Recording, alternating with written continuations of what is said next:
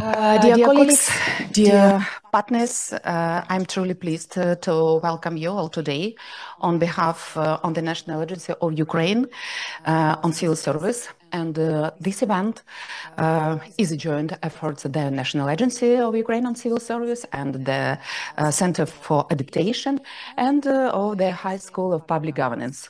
So, all made possible with the strong support of the international partners, OECD, Sigma program, the GIZ Regional Fund for Public Administration Reform in the Eastern Partnership countries, and the Hans Seidel Foundation in Ukraine. And thank you for standing with the strong support of the international partners, and thank you for standing with us and for continuing to invest your time, expertise, and resources into building a stronger public administration for Ukraine. Today, Ukraine faces on the most complex periods on its history, along the terrible consequences on the full-scale invasion war. We are navigating major transformation, and doing so will one clear aim: to build a democratic, resilience and European future of our country. This is why public administration reform is not just a technical process. So it's a strategic choice. This requires a strong leadership, so innovative thinking, and above all, a professional and motivated civil service. So let's be honest. The world around us is not standing still. Climate change, yes, digitalization, new security risks, all these realities demand that our public administration becomes more agile, more modern, and more capable. It is a tall order, but not an impossible one. And we are not starting from scratch. Ukraine is already made important steps forward. We are aligning our standards with the European Union. We are creating space for fair competition, strengthening strategic planning, and of course, we are making public service more digital and more citizen-centered. But to achieve real change, we need more than just new rules. We need tools that are practical and that promote dialogue and shared responsibility. And one of these tools is this Common Assessment Framework, or CAF. Okay, since 2019, Ukraine has been implementing the CAF model in line with Sigma program recommendations. We are proud that the National Agency of Ukraine on Civil Service represents Ukraine in the CAF working group of national correspondents.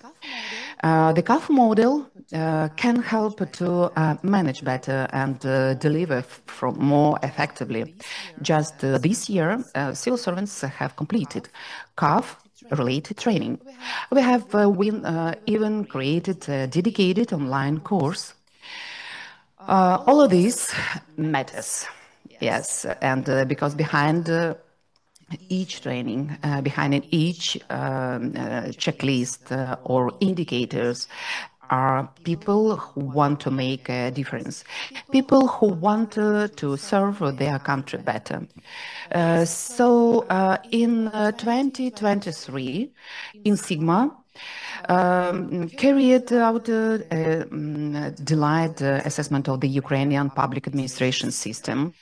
Their recommendations are clear. Quality management, including the use of CAF, is a cornerstone for return. And of course, we could not do any of that alone. I want to sincerely thank our partners from OECD Sigma, GIZ, and the founder Hans Seidel Foundation for their continued trust and support. You have helped us to not only implement reforms, but build their capacity to sustain them. Today's event, yes, it's very important. It is a platform for learning, sharing, and inspiring one another. We will hear from leading experts from the OECD Sigma program and the CAF European Resource Center. Their insights helps us better understand how to apply CAF in the Ukrainian context. So this is also your change, and for us, this is a chance to ask questions, share ideas, and think about how we can go further, and what works, what doesn't, and how can we adapt best practices to local realities. I encourage you to be active and curious. So let's remember, our goal is not perfection. Our goal is progress, step-by-step, organization by organization, and we are building a public administration that delivers for the people. And may this event bring new ideas, new partnership, and renewed energy for their important work we'll do. Thank you, and let's get started. So, first of all, I would like to present our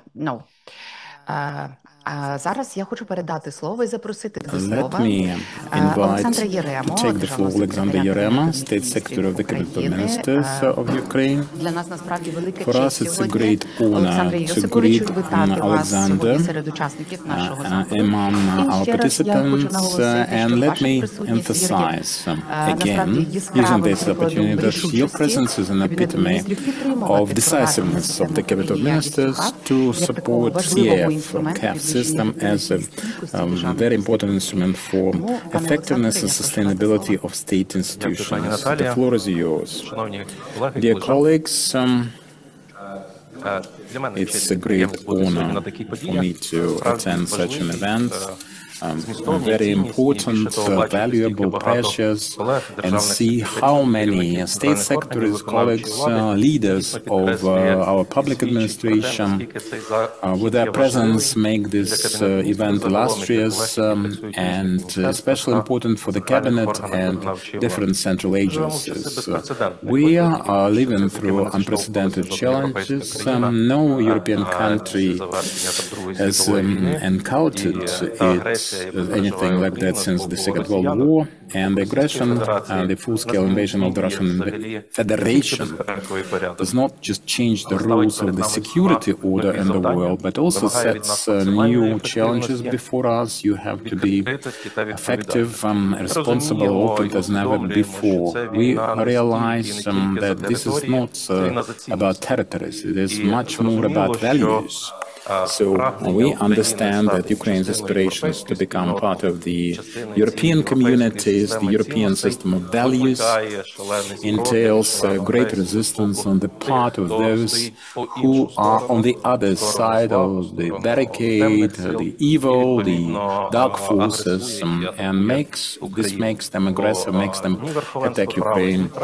Neither rule of law, human rights, or good governance belong to the basic system of values of our enemy, of the opposition.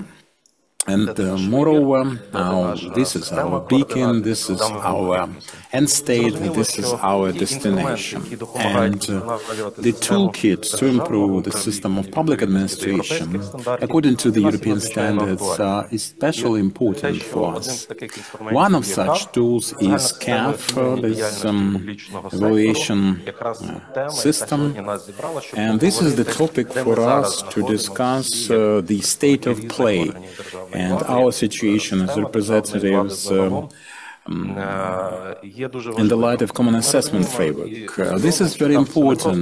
Common Assessment Framework is not just a methodology, this is an approach to develop quality-oriented administration, result-based, with engagement of the citizens and continuous improvement. And for every central agency, regardless of their level and function, this is a possibility to evaluate themselves, identify the weak points and weak links, and become better, simply speaking. So we are navigating through the reform of public administration. CAF is a precious instrument to implement good governance, and this is about leadership, this is about strategy, partnership, innovation, human resource management, and also being centered on human being, on a citizen or citizen. And we have positive experience of implementation of CAF, pilot projects, training programs and consultations with the international partners. Underscore the importance of the political will and desire to change, willingness to improve. So implementation of CAF is one of the key mechanisms for good governance as a destination. This is one of the important components of strategy to reform public administration and also one of the key instruments to achieve high standards of the EU in the public sector. And this is another token of evidence. The KPI of state secretaries. This is also due diligence for the system of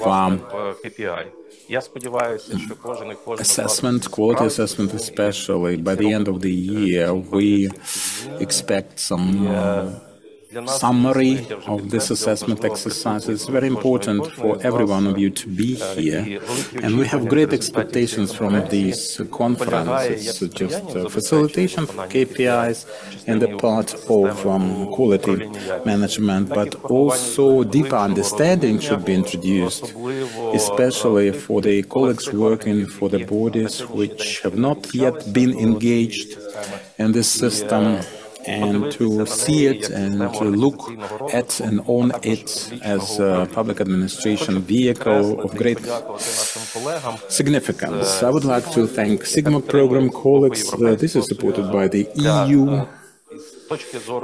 And this is from the point of view of the expertise and methodological support. It's been said already that the conference is supported by the partners like GSZ, Regional Fund for Public Administration, and Hans Seidel Stiftung in Ukraine. Very important partners. Great deeds should be done in great partnerships, as we believe. Public administration, good governance should take place around a human being, to be human-centric, and CAF is exactly the toolkit to assess our progress. It's not just internal evaluation, but also cultural transformation from administration to management, from control to partnership, from formal approach to sustainable results. I'm sure that thanks to this joint work that is based on data, evidence-based, based on engagement of citizens, European approaches, we can develop an important and effective public administration system a better system, learning from experience rendered by our colleagues from the EU or ECD, most importantly. And thank you for this. This is not yet a crowning effort. We have different dimensions of communication, of getting together to become better together and achieve together, enabling our accession to the EU. Glory be to Ukraine. Glory be to heroes. Thank you, Alexander. And for us, it is very important to have you as a motivational speaker. This is great impulse for us to have an intensive workshop here. And now I am pleased to invite our European partners, our European colleagues to take the floor. We are truly appreciate and grateful for your presence here today and for the continuous comprehensive support you provide to Ukraine on its path toward European integration.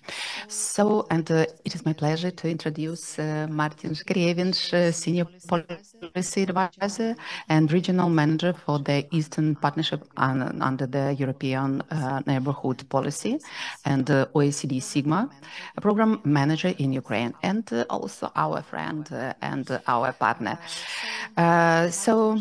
Martin brings a wealth of experience in public administration and has worked closely with Eastern Partnership countries, including Ukraine. I could talk about Mr. Martin's contributions, yes, for a long time, but I'd rather let him speak. So the floor is yours. Thank you, Madam Alushina. Dear colleagues, I am happy to see you all, and let me speak in Ukrainian, and Madam Alushina speaks English. This is a real feast of languages, and we can communicate in Ukrainian. It is important for me to use my Ukrainian in Ukraine. Well, first of all, as always, I would like to start with appreciation addressed to the armed forces of Ukraine. Thank you for making it possible for every man and woman at the front line. They're providing us with this excellent opportunity to be here and discuss the best ways to improve the quality of public administration. And when the war is over, with the Ukraine's victory, of course, they will come back, and Ukraine's public administration system will be empowered by their presence to become the best, not just in Europe, but in the world. That is your task, however formidable, but you have to support them when they are now at the front line and when they will come back and be settled. Glory to Ukraine, glory to heroes. And now I will continue in English to make a little bit of the balance. With only two key points, because you definitely are not here today to listen to me and opening remarks, but really to try to get into the real things related to the common assessment framework that my colleagues, both from Sigma, the European Institute of Public Administration, but also I'm very much looking forward to hearing Pan Różewski from Ukrainian experience on what is the common assessment framework, what is this abbreviation CAF, how does it translate into the real life. And on this, just 2 points. First of all, many of you have heard about the Sigma principles of public administration, which is a collection of the principles, sub-principles on what a good public administration of the EU member state should look like. And you might wonder how the quality management and the principles of public administration are actually interlinked. And the answer is actually quite simple. And I'm not the author of this answer. My colleague Niktis, who will be speaking a bit later, is the author of the answer. But he was saying, Martin, think about CAF as a mini public administration reform, as a public administration reform, not within a country, but within each individual organization. And indeed, if you start thinking about how you assess the organization, how you set out the objectives, how you set out the KPIs that Panjarema was mentioning, it is actually a mini part in your organizations, right? It allows to build up the system of individual organizations that are focused on achieving the results, that are focused on the clients that you are serving, that are focused on the staff members that are working within this organization. So it really provides a very comprehensive possibility to actually unite all of these elements together and contribute to the countrywide public administration reform. So that's for those of you who are wondering how Sigma principles of public administration and the CAF is linked. And now down to a very practical thing, because for some of you it might be the thinking like that. Well, it's nice to hear about these theories. It's nice to hear about these frameworks, but what is there for me? Yeah, especially as a manager of the institution. I have been hearing about different approaches, different theories, but they are all theories. I have to work on a daily basis with my staff, with my clients, with my client, especially Anisha and Pani Tkach from the Kyiv TSNAP.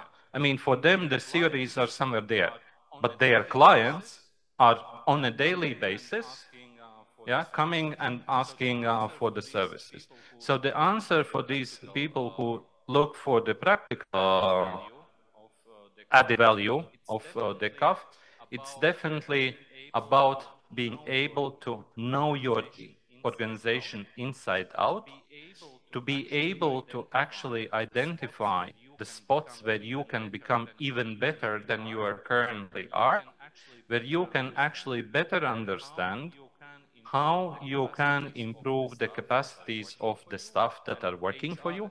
And HR aspect is super important in all of this, because the staff is the ones that are creating the results. And since I'm referring to the results and KPIs, it is how you can actually improve your standing vis-a-vis other organizations that work within the Ukrainian public administration.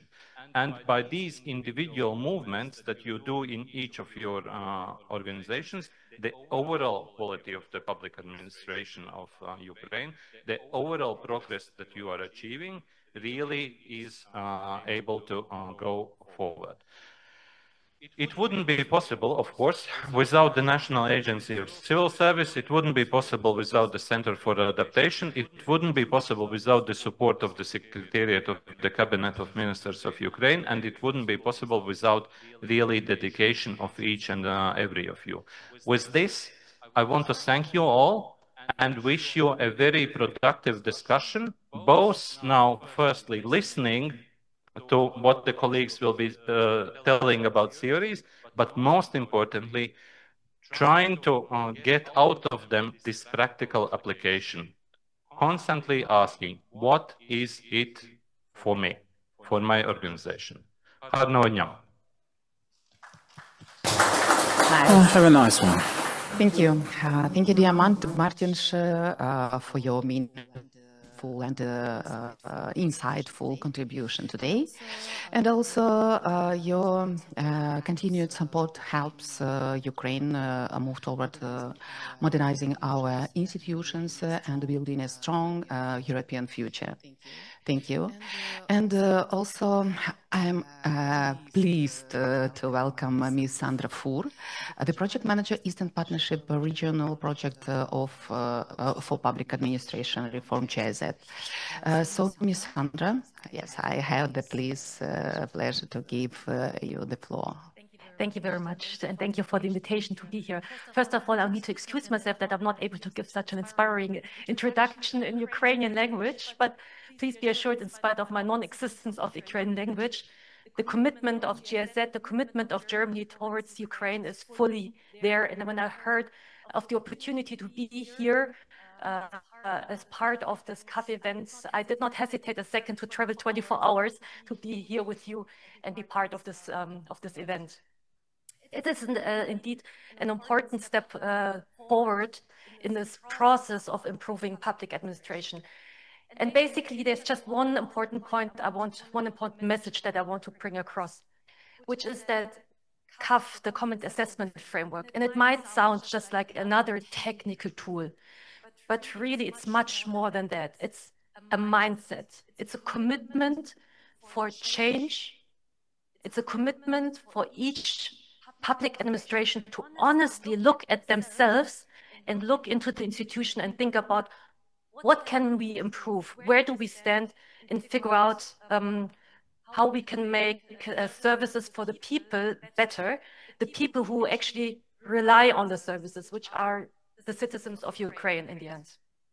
So the adoption of CAF is not just checking a box to tick, yes, did this, tick next one, yes, we did this, but rather it means a commitment to meet the high standards of EU towards public administration reform, which are professionalism, openness, accountability, and performance. Ukraine is on a clear path towards EU integration, and that means more than just negotiation and signing agreements. It actually means to implement values, principles, and administrative practices. It means to really make a change how public administrations can deliver public services better and how they build trust with citizens. And thereby, the support to Ukraine's public administration reform strategy aligns with the European principles of public administration. So, of course, all of that will not happen within a night. It's a process, and today is just one more step forward in this process. And I'm very excited to be able to be part of this process. And I'm very happy to see so many representatives of different ministries here, of different institutions, which shows really the true commitments of the Ukraine to make this step forward towards improved public administration. And a big thank you to our partners from the National Agency of Ukraine for Civil Services and for the Center of Adaptation of Civil Services of OECD Sigma, and also the European Institute for Public Administration, because this is our joint efforts to conduct this event today and also the 2 training days that will come tomorrow. So thank you very much. And I'm looking forward to the next 3 days here.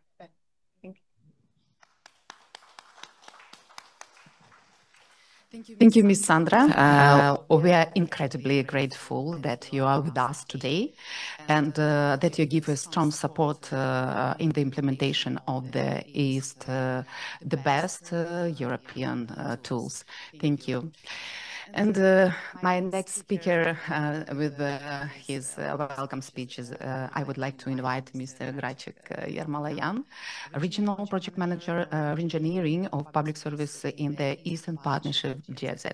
So our cooperation has been in recent years. And together with us, the support of Mr. Grachik, we have implemented a large number of projects, in particular those aimed at strengthening the institutional capacity of the Ukrainian National CAF Resource Center. So, Mr. Grachik, the floor is yours. Thank you so much. I have the most challenging part to be as a speaker because after so many esteemed professional speakers, it is always a challenge to find what words to add here. Maybe I will not concentrate on the topic of the CAF because we have the best experts, in my opinion, in Europe with EIPA and Sigma who will talk about it. Let me just make a few points here. with my experience of leading the project and working with countries of Eastern Partnership, also having the pleasure to work with Ukraine. We are here to convey the message on behalf of the German government, on behalf of the German Development Cooperation, that we are ready to continue our cooperation with our international partners, to contribute with small contribution to the continuous efforts of the Ukraine. With our experience of working with Ukraine and also working with different regions, be it Eastern Partnership and Western Balkans, Central Asia, I tell it very, very convincingly. We are deeply convinced that Ukraine is one of the leading countries in few regions which is serving as a role model how to care for the improvement of the quality in the times of challenges. We have seen so many times that our colleagues from the ministry, from the cabinet of ministers, from the National Agency for Civil Service, from the Center of Adaptation, different ministries, they have been going through all these challenges, traveling to different destinations to show their commitment for continuous improvement. And maybe to say and to conclude there that we will be there. This is not just an event. This is not a conclusion of the cooperation that we have had so, that this is actually an opening of a new chapter for the cooperation there. And we will be there to support our partners from Ukraine in their efforts for the quality management, and not only on CAF specifically, but really going beyond those directions. Privileged to be back in this beautiful country again, and we are looking forward to continuation of the cooperation. Thank you. Thank you. Thank you, Mr. Grachik, for your active involvement in the implementation of the quality management system in Ukraine. So, at this point, dear colleagues, we are finishing with our welcome speeches. And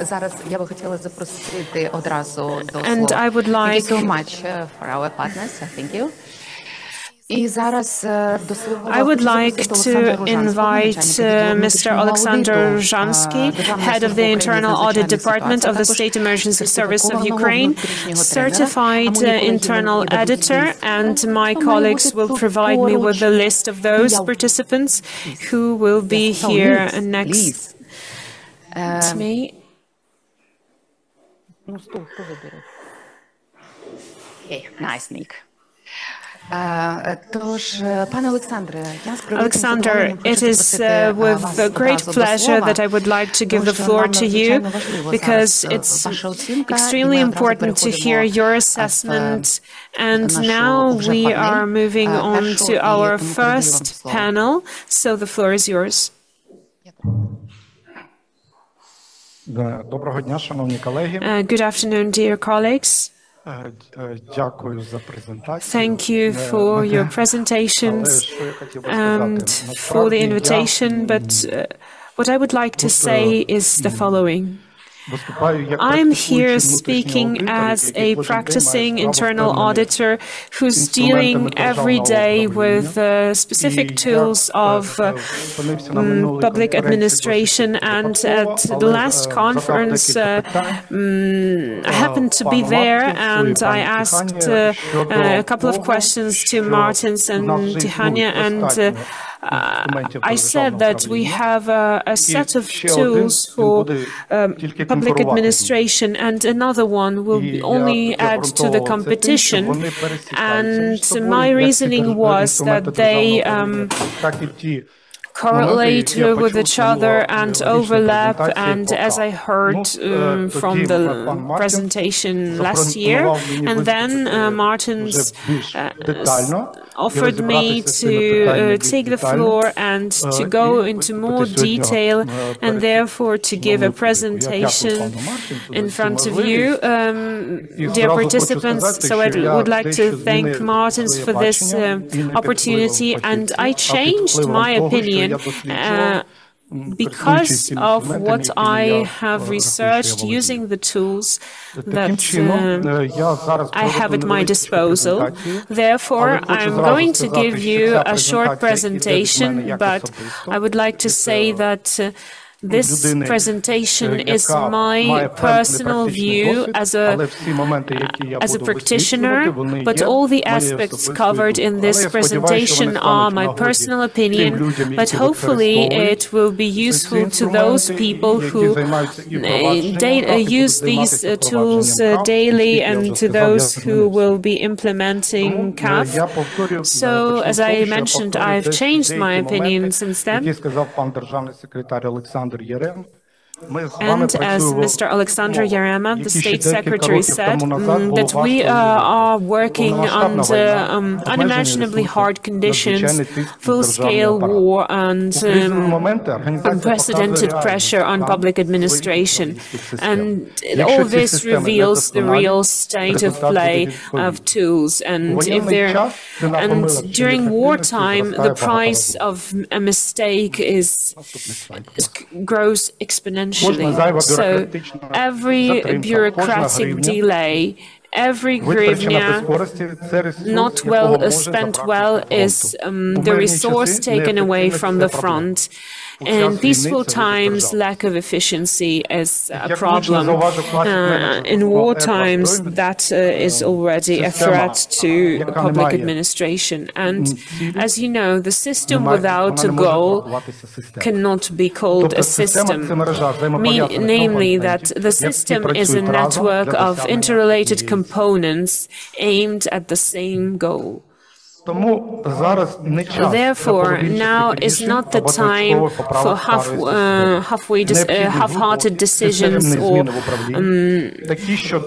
we need a systemic change that will allow us to work in harmony, to respond to challenges and to show results.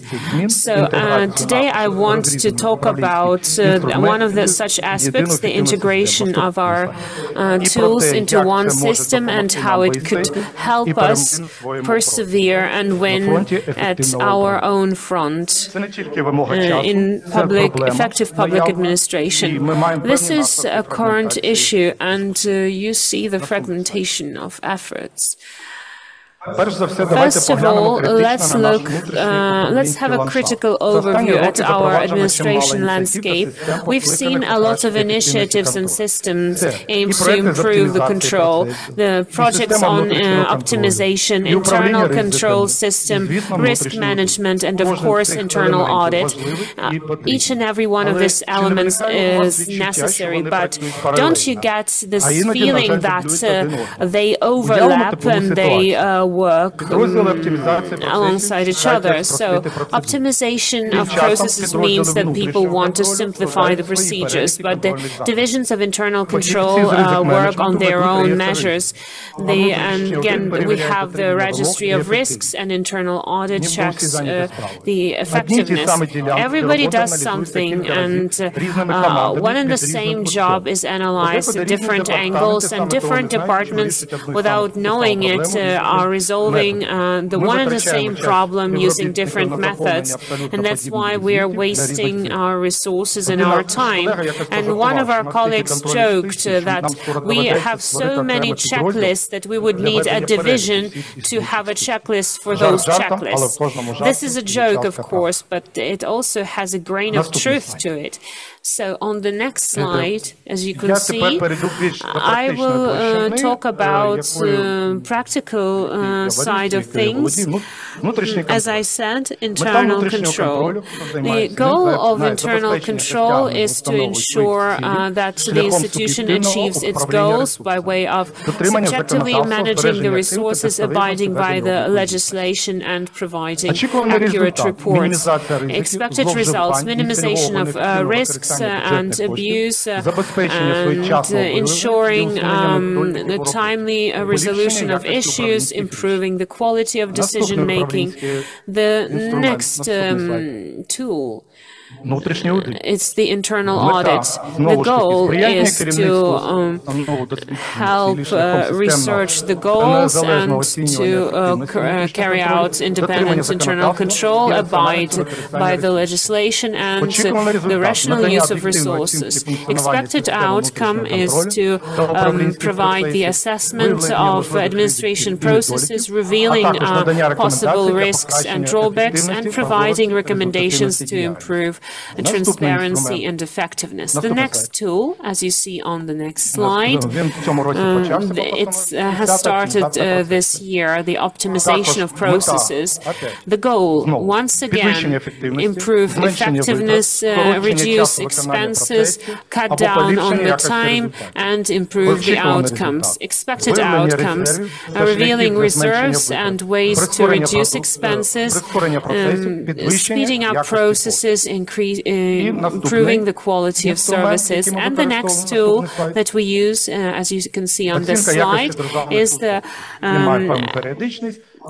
quality assessment for civil servants.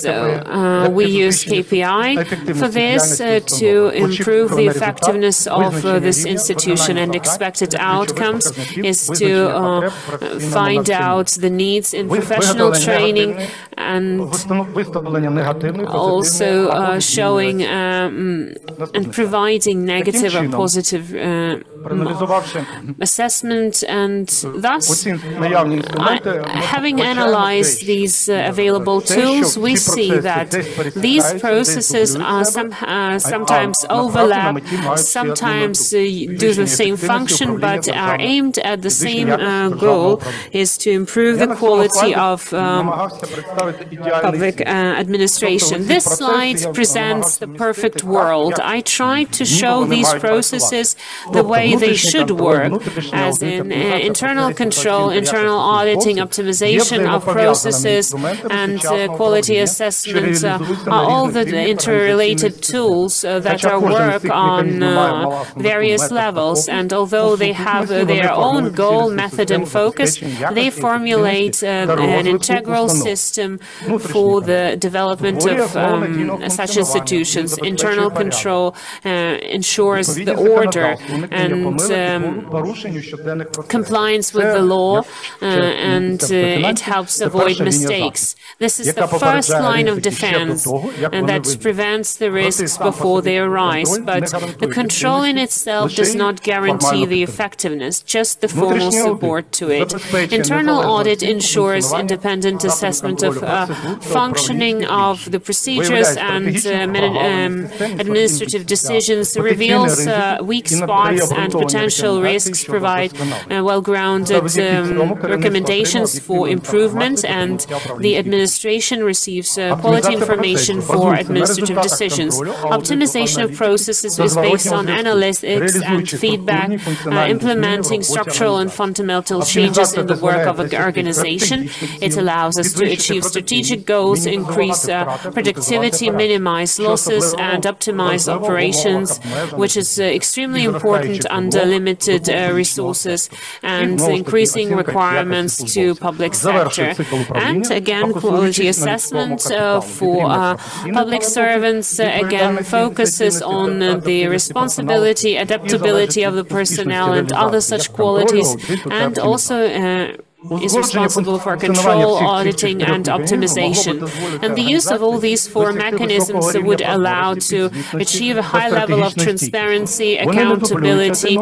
They contribute to each other, ensuring quality control at all levels for systems and changes, and their comprehensive use will provide a basis for effective public administration, rational use of resources, and increased trust among the population.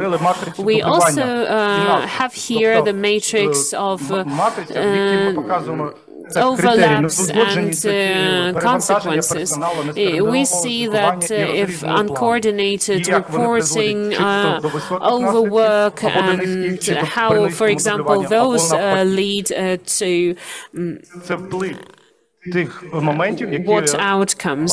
These are the impacts of those factors that I presented earlier. So the next slide is a more practical sphere. So the duplication that we have today, documenting of processes. So optimization orders, internal control and auditing. So we have three teams describing the same procedure. So the duplication of efforts, risk assessment, several ways for it, internal control processes, internal audits, and the heads for processes, without mentioning external controlling bodies. So the risks there are there is the duplication, or we lose sight of them. So the plans for improvement for every institution are formed based on their separate assessments, either the assessment of processes or maybe audits. The plans may be unsynchronized, may be contradicting, or may be competing for resources. Monitoring and reporting, reporting to the Ministry of Finance, the Secretariat of the Cabinet of Ministers, or others. And for the administration, it's extremely difficult to see the progress. So the general workload, so duplication and extra workload for public servants, and reduced motivation when you do not see the outcomes.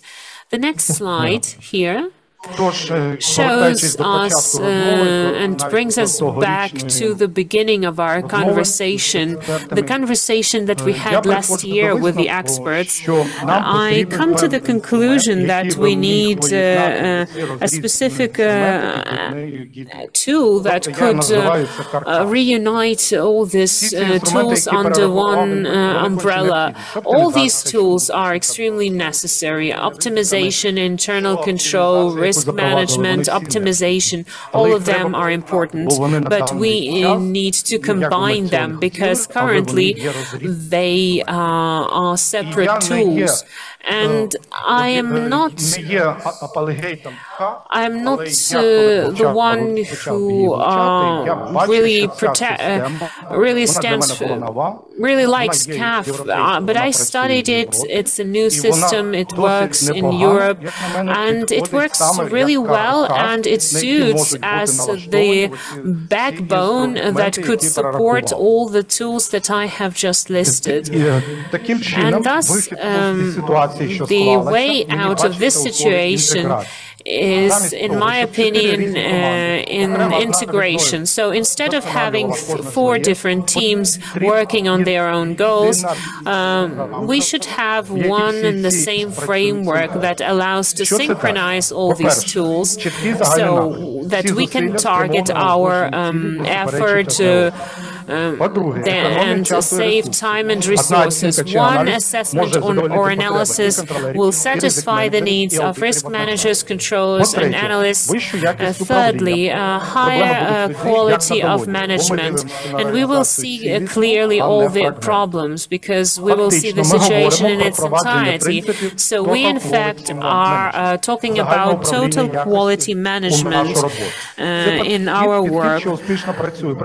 This approach has been working successfully in the private sector and has been all the more present in the public sector in Europe and now in Ukraine. The essence of the approach, orientation at the needs of citizens, measuring the effectiveness of processes and improvement which goes non-stop. So managerial decisions are based on data and facts, and every division understands its own contribution. Internal control, risk management, and quality assessment and audit all become the parts of the one single system of management. Digitalization processes. The optimization of processes goes under actually the same criteria that are again being used. So CAF model has one criteria, which is process. It analyzes how optimized the processes are, how effective they are, and how consumer-oriented they are. And so they are part of CAF, and thus this analysis becomes part of a larger activities, and further steps become part of the plan. And CAF requires that the processes are regularly reviewed and improved based on feedback, so which we have in order of number 50 on optimization of processes, but now can be integrated into the general quality management system. Internal risk control is a natural part of CAF. It concerns the processes, strategies of resource management. They cover leadership, strategies and planning, and partnership and resources. These spheres, this is where the response is required, whether they have key risks to achieve their goals, whether they ensure the monitoring for plan implementation, and CAF pushes the administrators to see how effectively they manage the risks and changes. And thus it becomes part of the internal culture of CAF. And the CAF improvement plan presupposes some measures to, again, act upon it. And the internal control is not just a separate thing to fill out forms for the Ministry of Finance.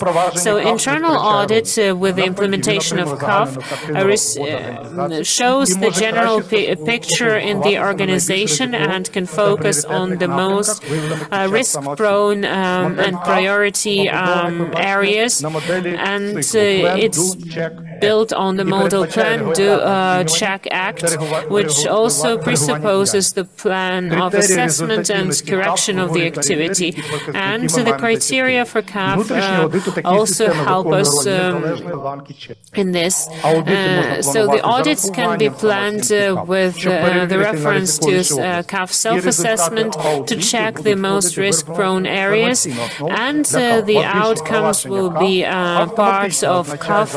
And CAF also means that the self-assessment principle is implemented just as we can see it in the European practice, and where the bodies invite external experts or colleagues for validation. This is like a partner auditing. So internal CAF audits do not duplicate but contribute to each other, and as a result the administration sees a comprehensive picture where you can build one and the same program for change. So CAF unifies all these approaches to the one single quality management system. And the next slide shows you that instead of having parallel processes, the governmental body who has CAF has one comprehensive assessment involving all the services, having one working group, has process analysts, HR, auditors and other representatives are involved, and it covers the processes, risk management, and they have one improvement plan that covers process optimization and also measures to reinforce the internal control. And if we look at the slide, I included here the basis for processes, which is according to the standard 9001, based on, again, the optimization processes. Every institution formulates its own processes based on its charter, so they work from the top to bottom, going from the administration to separate departments, and in accordance with the regulation, the methodology that ensures the internal control measures. It includes 5 elements: documentation, the second is the use of the document circulation, risk management and others. So it includes 5 elements: monitoring and external and internal environment. When we started with the optimization processes, the first challenge which faced is that while having the internal control system, we had the single management system that included the basis that includes 156 processes. And when earlier I presented this information, when we started the optimization processes, it wasn't anything new. It already had a basis under it. But I understand that a different department may be tasked with the optimization, but we are carrying out the processes based on the internal controls that another department is also working on it. So internal control, optimization, and risk management. Але насправді це можна було б спростити, якби була єдина база оцих процесів. Але вимоги we can make it simpler with a single base for such process. And we have both internal and streamlining control, the catalog of processes, and what we created inside the organization as a catalog for the streamlining process, it didn't fit. But in fact, this is one and the same. We all have the same end state in mind, streamlining with the available resources and with attainment of a certain goal or results with the criteria we are attached, and this can provide as we believe and should believe. Next slide, please. What are the specific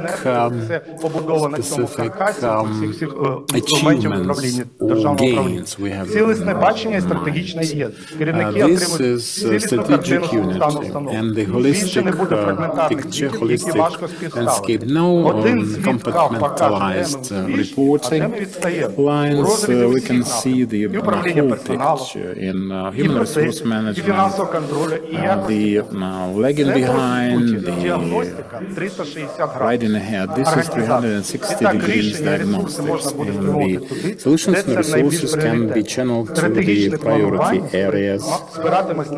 Strategic planning is based on self-assessment data for the substantiation of the managerial solutions.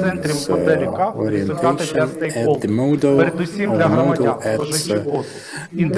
the general public, citizen, as we call it, and the final result, how to improve well-being of our citizens from streamlining the processes or introducing the control.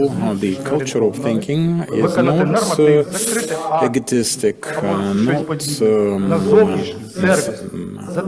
oriented at the silent questions. It is outward. It's aimed at improvement of the environment in public service provision. And they can see the transparency and openness. The agencies can recognize their faults, and that increases the trust. Next slide.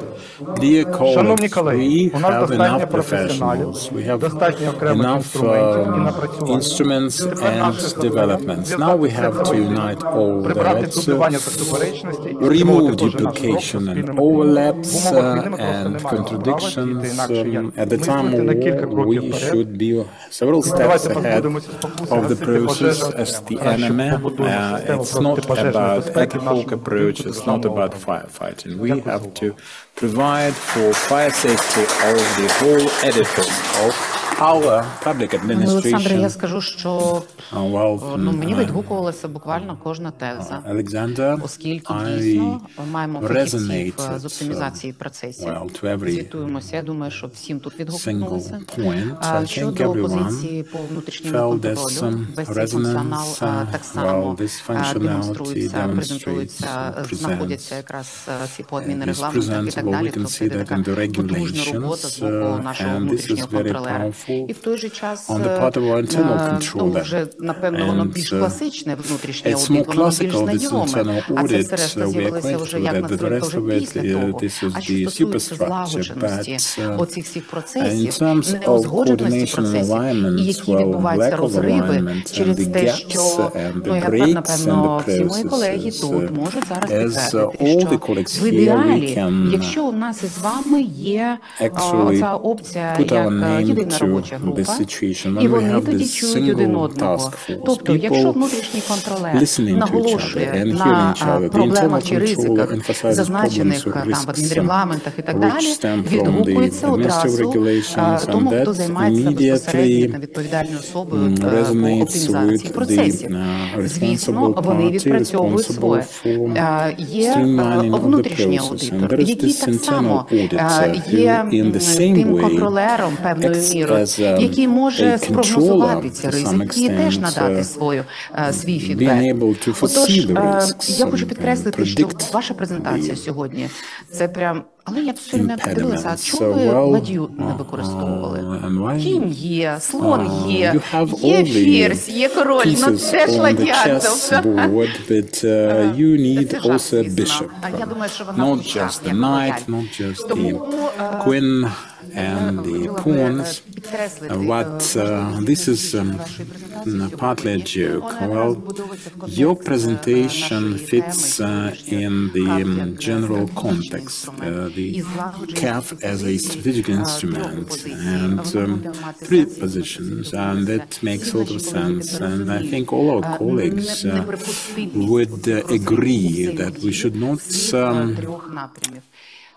tolerate the gaps in the all three areas. I would like to thank you for this important presentation. It's available for sharing, I believe, and all the participants logged in. The Center for Adaptation will disseminate this presentation. Stay with us, stay tuned. So if you basically appreciate the points made so far, stay with us. Deputy head of the European CAF Resource Center at EIPA, and Mr. Hanna is a highly qualified professional with extensive experience in organizational consultancy and quality management. We are very appreciated to have you here with us today. So, the floor is yours. Thank you so much. I'm going to be sharing the presentation together with...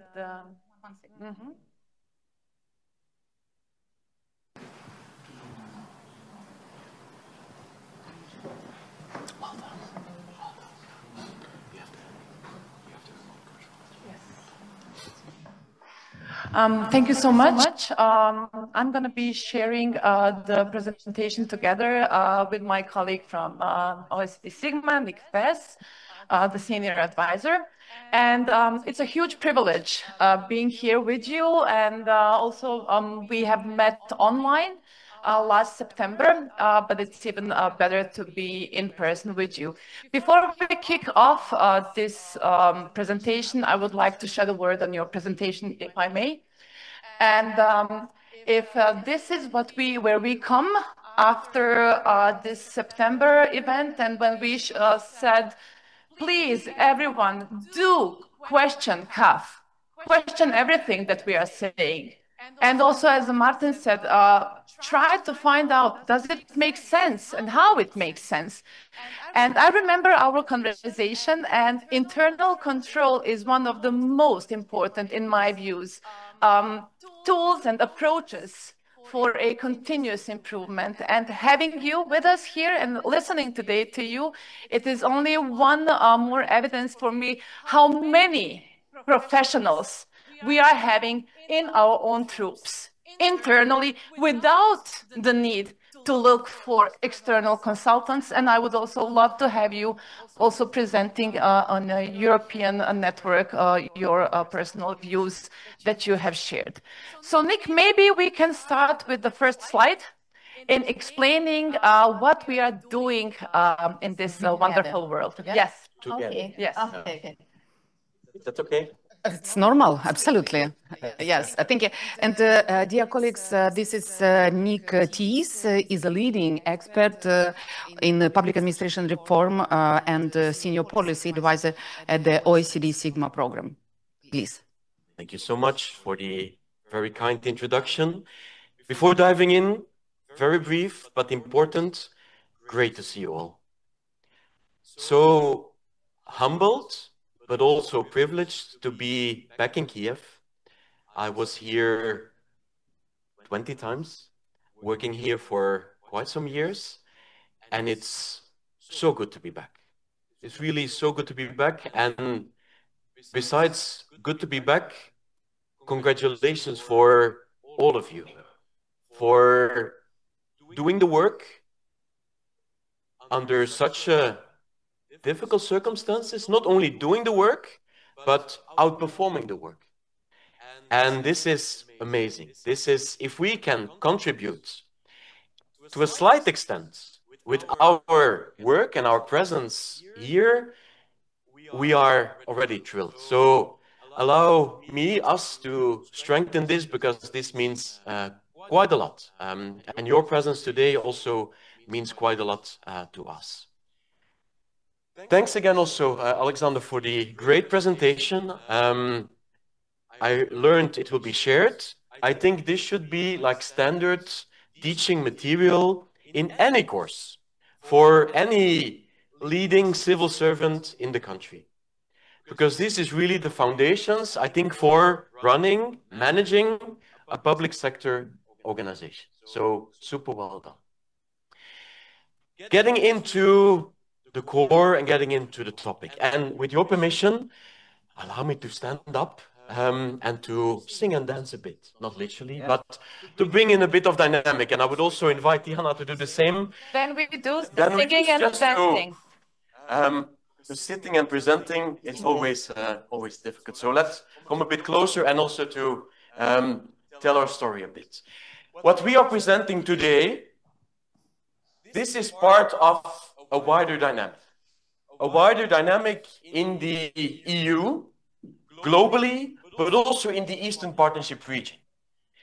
This dynamic on the Common Assessment Framework, on quality management in general, this is what we are, and particularly with our friends and colleagues from the GIZ, also the colleagues from EIPA, the European Institute of Public Administration, we'll come back to this. This is what we are trying not to push, but to stimulate in all your partnering and in all the different countries. The same kind of conferences, trainings, work, this is going on in all of the countries. With that difference, that Ukraine is leading the dance. With the great work by Marina, and she will come back on stage presenting what you're doing and her team, you are really showing the way to the countries in the region. Important to know. Important to know. First thing. So we are trying to work on different components. I will not go into the details. Let's focus on what we have on the agenda for you today. Let's hope that the clicker works. The clicker is never working in conferences. This is, I think, a rule for any conference, and this is good to know. So we will need the next slide, please. That's good. Yeah, can you try once more back and forth? I can try once more. It would be good. No? Okay, no. Good. These are the five things, colleagues, that we would like to run through. So you can count down. The closer we come to 5, the closer you come to coffee. Good? So 5 things we would like to go through. Well, first thing, what is this quality management? We've been hearing, well, this is a total quality management instrument. Okay, what is it, quality management in public administration? First thing. Secondly, let's come close to the Common Assessment Framework, the CAF model. Where does it come from? A bit of the history, a bit of the background, a bit of the European dynamic. Important, we think, that you also get this part of the story. Of course, the model itself. Because it's providing the backbone. As Alexander presented brilliantly, it tries to integrate a lot of things. A lot of things. So what is it? This CAF model itself. We will also get into this. The link also, as my colleague Martins introduced, well, what's the link with the wider public administration reform? Very briefly. And then, of course, it's important to know what it is, but it's probably even more important how to do it, how to implement it, how to work with it. So we'll also come to this point at the end of the presentation. And after coffee, we will also have colleagues from Austria, from Belgium, presenting how they have been working with this, to demonstrate, to show to you also how it works, can work, how it worked for them in practice. Start at the start. What is quality management? Next slide, please. And next one. Here I would like to ask you a question or two. And this is just by raising your hand, do you work with quality? Do you manage quality at your organization on an everyday basis? What do you think? Yes, please raise the hand. Do you manage quality? Every day. Please, I'm an old woman. Yes. Yes, we are managing quality.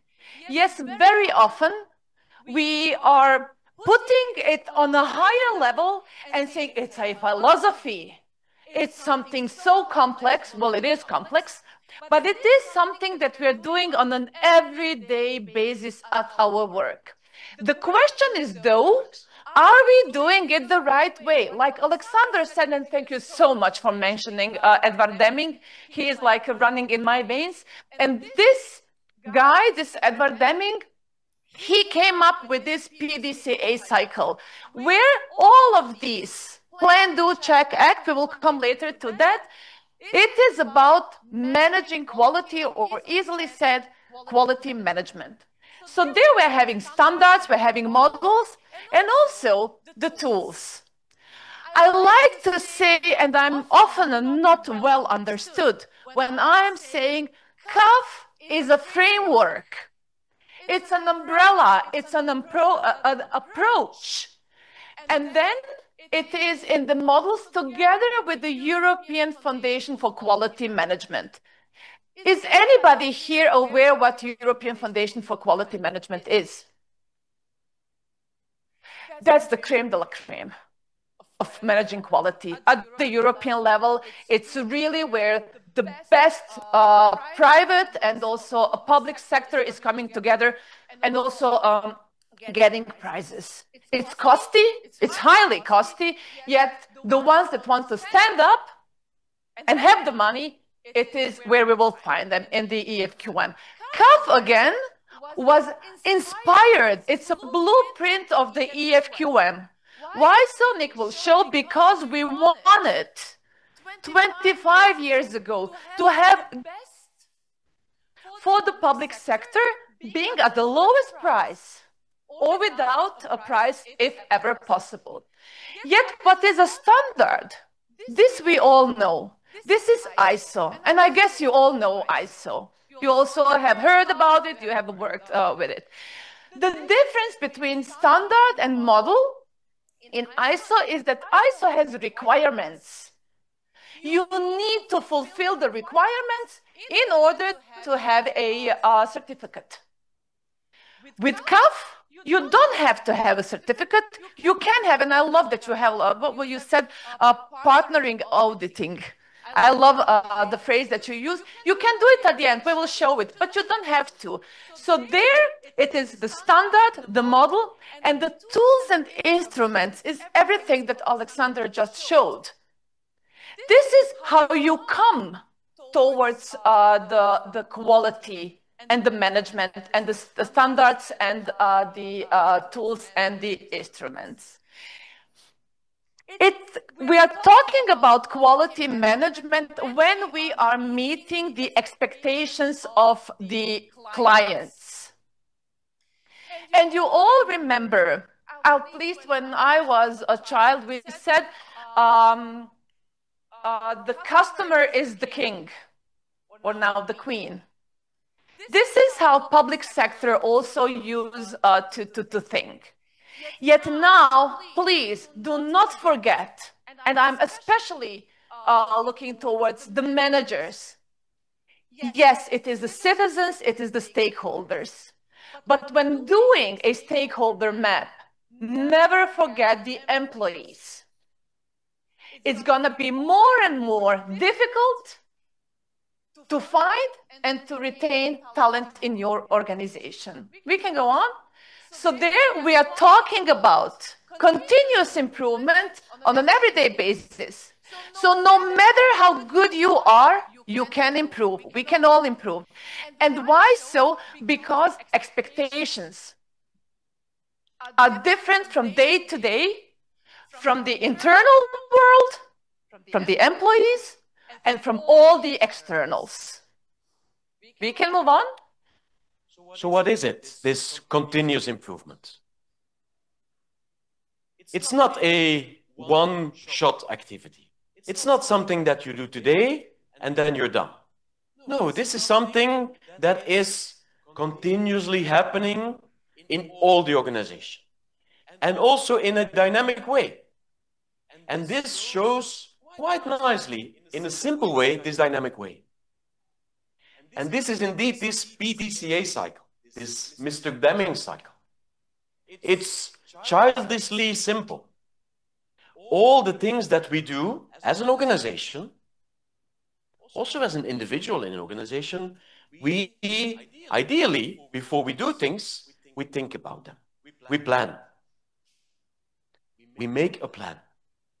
A strategy, a plan, we scribble some things down, we reflect before we dive in. We make a plan. Having a plan is good, but implementing a plan is better. So we do not only need to plan, we also need to do. We need to implement. So plan, do, implement. And we are, you are, all public administrations are extremely good in doing. More and more, we also became good in planning, but we are do organizations.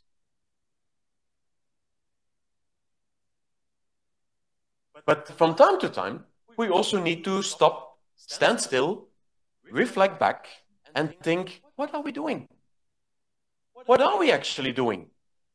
We run, and we run, and we do, and we do, and we implement, but are we doing according to plan? Yes, no? How come we're not doing according to plan? Where can we adjust? Where can we even improve? So this check, this control, this evaluation, this constant monitoring, this is what we need to do. And I'm exaggerating, but there we often can still improve. Because if we're not controlling, stopping, checking, we will not be able to learn. So it's not so much about checking, controlling.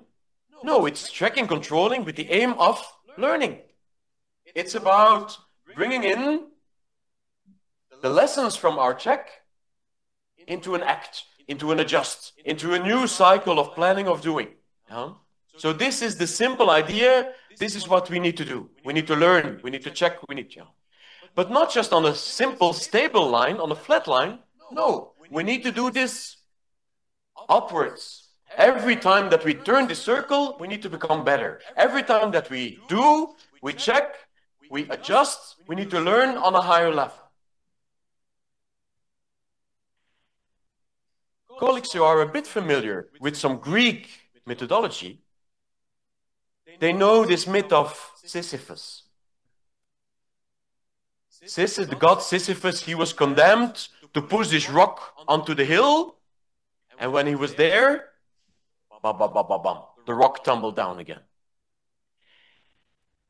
This is often also a bit what's happening in our institutions. You have an improvement action, you work on this, you push the ball every day up on the hill. And then a new government comes, a new minister comes, a new leader comes, or anything, and then bam, bam, bam, bam, bam, and you start again, pushing the ball up on the hill, right? It's the same thing with our quality management. So therefore, we need to try to block things at a certain moment to make sure if the ball is tumbling down, if the rock is coming down, that we anchor, that we build in systems with control, with process management, with the tools and instruments that Diana mentioned. So that every time you don't need to start from the beginning. No, you start from a higher level of maturity. And that's the whole idea behind the quality management and the continuous improvement. Any questions from you here on the quality management approach? In case you don't have them now, please write them down and we will come later back to that. Let's get into where does the CAF then come into this? The Common Assessment Framework comes into this whole story and into the picture. Starting from a bit of history, but more important, a bit of context. The next one, please. Very short, to show you how old we are, 25. It was that, as I said, at the end of the 90s, the public sector saw that they do need a way to manage this quality and to bring everything together that you were, Alexander, mentioning. Because checking the boxes and doing this and pulling the ball and always starting from the start, that was not efficient. A group came together in the 90s, in the end of the 90s, and developed CAF very much as the European Foundation for Quality Management, the EFQM, in collaboration, in close collaboration with the EFQM experts. Then the first CAF version was published in the 2000s. And as you know, and I guess you all know this, any quality management standard approach needs revisions. Why do we need revisions? And never trust a model, a standard, nothing that has not been revised. It is because we need also to have a reflection. The system, the standard, needs also to update and to see where can we get better. What are the new inputs? What are the new impulses that we need to take care of? So the CAF had several revisions, as you can see in 2002. After 2001, the European CAF Center was established at the European at the European Institute of Public Administration, where I come from. Again, 2006, a new revision was published. 2009, the CAF external feedback is there. This is when two partners come up and do the evaluation and give you the certificate at the end. And 2013, again, the update with the guidelines of the kind of support of the creation of presidency in 2009. And then 2020, І в 2009 і в 2020 році нові керівні принципи КАФ. І лише кілька тижнів тому у Варшаві користувачі КАФ зібралися разом, і 130 учасників нараховував цей захід, і ми також були раді бачити українських колег у Варшаві в центрі КАФ. І ми погодили, що тепер coming to a CAF Smart, and I hope that you will be also working together with us there. The CAF model is a European dynamic because Ukraine is also participating to the EU-PAN meetings. And there, the EU-PAN has mandated the European CAF Resource Center to take care of the CAF, to be kind of the guardian, let's say. How? We are providing full expertise, where Nick used to work before, to the collaboration and coordination of the CAF network. And also that we are hosting the website, we can also move on, where everybody who is interested in CAF, because it should not be difficult to at least find all the information needed, we are having on our website all the national CAF correspondents listed. quite important because we at the European CAF Resource Center, we bring on every semester, so twice a year, we're having national CAF correspondence meetings. The next one will be in Denmark. And there, I'm so happy to see that Ukraine with Ms. Marina Kanavets, Ukraine is well represented. And I even hope that Ukraine will be even more with us also in the expert groups and when working on the CAF Smart. Only recently, and thanks so much to the National CAF Center of Ukraine, you have now the full translation of the CAF manual in Ukrainian language. It has been published, and many thanks again, and we have also featured it in the European network that it's now well known. A bit of the CAF model itself. What is it about, dear Nick? This is how it looks in terms of the overall structure. A couple of things that we like to attract your attention to. First of all, the 9 boxes that you see here, this is what we call the criteria. And with this criteria, we think, the model thinks, the whole CAF community thinks that with this we can capture the reality of an organization, integrating all the aspects that Alexander mentioned and a couple others as well. So this is the highest structure of the model. Behind the criteria are what we call sub-criteria that are explaining in more details what's behind. First thing, 9 criteria. The second thing that you should see is some blue boxes and some green boxes. The blue ones, this is what we call enablers. They are driving the functioning of an organization. They are enable you to function. The green ones, this is where we would like to see the results, where you would like to receive the results. Because again, you can invest a lot in the enablers. You can invest a lot in having the organization running, but at a certain moment, remember, plan, do, check, act. At a certain moment, you should also check. You should also measure. You should also monitor and see, with all our hard work, what are we achieving? What does this lead into? What are the results? What do the results tell us? Well, first of all, do we measure the results?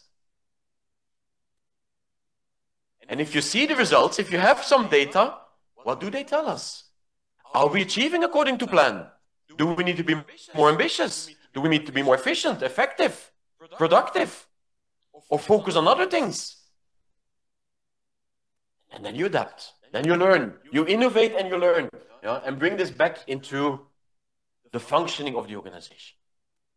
What is the function of the organization? Well, it starts with the leadership.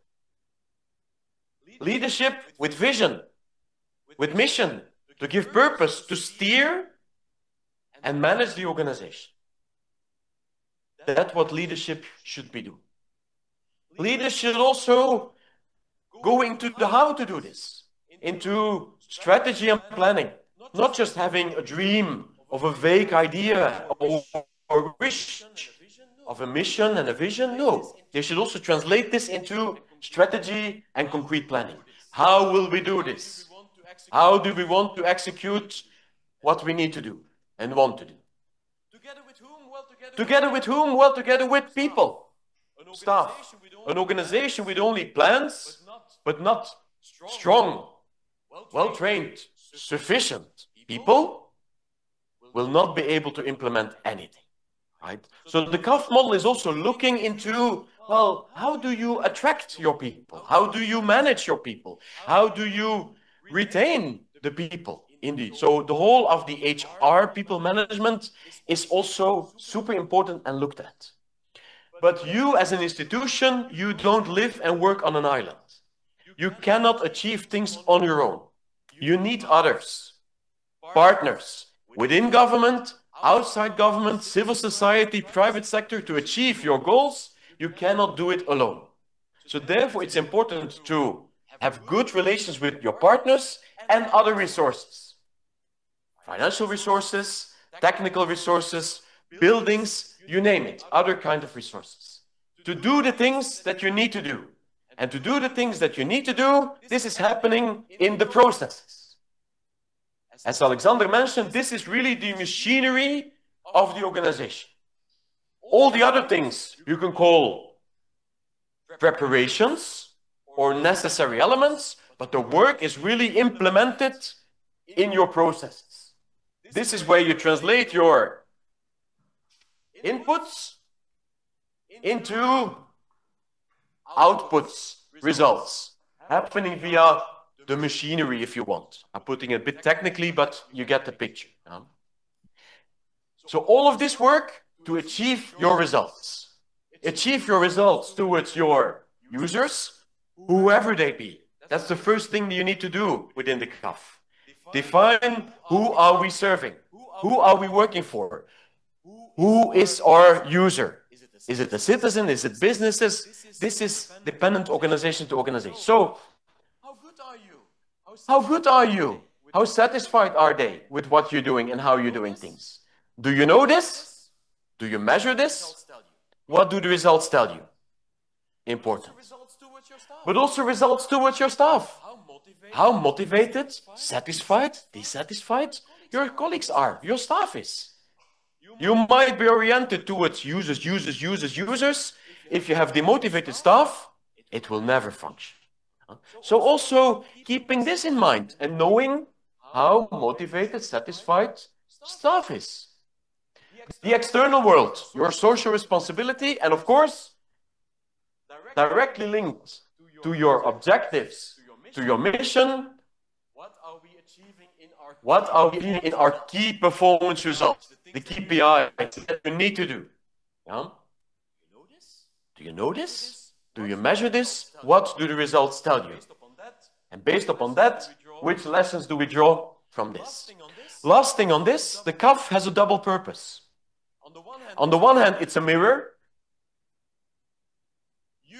You, all of you, you look into this and you ask yourself the question, if this is the ideal picture, how am I doing? Me as an organization, how are we doing? How do we have this in place? Do we have that in place? Do we know our processes? How do we run them? Do we measure our results? So it acts as a mirror. Self-assessment. Organizations will be asked to assess themselves against the ideal. But besides being a mirror, it's also a blueprint. It's also guiding you how to improve to the next, even higher level. So it's not only self-assessment, it's also a guidance to improvement to a higher level. Okay? Double purpose. And if I may only very shortly add, what Alexander was referring to, all these tools, everything that we have to do on our daily basis, and some more on top, are on this level of the sub-criteria that Nick was just mentioning. So there's risk management, there's going green, there is really everything that an organization shall have assessed, including European values, international standards. It's all there. So let me be very frank with you. That is not easy to do. It's hard work. Managing quality is hard. Yet it is also very rewarding because then you don't have to do 10 steps and still not knowing where you are.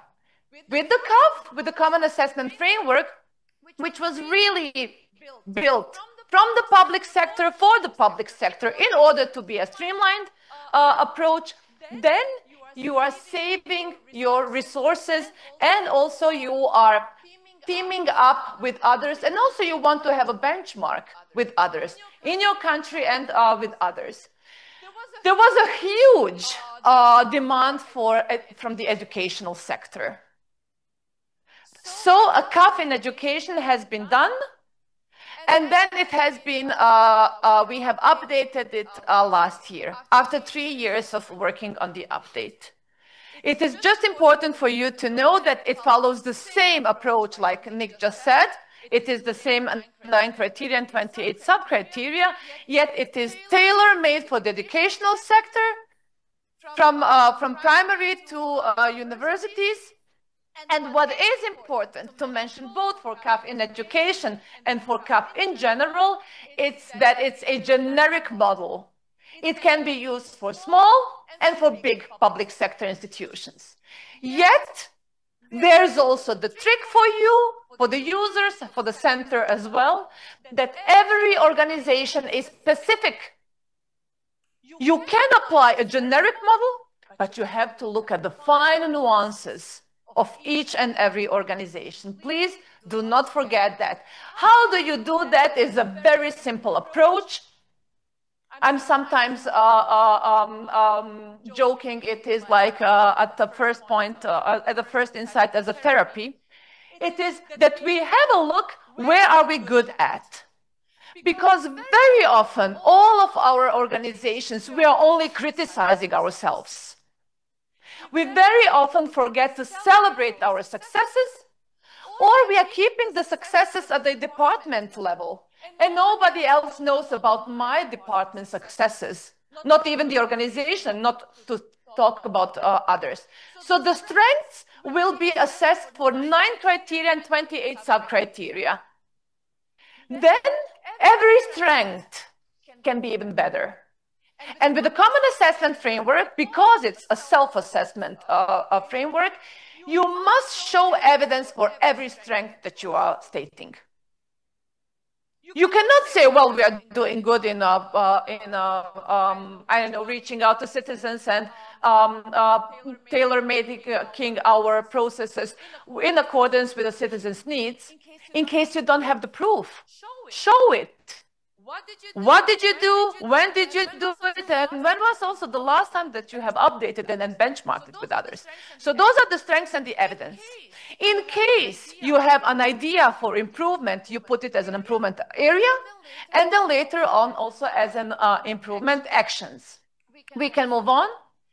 When you do this, then you are coming to the benefits of CAF, which are multiple. And whoever is interested, please reach out to the center in Ukraine, to Marina, Hannah, Angela, and all the colleagues. We have many studies which have shown what are the benefits of the CAF. Here, on a very short run, it is about bridging the communication gaps, first of all. And trust me, bridging a communication gap is a never-ending story. You will always need to bridge the communication gaps, and this, when you do so, you will already increase the efficiency of your organization, because it takes so much time to inform each other about everything that we are doing and still not knowing what we are doing. Entire organization approach, it is not one person dealing with managing the quality in your organization, which is very often the mistake. Especially when you are having like one person near to the management, pop, pop, pop, pop, pop, checklist done, certificate in, ta-da. That's not this. CAF is not about that.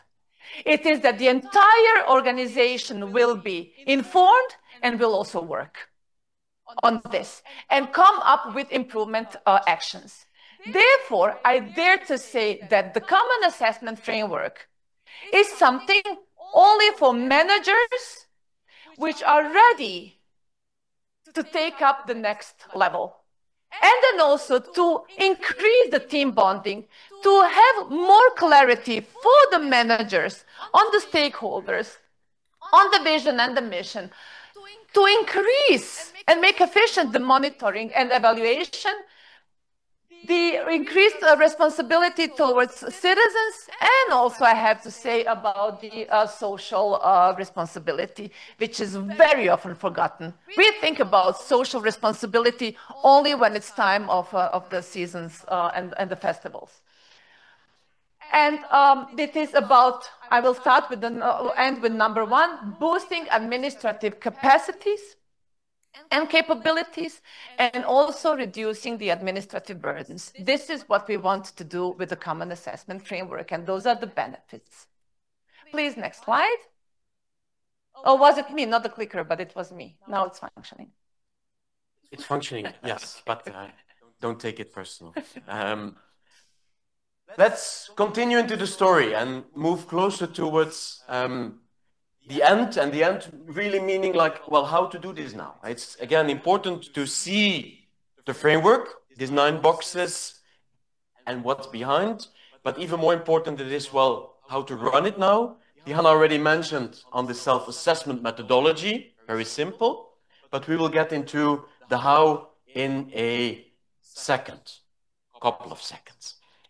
So what I briefly would like to do is to make the link with what Martin said in his opening remarks on quality management, CAF, and our Sigma principles of public administration. The Sigma principles, known to most, hopefully all of you, really focusing on reforms on a country level.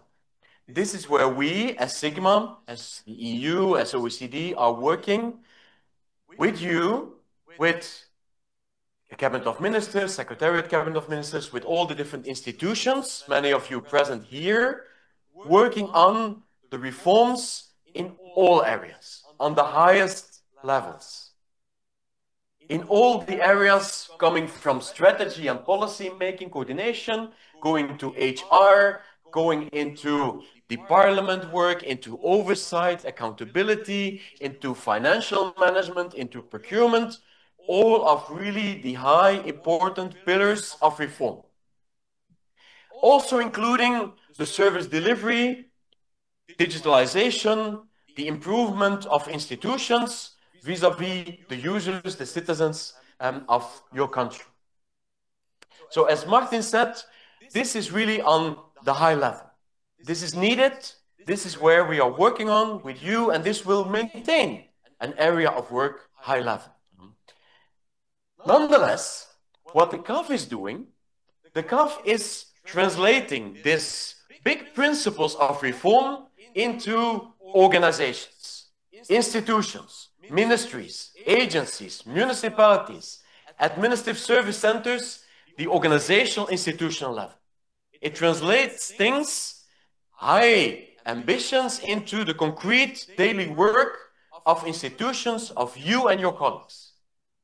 Not because these high-level principles are not important, they are and they will, but you also need to work on the reform, the improvement of your institutions. This is what the CAF is doing. It's working on organizational, institutional level around the same principles.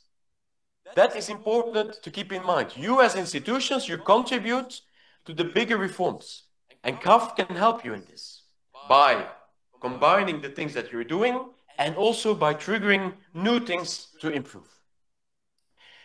This is also something that we have noted when we did, as Sigma, our assessment. Martins mentioned, referred to this in our monitoring report dating back to 2023. This is also one of the findings, recommendations. We said, well, there is work going on in the area of quality management. We recognize this, we see this, but it can be approached in a more sustainable, systemic, a more comprehensive manner. So work with the Common Assessment Framework has improved, recognized, but still limited and can be improved further. That's what we're doing now. That's what the colleagues are doing every day. This is what you are doing every day. So keep up that work. Important, the agenda, EU integration agenda, this is fully in line and fully linked. That's the point we also want to make. Coming to the final part. Coming to, okay, and how to work now in institutions, potentially yours, in concreto with the CAF. Dihan. Thank you, Nick. The fundamentals. It's not about the management. It's not only about the stuff. It's a joint process. It's a joint project, a joint venture, call it however you like. What is important, though, is that we seek consultancy expertise from the inside, from every department. And this is how we want to do, and it is that we want to have a holistic and overall overview, where are we good at and what we can improve. Being in line with our strategical and every other organizational aspect that we are having. So the CAF, it's very important, and please never implement CAF if you think that, checking the box, done. Let's report I did CAF. Don't. Please don't. Because you will be misusing your staff and their valuable opinion. And that's not what CAF is about. It's a unique opportunity for the managers to listen, to have a diagnosis. What is it that my organization is facing, and where can we get better? And apply for awards in Ukraine, in the region, on the European level, internationally. Show off, but also, again, be better. So this is really that it's a unique opportunity. We can also go next. How to do it? The CAF methodology, again, like EFQM, is a very simple one, yet it needs to be strategically planned. Again, do not start CAF if you think we can do it so fast. Done it is. It's not. Quality management needs time, it needs proper planning, and it needs people to be done. Still, also, please, for you to remember, in case you will do CAF one day, and I hope you all will, try to make it in a reasonable timeline, let's say in a 6 months' time. Because it's important to capture the moment and to move on with the improvement actions. We're having 3 phases. Phase 1, start and preparations. Phase 2, do the self-assessment. Phase 3, do the improvement plan. The phase 4 would be implemented. That's the most important phase when the CAF self-assessment has been done. Step 1 is decide to organize. Sometimes we are having a huge organization with branches, with districts. Do we want to do it in the organization, in the headquarters, or do we immediately also want to do the districts and the branches? Or do we want to do it only at the department to pilot? So there the scope shall be done. And this decision must be very much made by the management. And the management must know what CAF is about. This is very important. Then the management will communicate the self-assessment project here to the whole of organization, not only to the parts. Communicate it also, if possible, with the externals. And there you can count so much on the center and also of all the partners of the center, as we have heard. Then the next step would be that we need to compose 1 or more self-assessment groups.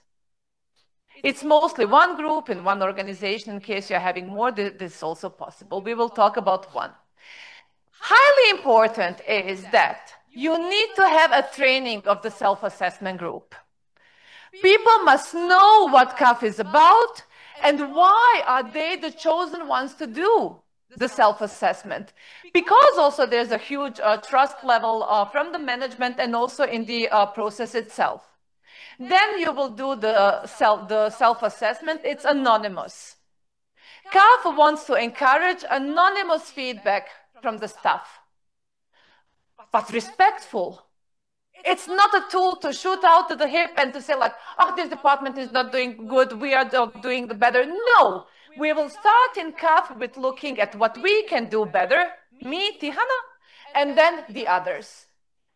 When we did the self-assessment, we also have an e-tool, and I hope also in Ukraine will soon have one. Then we will meet in the consensus all together, the staff, and there we will commonly in 2 days discuss 9 criteria and 28 sub-criteria. That means that from every department, people will be joining together.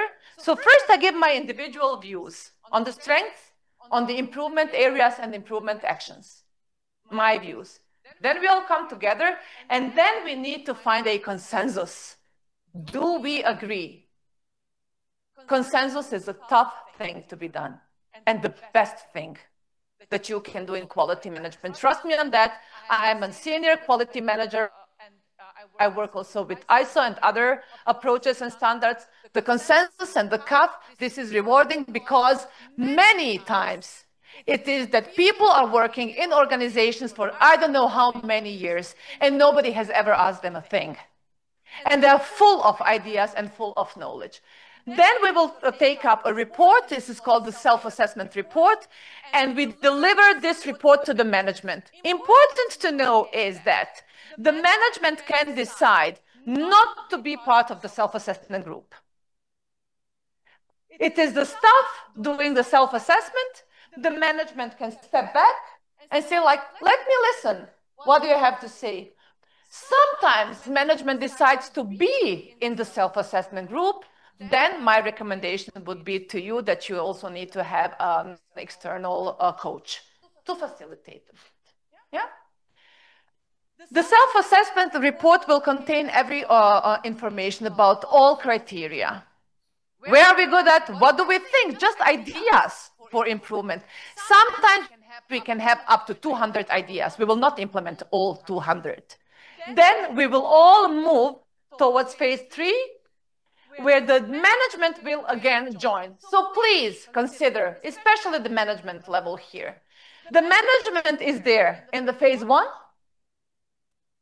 Then you leave the staff work and you enable them with the time to work. And then you're all joining together in the phase 3. Why so? Because you want, as management, to make the decision, what are the priorities that we will work. There's a clear set of methodologies, and I know that the center will also develop a guidance for Ukraine on prioritization. Then you will do the improvement plan and the action plan. You will communicate it, do the implementation, and probably then also you will apply for the certification. This is in a nutshell, but I hope that it illustrates the overall process, how CAF is being done. And this is highly important to follow these 10 steps. Do not miss a step, please, because then the methodology, although easy to follow, is then lacking a very important thing. Who evaluates? It's the staff, we said. It should be a well-distributed information in the organization. The management can also invite for the staff to apply for the self-assessment group, or you can immediately appoint. What is important, though, is that you communicate it to everyone. Don't let people out of the process, because if you let somebody out and then people see, oh, there was a self-assessment group and they were talking about all of this and giving their ideas, which are now being implemented. And trust me, those action plans and the quick wins, it's very valuable for the whole of the organization, for the management and the staff and the stakeholders. If you intentionally don't invite somebody or inform, trust me, it will come back like a boomerang. In this year, and I don't know which years, and you also never know where people are ending in the hierarchy of life.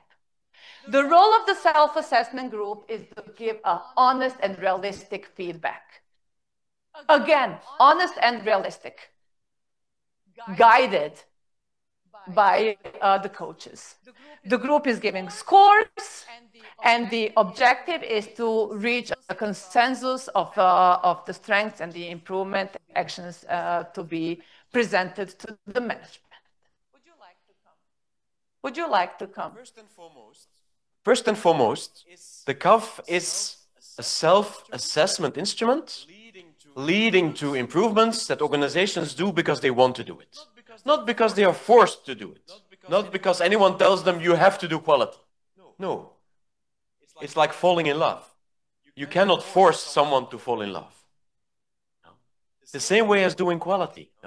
Organizations need to do this because they want to do this, because they want to be better, because they want to improve. So the first thing is that organizations do this for themselves. This is how the model was created. This is how it is used and will be used. Now, if institutions, when they have done their self-assessment, their improvement plan, they can also ask for external feedback and a certificate, a label. They can ask externals, experts, to come in and to check on how they have been working with the CAF, how the improvement is going.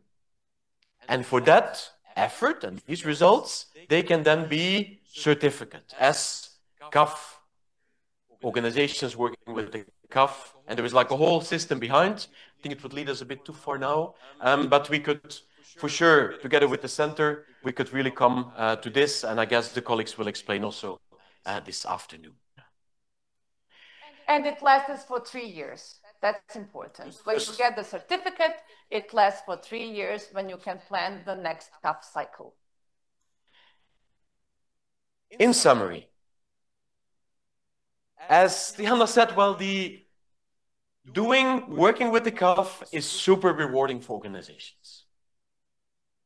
But it takes an effort. It takes commitment and it takes an effort. It's an investment. It's an investment from staff. So the self-assessment group members, they need to have sufficient time to look into the mirror, to come up with their assessment, to meet and to discuss and to come to consensus. So therefore we say, on average, count 8 to 9 days over a period of several months, right? Just to give you an indication. The core success of well-done CAF exercises very often, if not always, is also linked to someone who can really drive this process. A good project manager, leader in the organization, he or she also needs some days on top to really do the preparatory work, to bring all of this input together, to guide consensus. So this also takes some time. It's leading into this action plan for guiding us for 2 to 3 years. What are really the major important improvements that we want to implement in our organization? And after such a period of 2 years or 3 years, this is up to organizations themselves, you run a new exercise. You look into the picture, into the mirror again, and you see, are we still facing the same issues? Where have we improved? Where are maybe new things that come up? Because the world is not standing still. For the better, but unfortunately for the worse also sometimes.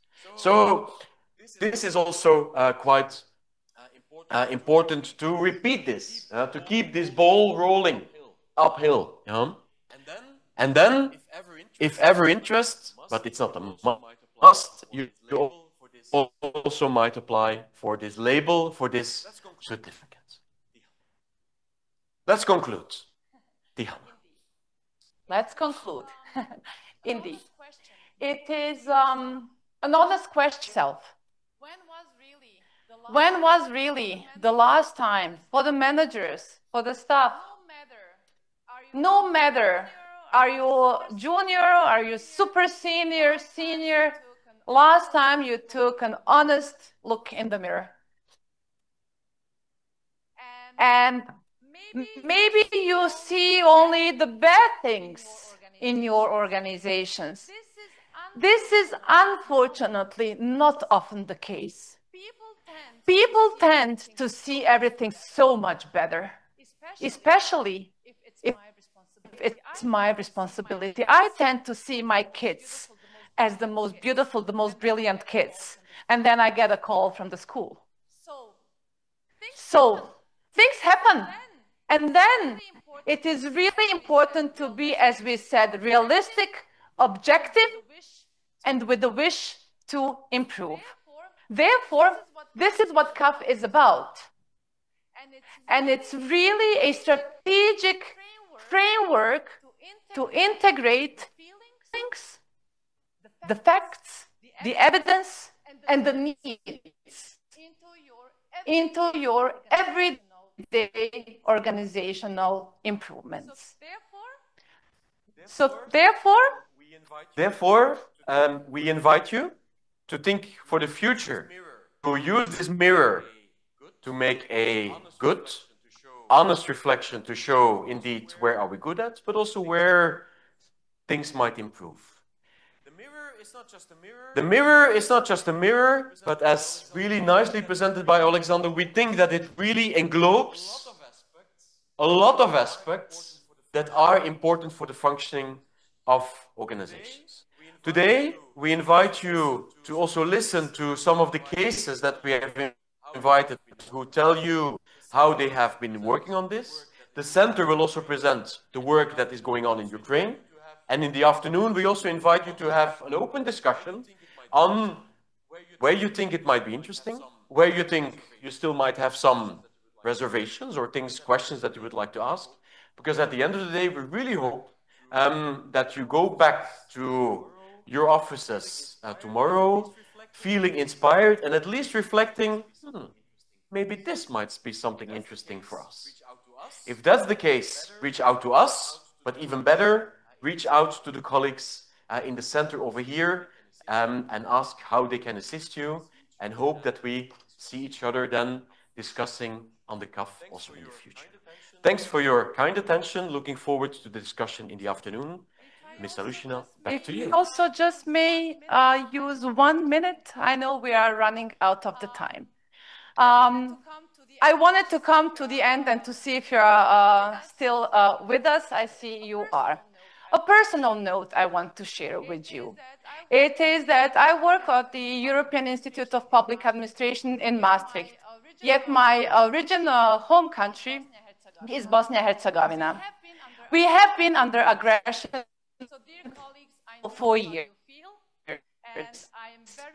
I know how I'm very much expressing my personal and also the commitment from my organizations to you, to your families, to your colleagues. And one important thing that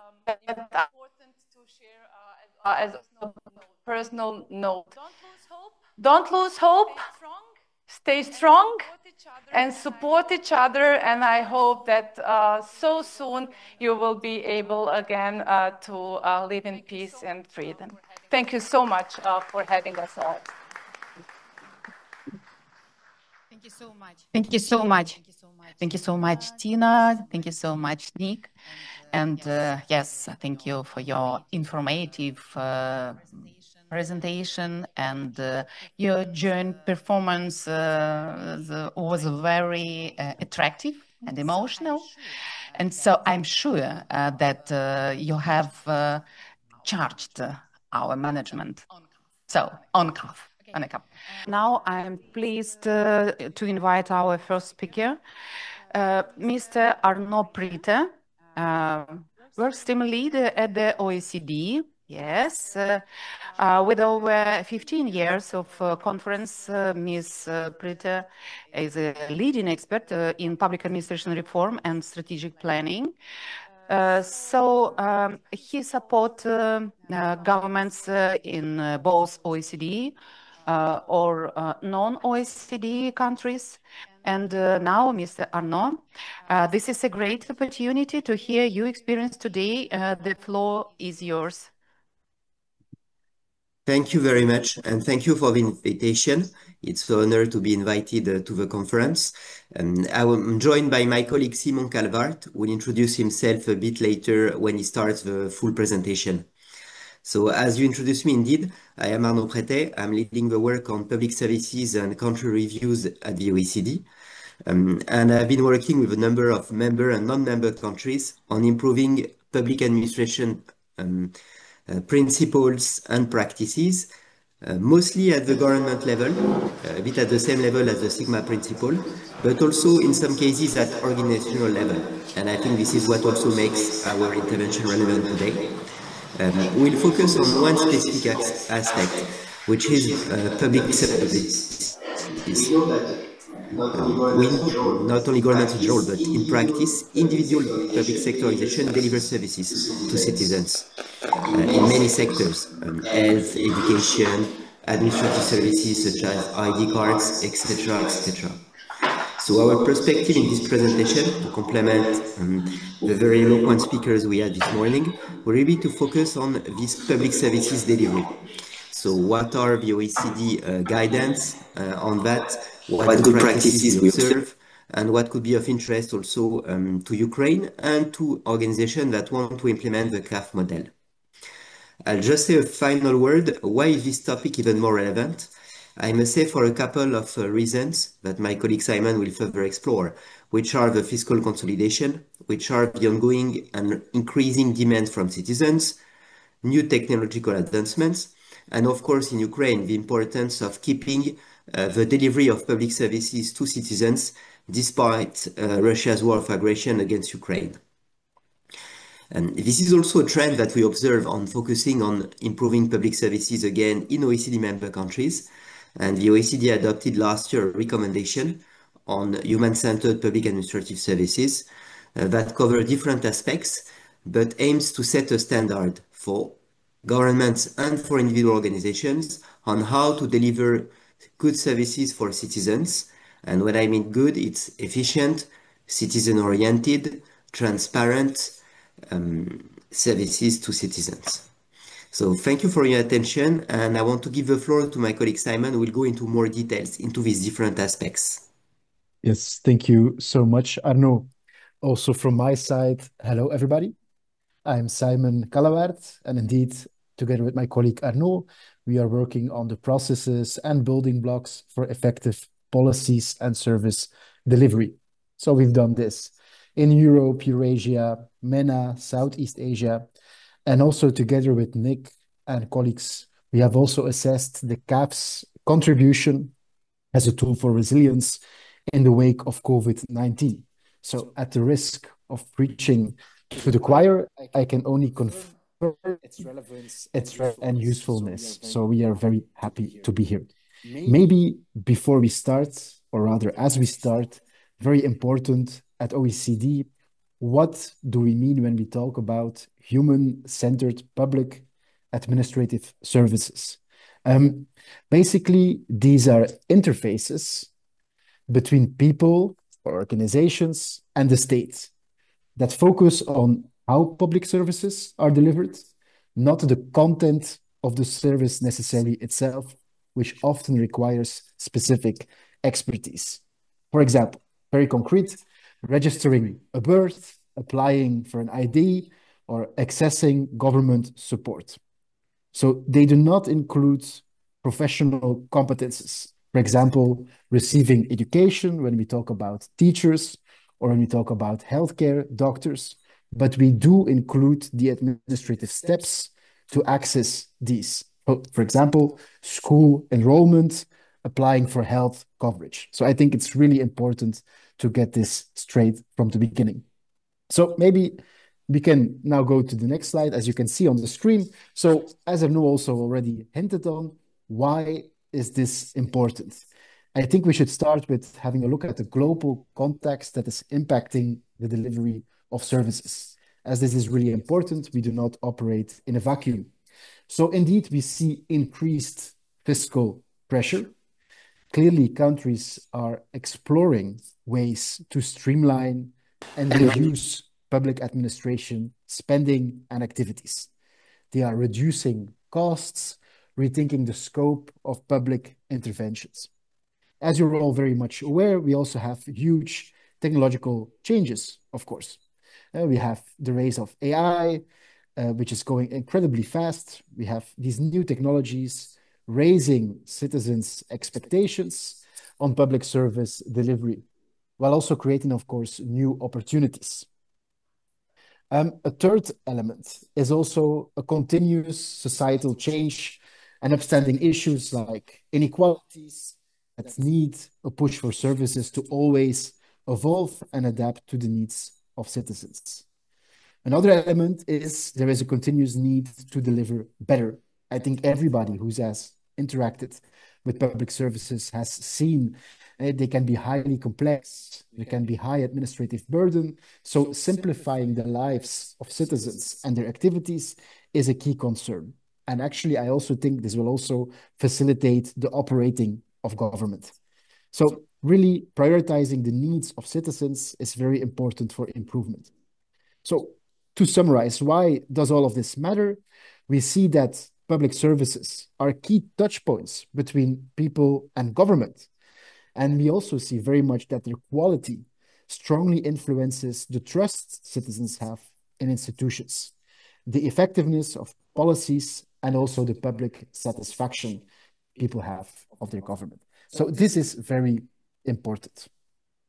So the recommendation itself, it was adopted in 2024. It provides guidance on how to reform and improve services.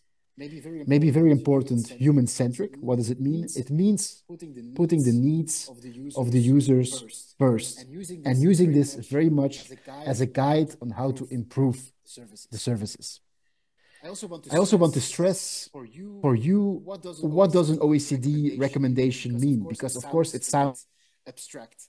What you need to understand, our recommendations, they represent a strong political commitment by our member and adherent countries to align policies with best practice.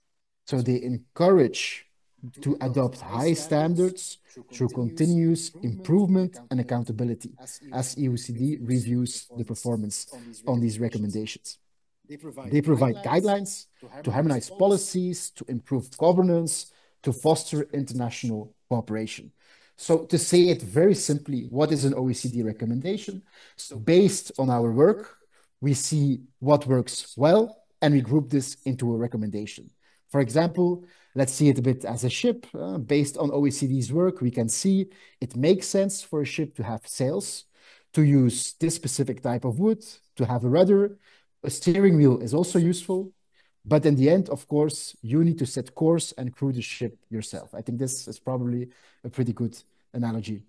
So to present the recommendation itself, it exists of 4 big blocks, and I will help you explain with a specific example. So we have the first block, strategic vision, values, and rights, as you can see on the screen. Basically, this means that a whole of government strategy ensures that services reflect values like fairness, transparency, dignity. For example, there is a national commitment to reduce administrative barriers for new parents accessing maternity or paternity leave. I will try to keep this example. If we go to the second block, core foundation, we see we need clear leadership, responsibilities, skilled staff, digital infrastructure to really have human-centered services. So if we take this example of parental leave, we need to define which ministry leads the parental service. We need to be training frontline staff. We need to make sure that IT systems work together. So these are the core foundations for effective services. If you look at the third block, seamless and accessible services. So we need to make sure that the designs are intuitive, they are inclusive, and they are consistent services across digital and physical channels. So if you keep the example, we need to make sure that parents can register a birth, apply for child benefits, notify their employer, all in an online or local office journey in one coherent, integrated, straightforward way. Finally, the fourth block, measurement, engagement, improvement. You see that it's important to be using user feedback and data to track performance and to continuously improve. So if we keep the example, finally, we will be asking parents about their experience while registering this birth. So we can use this feedback to improve clarity of steps and reduce paperwork so we can go on continuous improvement. So these 4 blocks that you see on the screen are very important governance enablers we at the OECD Secretariat identified that really help administrative services. So let's zoom in a little bit more. So the first block I mentioned, the strategic vision, values, and rights. So we want to start by setting a clear direction in this first block of the recommendation. So we want to make sure we foster a strategic, human-centered vision for public services that really puts people's needs and rights at the core of design and delivery. And actually some key actions we identified there is creating whole of government strategies. So we need coordinated strategies across ministries, across agencies, not isolated projects. We need to make sure we meet real users' needs across the entire service journey. A second thing you can see on the screen, we need to make sure that these administrative services align with broader priorities.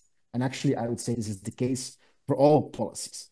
So we need to make sure that service reforms, they also reinforce the key government goals like digital transformation, equity, inclusion, ensuring that nobody is left behind, because we want to be coherent in our work.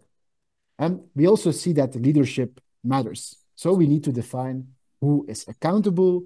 We need to ensure they have the mandate and resources to act on this strategy. In the end, it's also not about processes. I think culture is maybe even more important. There's a saying that says, culture eats strategy for breakfast. I think this is very much true. If you want innovation, openness, dignity in how public services are delivered, this cultural aspect is not to be underestimated. Finally, in this first block, we also want to protect user rights, because trust in services, it depends on fairness, transparency, privacy. So these all need to be built into every administrative process. To help you understand a little bit better, of course, I also have a specific practice for you that explains how these blocks link with active work of OECD countries. For example, the Irish Public Services 2030 strategy. Remember, developing a whole of government strategy is very important. So we see Ireland's strategy, it's government-wide. It is signed off by the minister and supported by the Public Service Leadership Board. So whole of government, strong political leadership.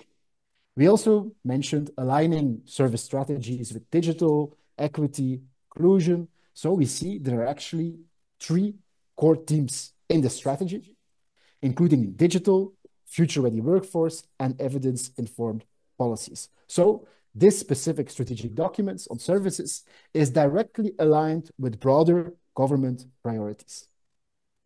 We also see promoting a public sector culture, as I mentioned, very important. So within the strategy, there's an emphasis on trust building, user engagement that really reflects a cultural shift in service delivery. Maybe another example that you can see on the screen is an Australian practice. So there you have a data and digital government strategy. So again, developing whole of government strategies, really important for this first block. So Australia's practice, its strategic document, it runs to 2030. It spans multiple agencies. So it's a long-term, system-wide approach, really important. It also has 5 clear pillars: delivering for all, simplifying, government for the future, etc., etc. So all of these are long, broad goals that are aligned with government priorities. There's also specifically a focus on privacy. So the trusted and secure pillar highlights these investments in cybersecurity and trust. So very important, it links directly to our recommendations, elements on fairness and privacy. If we go to the second block of the recommendation, this reflects the core foundations. So basically, there's a focus here on putting in place practical enablers of human-centered service delivery. So from infrastructure to skills, leadership, coordination mechanisms. Some key actions we identify here are leadership and accountability, because we need to make sure that successful service transformations, they require political and institutional ownership.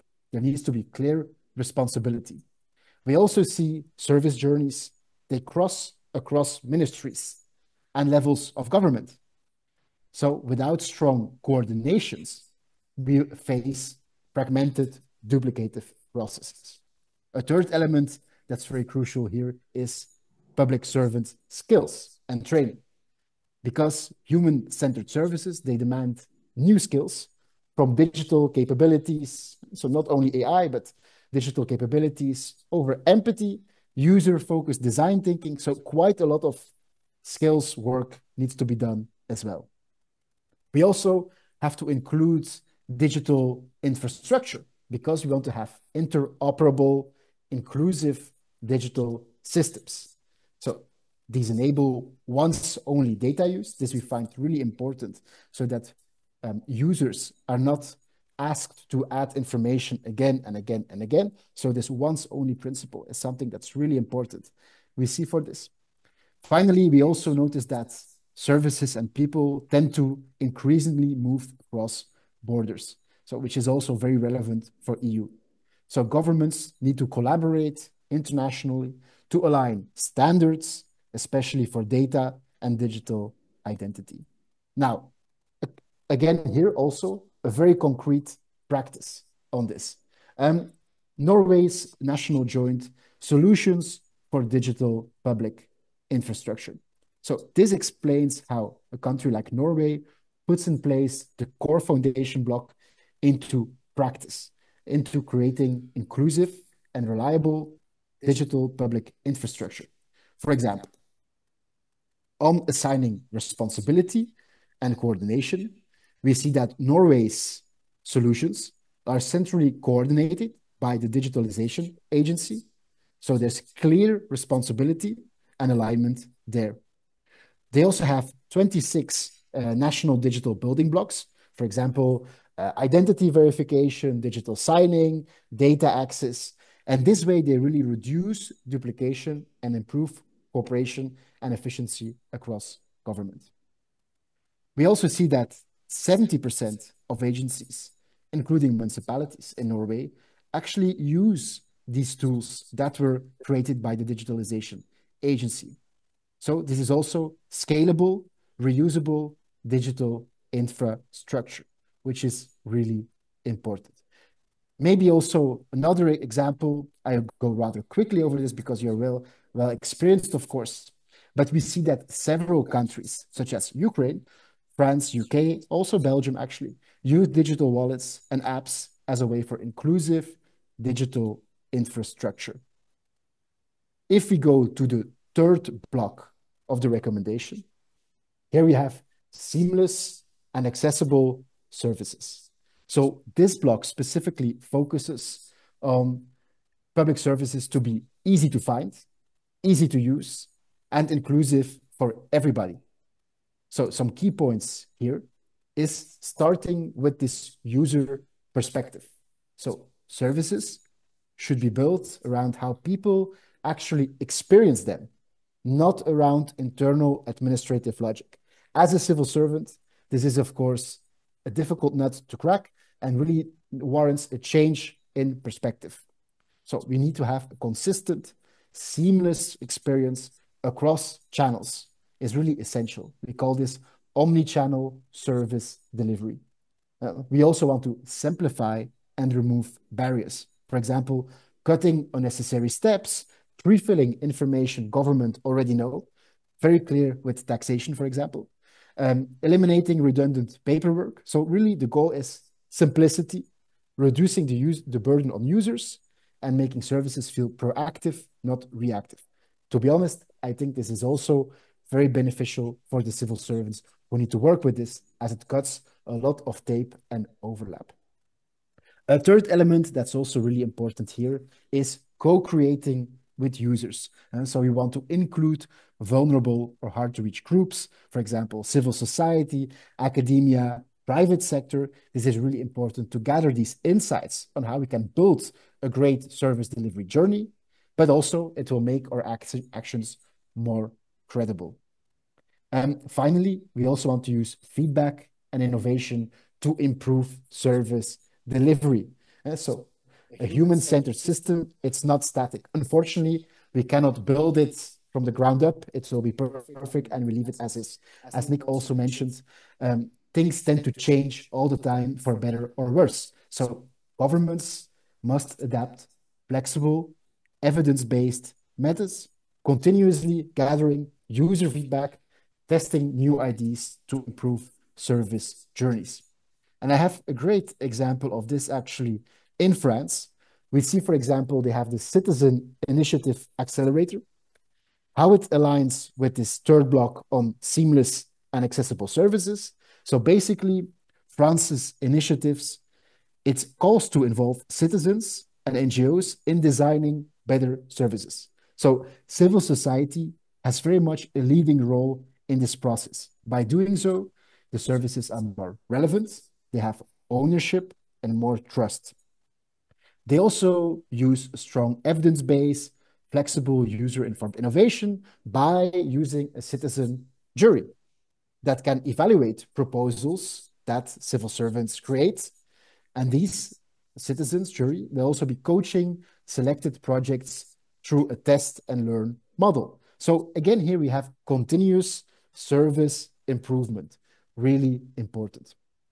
This project also specifically addresses gaps from a user perspective by doing so, by involving citizens. So services are not necessarily improved from within the system, but actually it flips around.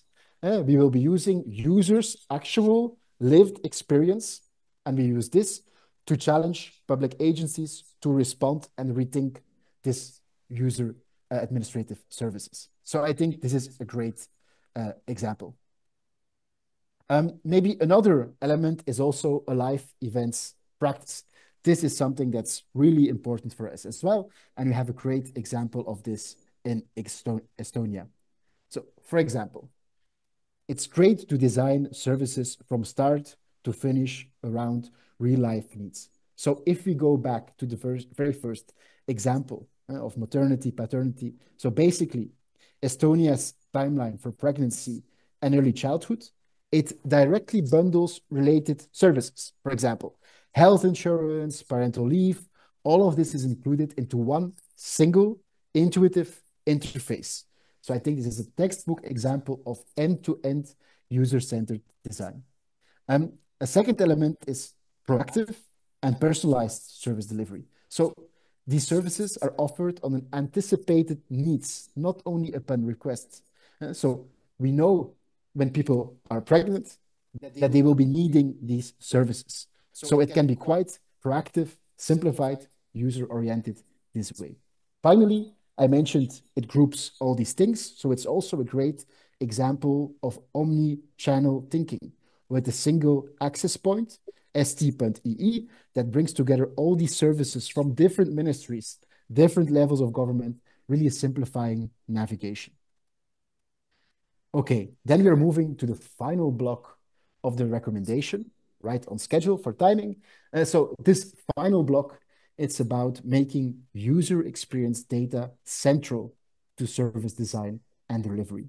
You know, at OECD, we really like facts, figures, numbers, data. So this is not just about measuring performance, it's also about learning, adapting, and improving continuously. I have been repeating this a few times, but I think this continuous improvement is very central, not only on user-centered services, but also in our OECD work in general. So some key points to emphasize here. We have data as a driver for improvement. Governments should systematically use user experience data. You can do this with surveys, feedback form, analytical work, so to understand what works and what does not. It's also important to have a balance between transparency, participation. So data must not stay inside institutions. If we can share results with stakeholders, we will be involving the public in interpretation and response, and we can really build trust and legitimacy. We also make sure that we are consistent across agencies. And so a fragmented measurement landscape, it weakens the amount of insights. So this recommendation, it really encourages government to establish unified frameworks of measurement so performance is measurable, comparable, actionable across the entire system. We also want to close the feedback loop. It's not enough to gather insights. They must be really embedded in service reviews. And so we have like direct evidence-based updates to policies and service design. Finally, let's get back to the culture element. And we want to create a culture of learning, but also of accountability. So we need to make sure that it's clear for everybody that continuous improvement is expected, celebrated, and also supported rather than only driving compliance. So we really need to change the mindset on this. We see actually that many OECD countries now provide user surveys to understand and compare performance of service delivery. And we're also gathering our own benchmarking on this as OECD as well.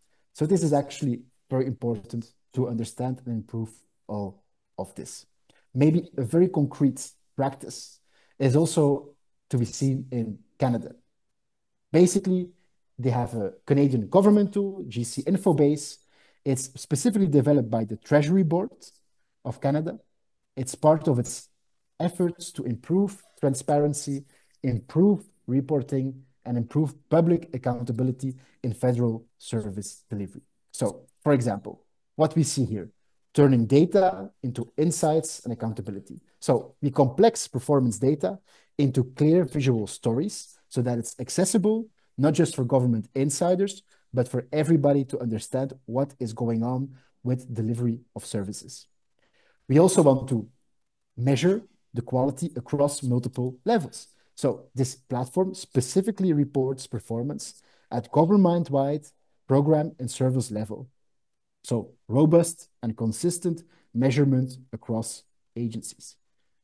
It also explores metrics like how many services have standards, how many met their target. So this is great for building accountability and trust.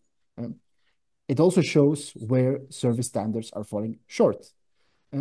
So for example, targeted follow-up, resource allocation, this will really help. For example, you can see on the slide, 50.6% of service standard targets were met. So clearly there's a gap to be addressed there. I think this tool, it's not to be seen as something to punish people, to punish civil servants, but it's a way to have transparent, data-informed policies. So basically, these were the 4 blocks of the recommendation. Given that we are in Ukraine, it makes sense to also have a close look on actually what this means for Ukraine. I think it clearly shows that Ukraine's case, it illustrates how public service resilience is really linked in digital readiness, inclusive access, citizen trust, adaptive leadership. So investing in these human-centered services is really essential for democratic governance and rebuilding public trust. I already mentioned the example of digital for Ukraine, but some links I can see in your practices as they relate to the recommendation are, for example, this integrated digital services, the DIA platform. So Central Digital Access Point, I don't need to explain to you, of course. Also inclusive and accessible delivery. So we see that Ukraine ensured in-person services through these administrative service centers, through the DIA centers. So this is a really great way of reaching vulnerable populations. Also on omni-channel, we see quite a lot of work in Ukraine, combining digital and in-person channels. So this is also great work. Finally, resilient service performance monitoring. We see that the works are really monitored. So going back to pre-war levels by end 2024, we see that satisfaction with e-government actually reached 84%, which is a great way up. We also see that the quality of the services is perceived as strong by some data points we gathered. So I try to give you a short overview. How do we work with this at OECD together with Arnaud and Nick? So we gather data and evidence. We have specific in-depth work on specific aspects of the recommendations. And we also, of course, support countries such as we are doing in Ukraine right now. So that is right between the 30-minute time slot. So I would like to leave it as this to keep the time. Thank you, everybody.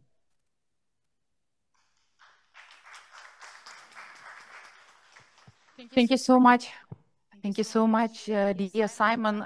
It's very interesting and it's very insightful information. And thank you for your research and for sharing for your expertise with us today. Thank you. And with pleasure, with kindly, I agreed now to give the floor for my colleague from Brussels.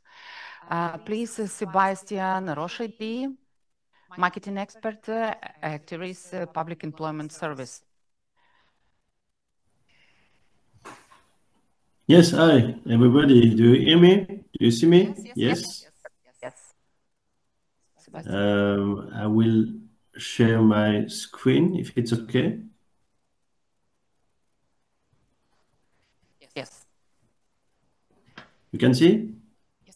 Yes, we can see. Yes. Dobrovo Nia.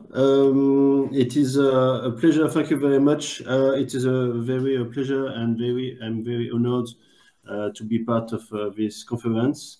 I know that you are a bit late in the schedule, and I'm sure you have seen a lot of relevant content and guest speakers, very good speech. I have the opportunity to see the OECD presentation, and my presentation will be on more sharing tactical approach and explaining really the user centricity, the evidence-based approach, measurement and leadership recommendation that the OECD has just developed now. So I hope it will be clear enough and a very smooth presentation next to the presentation we have just seen. So, as said, Activis is a public regional employment office in the Brussels region. We join our forces to offer quality support to all job seekers. Our partners help us with various, often specific solutions for the job seekers. On one end, so job seekers, but on the other end, we offer also solutions to employers for their recruitment, for diversity and financial support and their needs. And we collaborate with our partners to offer simple, efficient and cost-free services. The employment rate objective in Belgium, we have 3 regions in Belgium, and the total employment rate objective is at 80% in 2030, and in 2023 this rate was at 72%, and was at 60% in Brussels. So you may ask why marketing guy is coming to explain us CAF implementation, but really marketing is a driver for administration reform, organization performance and improvement. We have our department, we have 3 pillars. One is process, so we improve the process we deliver and to increase quality management of our businesses. We also have a risk management unit to really check the incidents, monitor the risk and ensure a continuity plan. And together with these 2 units, marketing and user experience is really here to have an evidence-based approach to improve the project and monitor the project and evaluate the projects that we deliver to have really a continuous alignment of our value proposition with user needs. So this evidence-based approach at all level and time of the project of ID is really essential to help all the process to deliver, foster, and maintain operational excellence, and for risk management to collect, monitor, and mitigate risks to ensure business continuity. So it's why I wanted to emphasize that marketing is a driver for improvement. So for our case, it's really a tactical approach in our quality management is really to show that the employers are key stakeholders to increase the employment rates. As said, the employment rate objective is in 2030 of 80%, and the employers create values. They propose job offers, they diffuse job positions. So it's really key to improve our relationship with them. It's a strategic and sustainable lever for the employment rate. As said by OECD, we are basing our strategy on insights. And back in 2021, Activis was not top of mind for non-client employers. So for employers for the region, we're looking for information on recruitment on one side, also on our service offering. We used to deliver the same services to all employers in terms of information, recruitment guidance, inclusion, and financial support. And the employers on their satisfaction surveys, they were very happy with our services, recruitment, the tools we have, the human interaction we have, but less happy with the job seekers we propose to them, or the tools or communications. And also regarding the leadership and the targets, we used to set business targets only on the number of job offers we collect from the employers. It was the only main KPI that we used to look at. So based on these findings, this evidence based on data on surveys, we set up clear leadership vision and goals back in 2021. So first, we wanted to set Activis as a key player towards employers on the active labor market in Brussels. So it's the first main vision and goal that we set up. Second, cooperate with the employers to better know their needs and adapt our offer and communication. So again, yes? Nick speaking from the room, just to check and make sure, your presentation is not moving forward. You are aware that... No, I'm not aware. Okay. Because we are still opening slides, and I think that was not intended. So can you share again? Yes. Thank you, Nick, for...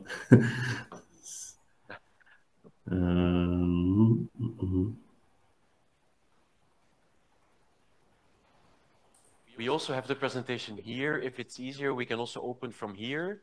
And then you just say, like, something is coming now. Yep. Can you also... Est-ce que tu peux l'élargir? Voilà. Non.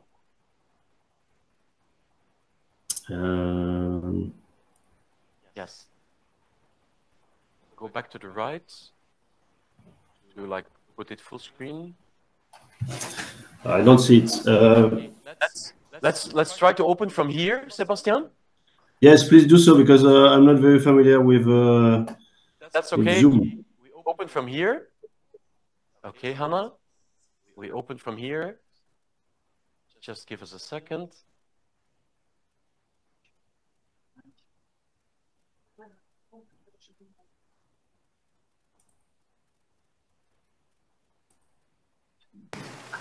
So maybe I can share all the screen.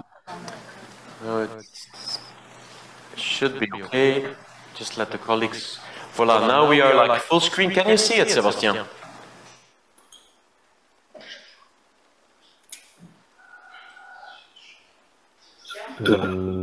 Can you see your screen? Can you see... Yes. Yes. Okay. Next slide. Next slide. Voila. So just instruct us.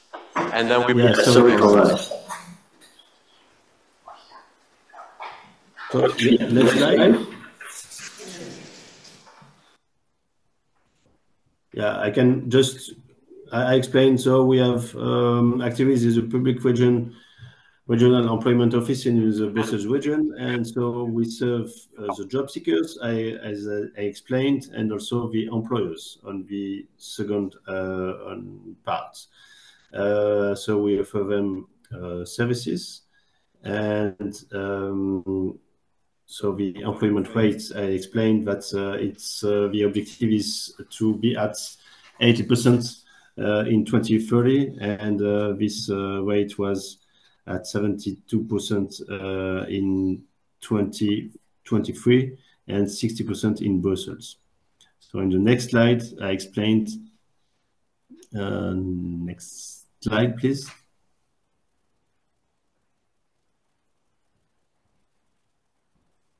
Next slide.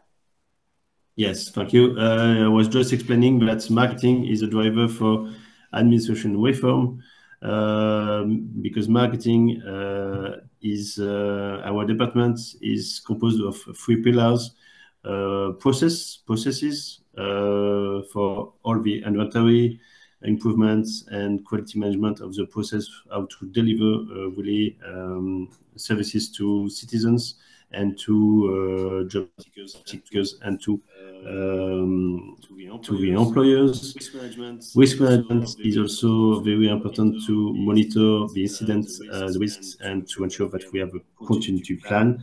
And on the third pillar of our organization is really to be user-centric and to use evidence-based approach to continuously align our value proposition with user needs. And it's exactly what was recommended by the OECD just before starting or try to start my presentation.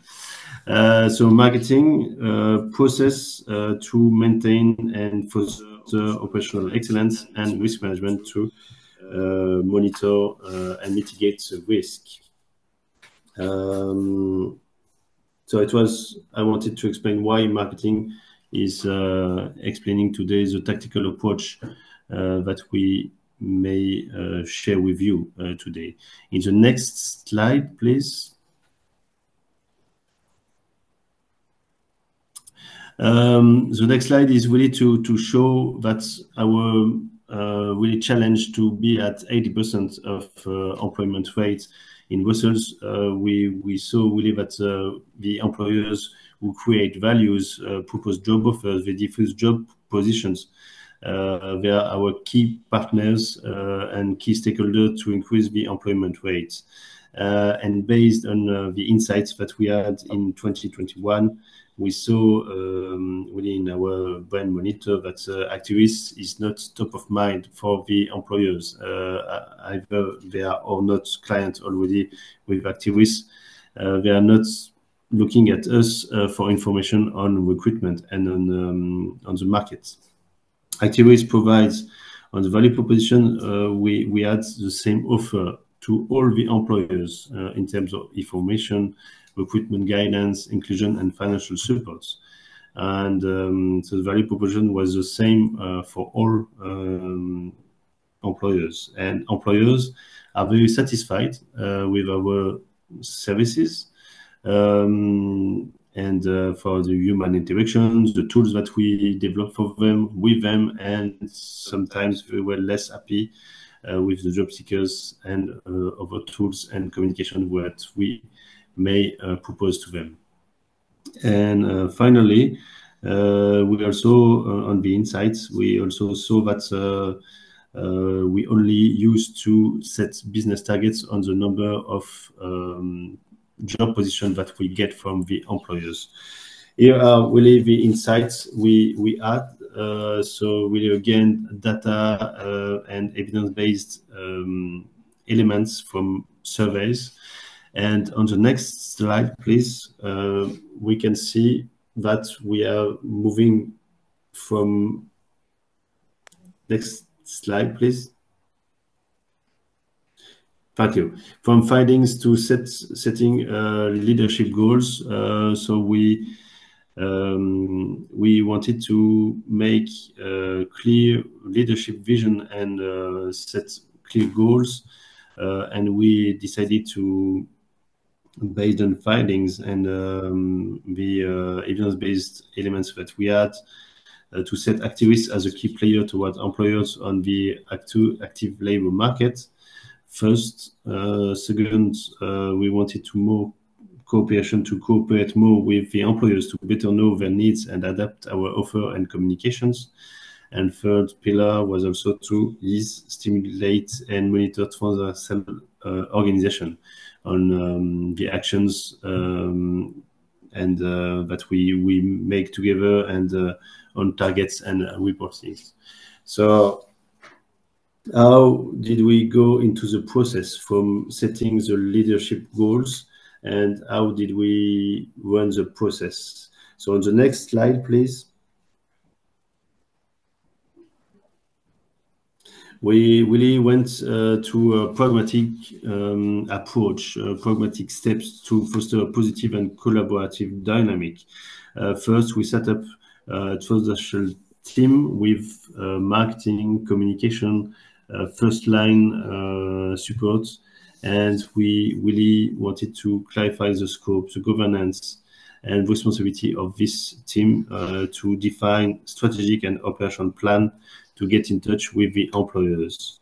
Then we set up a large collection of employer needs. So we ran really a large survey targeting all the employers of the Brussels region, and we run like quantitative and qualitative survey. We were also helped by media campaign, You Need Our Solutions, to get the most diverse and representative answers to ensure that small businesses from small and big employers from all the sectors could be really sharing their needs. And we also established partnerships with federations to reach out the employers to ensure that we have the voice of our users and really the employers. Thanks to this approach, we had a clear view on our users and our potential users' needs, and we had also a clear view on our value proposition gap.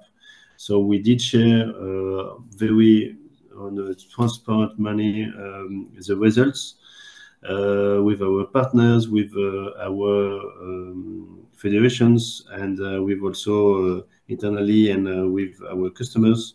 And we also saw that 85% of our offer was aligned with the needs of our targeted audience, but also that we had some development in communication that and our services and channels that should be developed. So these insights in the process. On the next slide, please.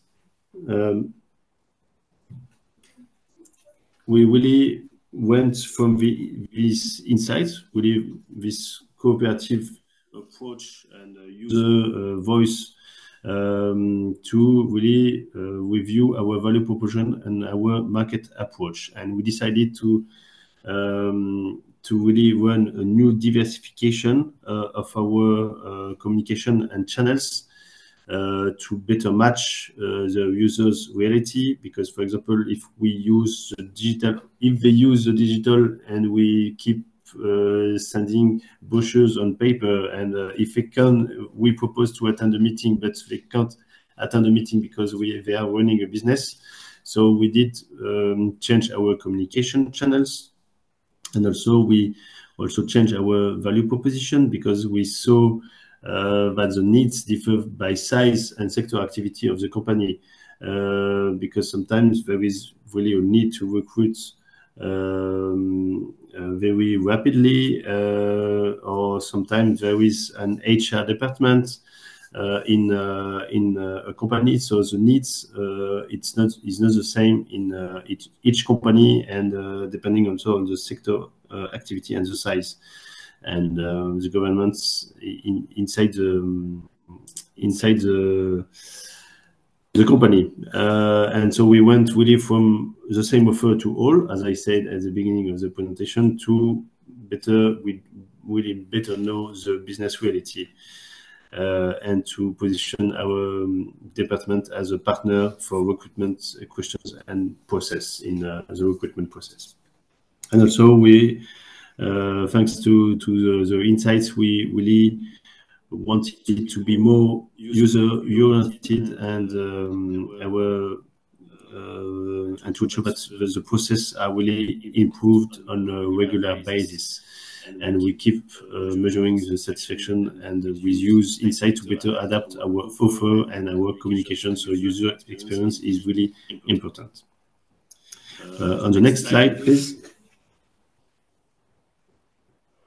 So the three pillars, diversification, sectorization, and segmentation and user experience has been integrated in a long-term strategy focused on market realities to really more go deeper into our market approach and increase a better value proposition in line with the needs of the employers of the region. So in 2022, with all the insights we gathered with the surveys and this approach that I have just explained, with the employer needs, this transversal approach, we had a better view on solutions and offerings that we could deliver, and we made in 2023 a first approach plan with quantified ambitions, with approach with sectorization, and a better integrated approach and cooperation. So it's really better to really integrate all the insights to get more governance with KPI, and it was really the first approach plan. And then in 2024 we had again quantified ambitions. We had quarterly reporting thanks to CRM and channel differentiation helped us also to extend our cooperation and our relevancy in our value proposition. So if we go back on the next slide to the three leadership goals, how do we follow them? First, we wanted to set activists as a key player towards employers on the active labor markets. So we measure every 2 years in a brand monitor study the notoriety of activists as the main player and main source of information towards the employers, either they are client or not client, not using our services yet. We check the awareness of the services we propose. And we saw in the last survey of a brand monitor that publicity notoriety is good, especially towards clients and larger companies, and we still have some structural challenge in getting in touch with smaller employers and smaller enterprises. They are the most numerous in the Brussels region, but they are not recruiting for many reasons, and so they don't use our services, because if they don't recruit, they don't really need us, but it's also a real challenge for us.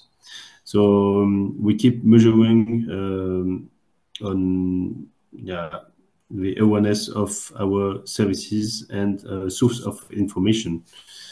On the next slide, please. We wanted to cooperate with the employers to better know their needs and adapt our offer and communication. We want to support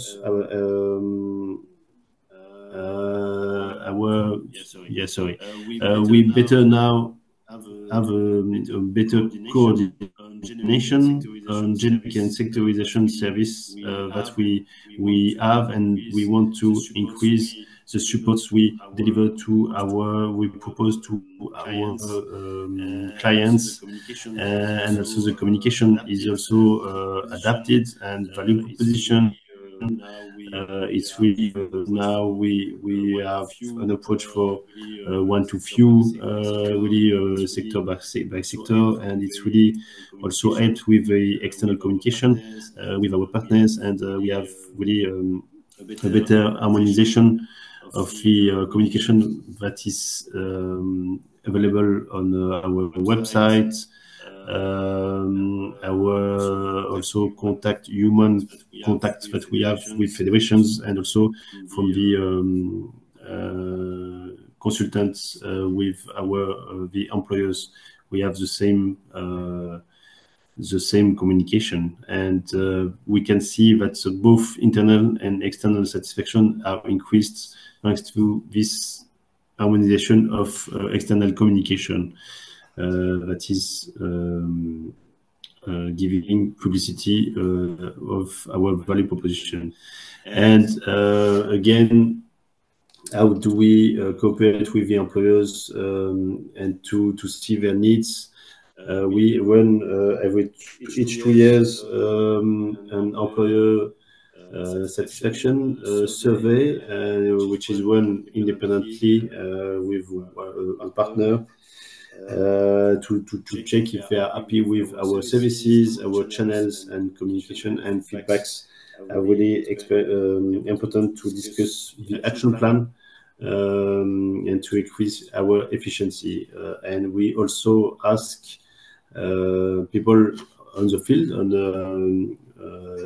the front line, also to give us really their feedback.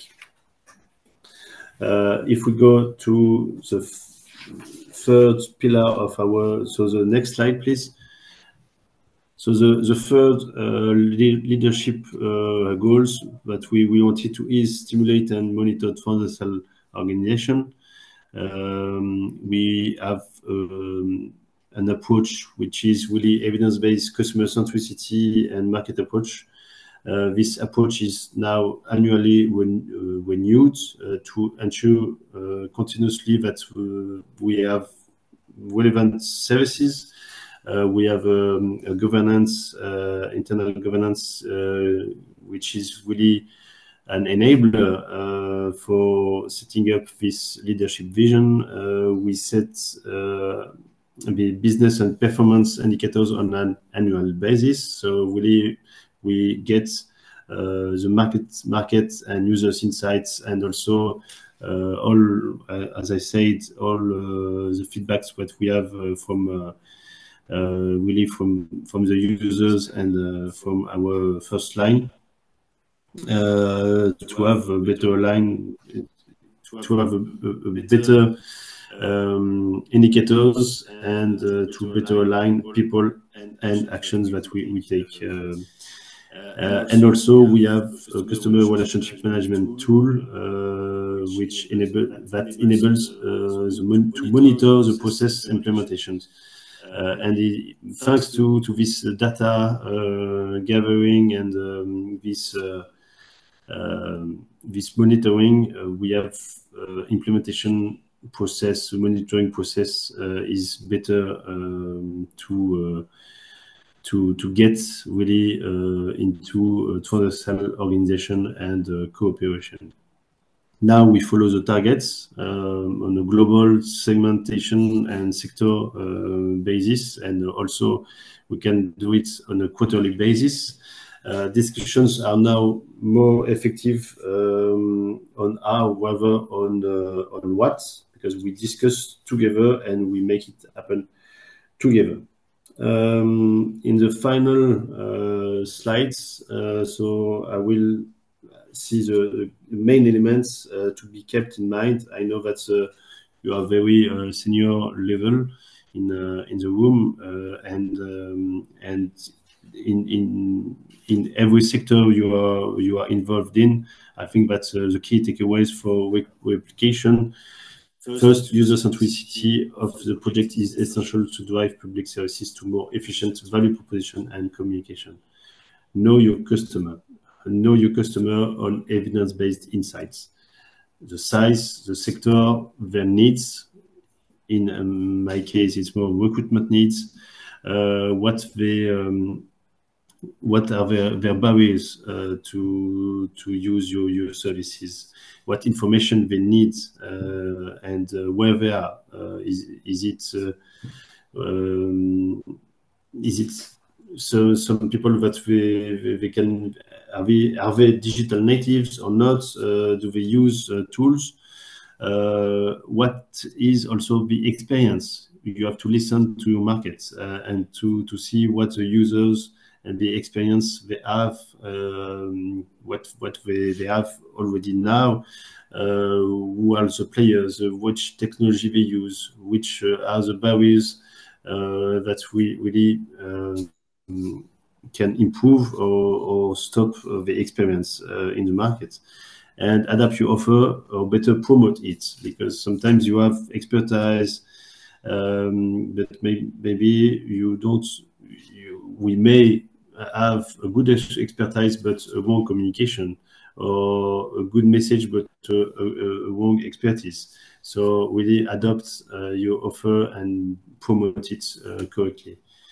On the next slide, please. And then you also set common goals and tools, because setting clear goals and clear communication, you will have really the legitimacy, and it will be better to have the reality of the business. What are the trends? What are the users' experience? And it's easier to explain, to promote, and to monitor if we based on user centricity and evidence-based approach on data surveys, insights, and then you set common targets and tools, you will have a better communication and a clear communication, efficient governance, responsibilities, process, and commitments for people. And finally, next slide, please. Monitor the results on a regular basis, both quantitative and qualitative. Our process and tools, like our CRM tool, leads to quarterly and annual reports on commercial targets. Just the feedback that we get on continuous money, and the implication of the colleagues, and really the monitoring of our users are really key to get into our leadership and to the process implementation. So user centricity, communication, and monitoring are really the key elements, a key takeaway for replication. Actually, I have finished because the next slide is just my contact details. Ďakujem. And that's it from me. Yes, thank you so much, Mr. Sebastian, for your informative and insightful information. Your presentation is cool. Thank you. Thank you for your time. And, шановні колеги, ми маємо завершувати. Dear colleagues, we have to conclude this panel and enjoy our lunch together now. And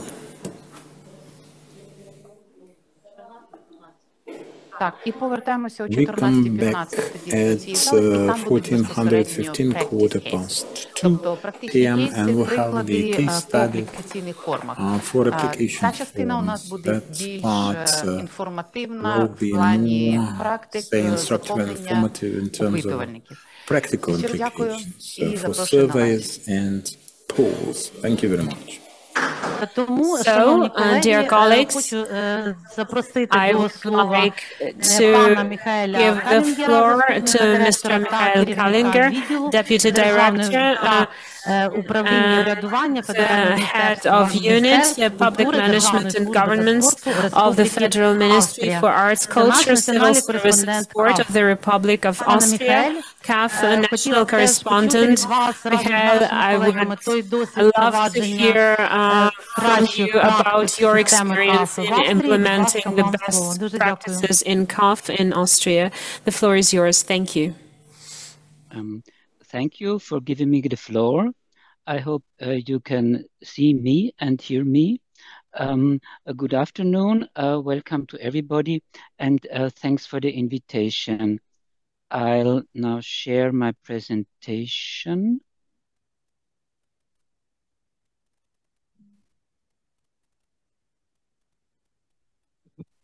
It's okay. Can you see it? Yes. Okay.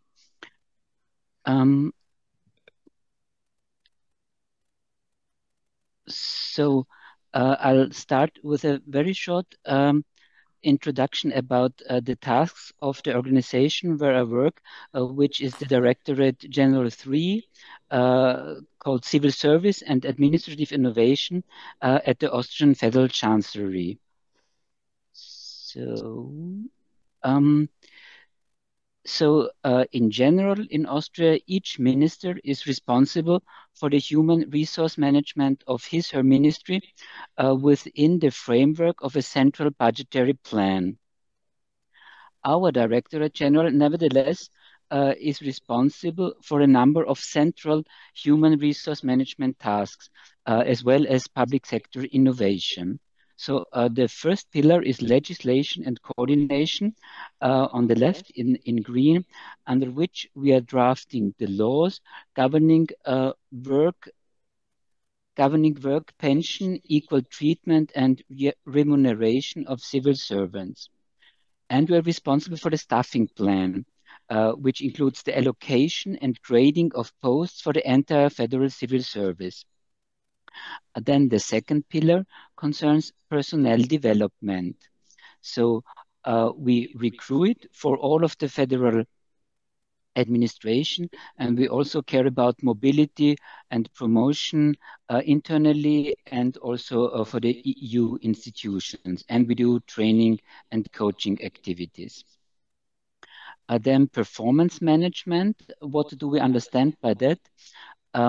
We have a system with goals and indicators, and we do quality assurance to the system, and we do consultancy and training how to use this performance management system. And then the department where I work in is the Department for Public Sector Innovation. So we call this Public Management and Governance. Here we have a knowledge management and also a quality management. Our work concerning the Common Assessment Framework is situated here. Then we have a public sector award. We have the next award ceremony beginning of June, and we had 149 projects which applied for the award, and we are happy about this. This shows the innovation spirit of the Austrian civil service. And then we care about citizen participation and projects called Future of Work. Now, where do I personally fit into this? Our Directorate General comprises about 130 persons, organized in 12 departments, and I am Deputy Director for the Department for Public Sector Innovation.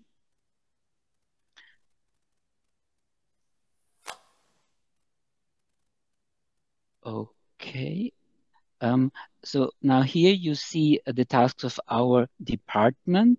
So on the right-hand corner in the upside, so we have a community platform.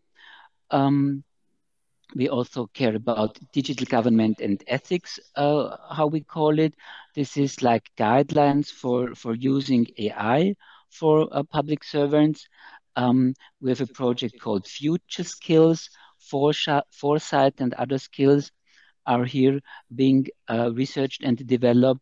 And then on the left-hand corner down there, you see a CAF, the Common Assessment Framework, which is also one of our tasks to develop and advance it, not only in our organization where we use it, but in all of the Austrian public sector.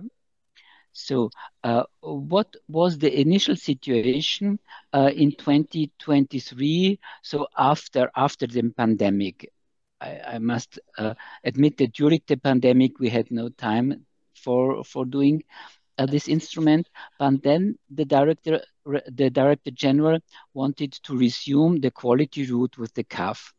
We had already been using the CAF 3 times in 2006, 2011, and 2015. So with quite some years between, but also important that these 3 CAFs were with 3 different director generals, which is also an important step when you get the new management to present this instrument to the new management. And it takes some months or maybe even 1 or 2 years until the right director general decides, yes, now I'm ready, I want to do this instrument. Because with the CAF, you learn many things, but it might also be that there are things you didn't expect. So you have to be open to the results. So we wanted to continue the further development and improvement of our organization, and we wanted to focus on greater service quality, customer orientation, and improved cooperation with partner organizations. We wanted to increase the focus on results and impact, and initiate and implement improvements together as a team of managers, employees. This is an important idea when you use the CAF. So for that, we had a steering team, which consisted of Mr. Moschitz, the then assistant to the director general, myself, a colleague, Sandra Rodriguez, and we also had an external facilitator from the Center for Public Administration Research. So maybe you ask why an external facilitator? So in the CAF, there is much discussion, and in the discussion, there are different opinions. And this, we think, can be handled more easily by an external facilitator who sees that everybody can speak, everybody is heard, and that the result is really the result of a common discussion, exchanging views. So here you can see the CAF process steps. I think it was quite a standard process, and it starts with a project assignment. So what does this mean?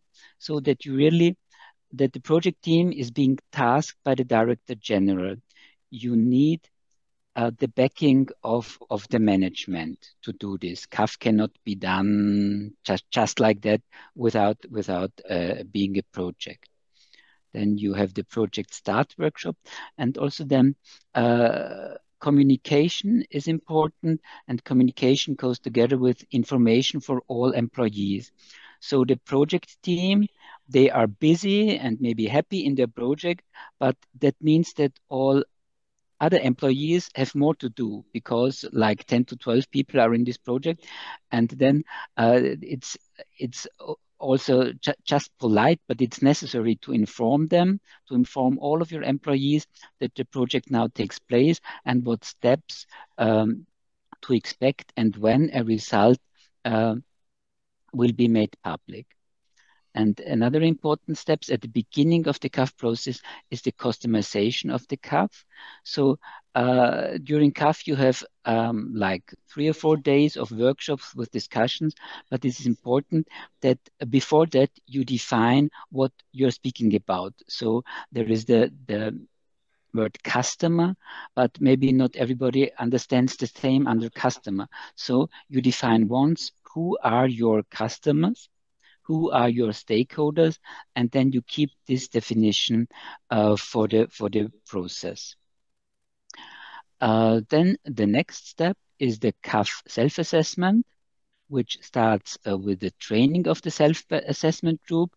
This was a half-a-day training, and then the individual online evaluation, where they have like 2 to 3 weeks time to do their individual evaluation of how they see the organization compared to what the CAF describes as the perfect organization.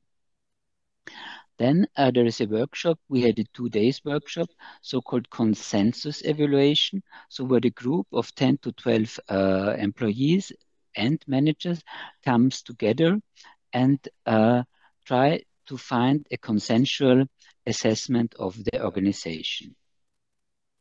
And then the results of the discussion go into the self-assessment report.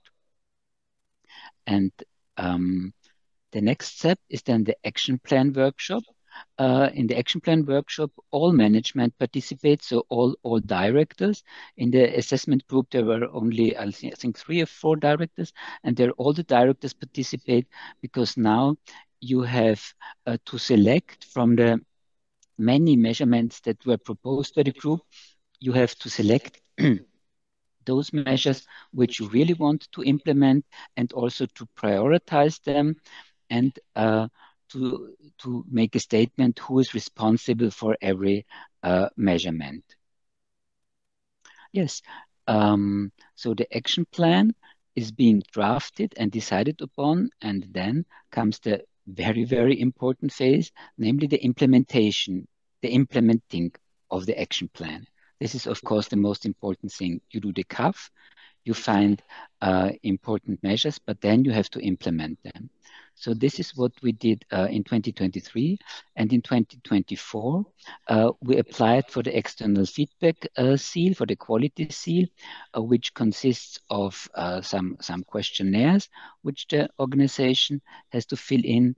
And then there is a site visit by 2 external CAF experts, and they look if that what you have written on paper, if this is really true in reality. And they also do interviews with management and with staff and also with stakeholders.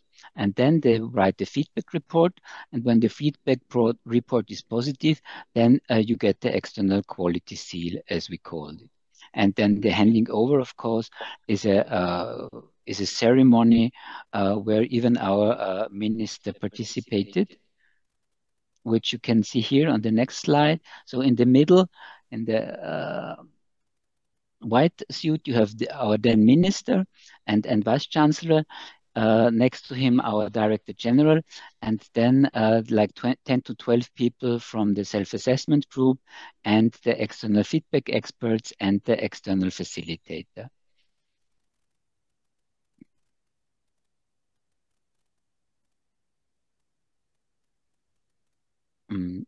Here you have the timetable of the project, because all in all, it takes about half a year to do a real good founded CAF self-assessment. And sometimes this is a bit difficult to explain to management why it takes so long. So we have here starting with the information in March.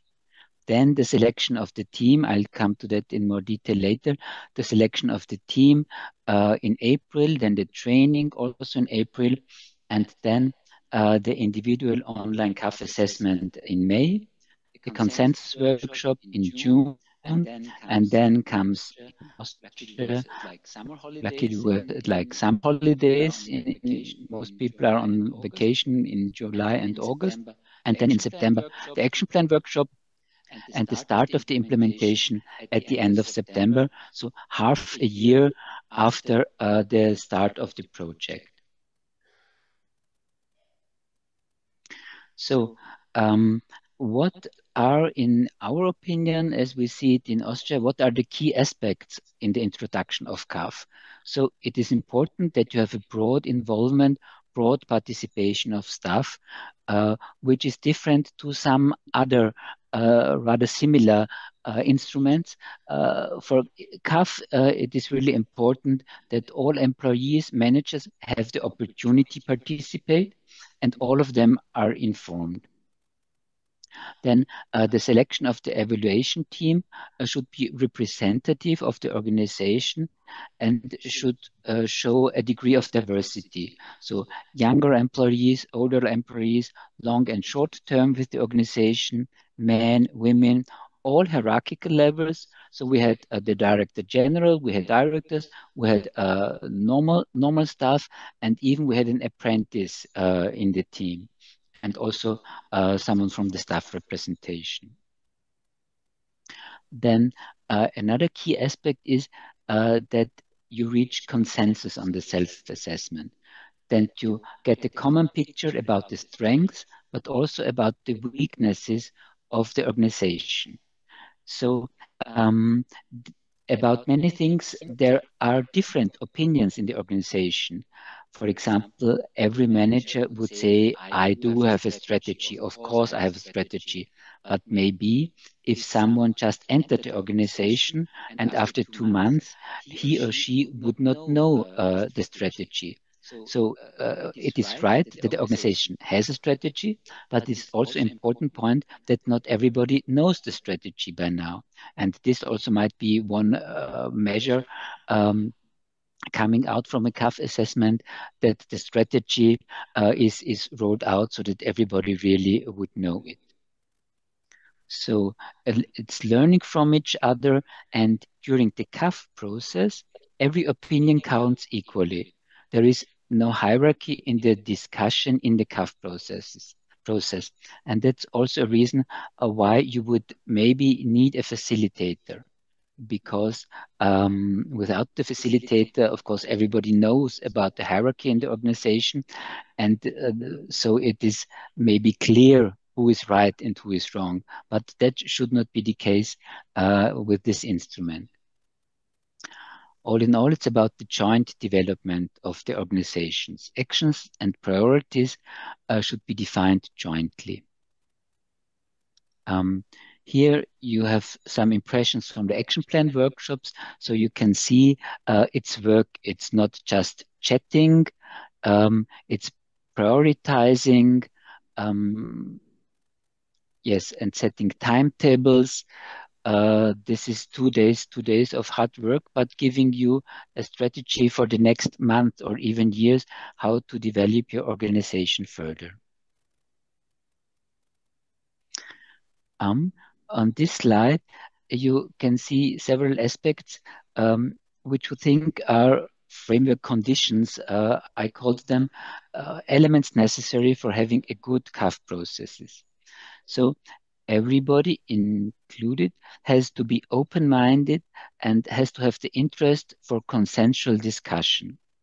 This includes listening to the opinion of others, and this makes it necessary that during this process, hierarchical thinking is, I would say, at least limited.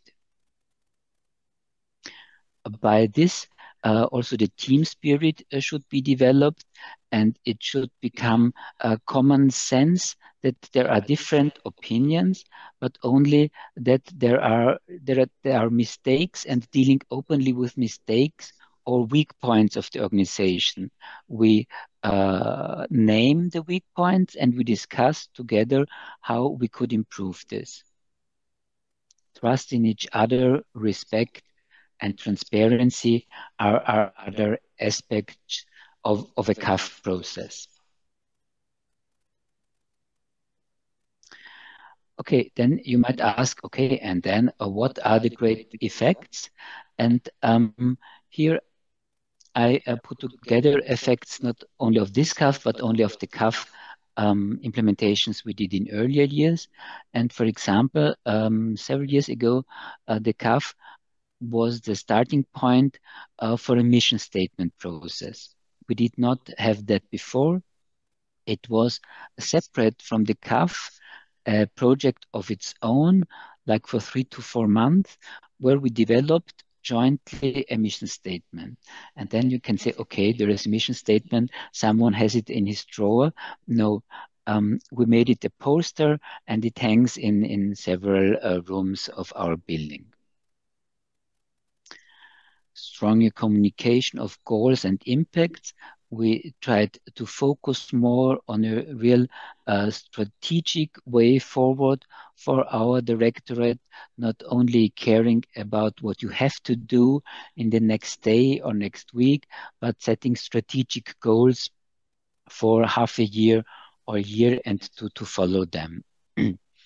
We also implemented ideas knowledgement and knowledge management, so a way where every employee can put in his or her idea about how to make the organization better or more fitting for him or her.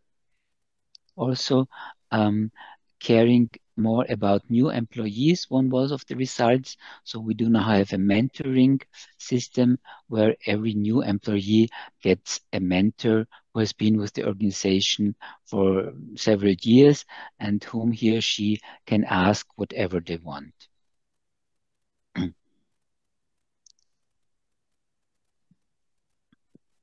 Also, making better use of our electronic file system was one of the improvement measures.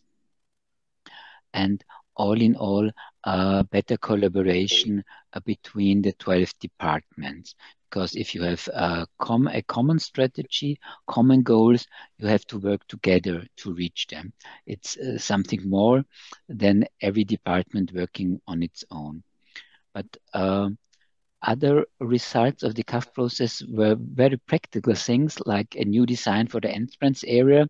So here you have a picture of the entrance area. When you look at it like that, it looks rather normal. But before that, there were several just paper notices just put on the window of the door. And it's also only normal to have a place for flyers in your entrance area, but before that, it wasn't there. So, and also things as necessary renovations come up. For example, some windows were not good anymore, and in winter it was not really warm, and these windows were renovated as one of the parts of the CAF processes. But another thing is that when you do the CAF, it's an instrument that gives good results, but also you have to manage expectations. So it is not that not every idea that comes up will be implemented. And you have also to communicate this to your group. For example, already like 15 years ago, there was the suggestion for more flexible working. The young ones, I say, they want to have more control about when and where and how they do their work. And this was suggested, but then, like 15 years ago, management said, no, we cannot see how this would work. No, this we do not this time. But some years later, and of course, with COVID, it became a commonplace to have rather flexible working hours and working place. So like mobile office was being introduced. Yes. We had the timetable for the CAF process, and here is now the timetable for the external feedback procedure. So we started in March 2024, so 1 year after the beginning of the CAF process. And then in May, we had the on-site visit for the 2 external feedback experts. And in July, we received, after the positive report from the external feedback experts, we received the CAF quality level. So I come to my conclusion, but I hope you have questions. I'm open for questions, of course. And my conclusion would be that the Common Assessment Framework is about the serious, continuous development of your organization. The focus is on developing an efficient, modern, and dynamic organization. Thank you for your attention, and I'm open for your questions. Thank you very much, Mr. Michael. Thank you. Дуже дякуємо, пане Михайлю. Thank you, Mikhail, for your presentation. You know, we also studied Austrian experience, and your today's presentation presents very good lessons to us. And I'm sure that the best European practices will be put to good use. I'm extremely grateful to you. So, dear colleagues, if you have any questions, we open the floor for them, because we're transitioning to the practical part where you can ask questions, make your remarks, so that we can move forward. So, while you're preparing for your questions, thank you, Mikhail, again. And I'm going to announce my presentation. I'm going to talk about Austria too, because we've been preparing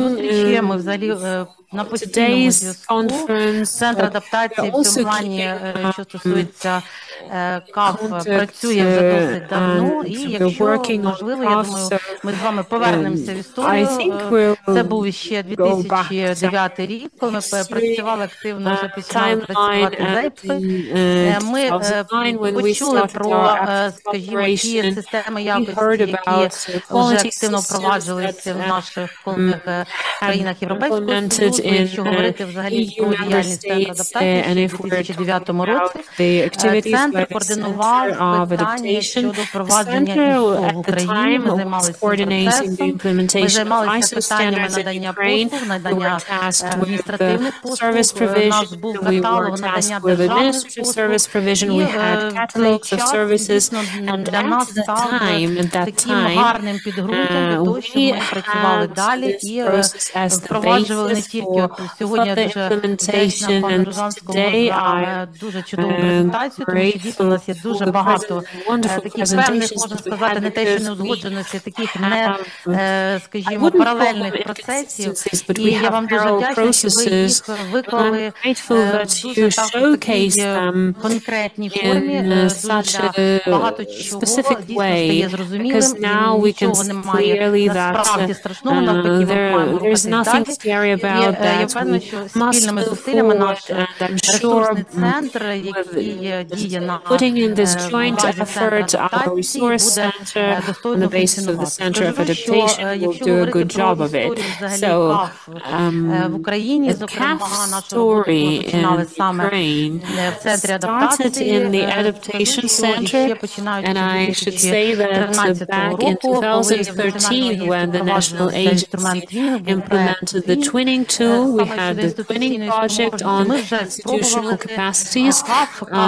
We tried CAF 2013. You know, it was the partial use of CAF in Ukraine, but it was the very first attempt, the very first try, and it was very successful. And if we're talking about the timeline, then 2019 we became more active in the process, and in 2019 we conducted an overview within CAF framework among governmental bodies. We made certain conclusions, and in 2019 we have seen a very important event. Officially, we had the National CAF Resource Center in October 2019 on the basis of our center, in accordance with the decision of the European Network of National CAF Correspondents that is coordinated by the European Resource Center. If we're talking about the activities of the Resource Center, we must say that it's an institution that is based on again, methodological support, consulting, assisting governmental bodies, we provide the normative basis, in contact and using the best experience possible. Наших колег європейських і в країнах, які є в східному партнерстві. Тобто ми на сьогодні дійсно працюємо в цьому напрямку, і я сьогодні спробую це презентувати для наших колег. Якщо говорити про досвід взагалі України, сьогодні були представники Міністерства справ, я дуже вдячна, тому що вони теж вже в 2019 здається році теж були ініціаторами впровадження впровадження системи КАФ в Міністерстві внутрішніх справ. У них дуже потужний досвід, і в цьому році вони вже працюють над новими підходами і саме над впровадженням КАФ в Міністерстві внутрішніх справ. Тобто в нас є дуже гарні позитивні приклади, я впевнена, що ми з вами будемо їх успішно використовувати. Якщо говорити про нормативно-правові документи, я, мабуть, зупинюсь, що в цьому році, ви знаєте, державні секретарі, керівники державних органів влади, є відповідні розпорядження Кабінету міністрів, там де передбачено в KPI саме проведення обстеження в КАФ в органах державної влади. Ну, ми почнемо із стратегії реформування державного управління. Звичайно, це безпосередньо головний наш документ, який регулює питання саме в сфері реформи державного управління глобально. Якщо ми говоримо про такі нормативні документи, які регулюють безпосередньо КАФ, це, звичайно, наші методичні рекомендації щодо проведення обстеження системи управління якістю в міністерствах і, відповідно, в органах державної влади. Ми рухаємося в цьому плані досить, скажімо так, от в ногу з часом, і на сьогодні, якщо говорити про методичну консультативну підтримку, почну з того, що ми працюємо із тими документами, які є в Європейському інституті публічного управління, і саме в головному європейському ресурсному центрі КАФ був перекладений працівниками центра посібник загальна схема оцінювання КАФ. Дійсно, дуже багато цікавих, корисних матеріалів, тобто це те, що використовується в країнах Європейського Союзу, але ми його певним чином допрацювали, тому що дуже багато є таких нюансів, які ми хотіли б теж підкреслити підходи України, і деяким чином теж намагалися пояснити наше законодавство, тобто таким чином дати більше інформації, щоб це певним чином формувалося із нашими реаліями, з нашими нормативно-правовими актами. Ви бачите зараз в такому режимі інтерактиву є, відповідно, він зображений цей посібник. Я скажу, що ви матимете можливість його переглянути. Він, до речі, вже розміщений на ресурсному центрі КАФ європейському. Ми дуже дякуємо колегам за таку можливість. Для нас, повірте, це для нас дуже відповідально, для нас це дуже приємно. І я сподіваюся, що ми будемо тримати марку і надалі. Це щодо першого посібника. Рекомендую, колеги, з ним більше ознайомитись. До речі, хотіла звернути увагу на глосарій. Там багато інформації, крім тих визначень, які є в європейській системі, теж ми дещо додали українських визначень, пояснень і роз'яснень для того, щоб для наших колег було більше, скажімо, ця глосарій був більш адаптований. Що стосується наступного посібника, я б теж хотіла зупинитись на ньому, тому що тут більш такий практичний аспект. І я вже говорила сьогодні, коли виступ пана Міхаеля з Австрії, тут якраз теж використаний досвід і Австрії в тому числі, тобто кращих практик в сфері впровадження КАФ, тобто ми переклали, і наші колеги теж мають можливість ознайомитися з тими методиками, з тими методологіями, які є в наших колег. Тому будемо дуже вдячні, і я впевнена, що для вас буде це дуже цікаво користуватися цим посібником, який я пізніше скажу, де ви можете його побачити і ознайомитися з ним. І я сподіваюся, що це буде дійсно такою корисною інформацією, буде для вас сприйматися як дійсно така допомога і підтримка. І брошура. Я б хотіла зупинитися на ній. Ви всі сьогодні отримали цю брошуру. Я її спеціально покажу. Знаєте, ми так звикли з вами до електронних документів, електронних книг, електронних посібників. Але ви знаєте, коли тримаєш в руках таку книжку, вона невелика брошура. Тобто навіть під час заходу є можливість подивитися, згадати, зафіксувати.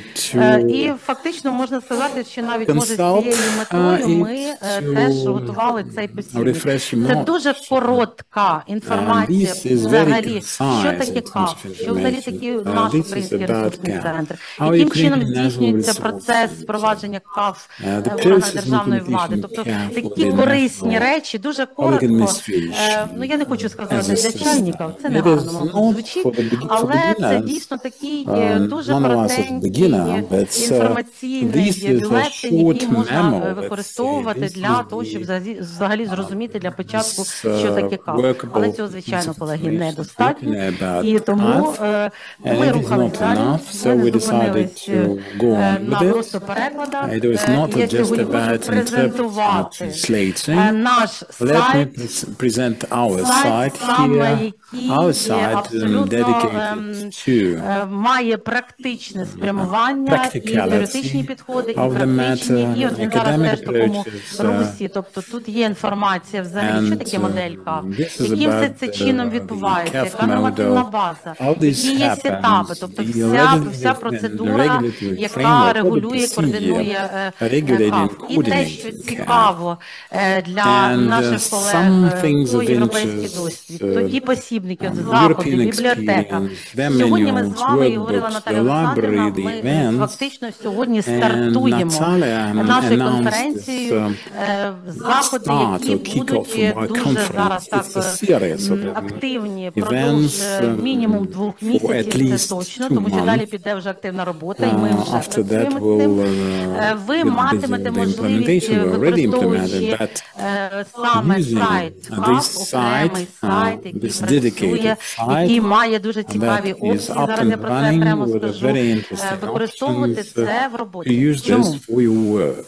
Ну, мабуть, скажу, що ми теж рухаємось вперед, не зупиняємось і використовуємо нові технології, як штучний інтелект, як кажуть, але це не штучний інтелект, це робота працівників Центру адаптації Українського ресурсного центру. Це все робилося нашими працівниками, нашим відділом управління проектами, нашими колегами, і відповідно на цьому сайті ми придумали. Це просто життя змусило нам придумати і допомогти нашим органам влади використовувати технології. І ми запустили таку гарну річ. На сьогодні, якби дуже багато опитувальників, вони відбуваються в електронній формі. Ми теж зробили такий опитувальник в електронній формі, там, де можна все заповнювати. Я, можливо, не буду зупинятись на самій процедурі, колеги. У нас буде можливість інтерактиву. Я про це скажу ще детально. Я думаю, ми долучимо до цього процесу і колеги з Центру адаптації. Тобто це можливість не просто паперовий варіант використовувати опитувальників класичних, ми з вами це робили раніше, а робити це в такому інтерактиві, заповнювати інформацію. Наші колеги, працівники центру, відповідно, цю інформацію оброблять і, відповідно, будуть вам допомагати працювати далі. Тобто, але ті органи влади, не хвилюйтесь, не переживайте, якщо хтось вже почав роботу і не використав іще таку інтерактивну систему, все добре. Тому що всі варіанти абсолютно вони всі можливі, вони всі дієві, і можна використовувати класичну процедуру, так як ми завжди працювали. Тобто у вас є вибір. У вас є вибір, і ми цей вибір підтримуємо. Працівники центру, знову ж таки, говорю про те, що методично готові допомогти, підтримати, надати методичну допомогу і, відповідно, допомогти із проведення самооцінювання в органах державної влади. Ви знаєте, дуже часто звертаються колеги з таким трошки хвилюванням, дуже переживають, тому що міняються люди, міняються колективи, фактично функції, завдання органів влади вони залишаються, а от якби йде процес людський фактор, він теж дуже впливає, тому багато хто змінились, наші координатори робочої групи, хто керує робочою групою. В одних органах влади керівниками робочої групи визначають на рівні там служби управління персоналом, десь визначають керівник державного органу, тобто у нас є і такі приклади, тобто це все залежить від об'ємів.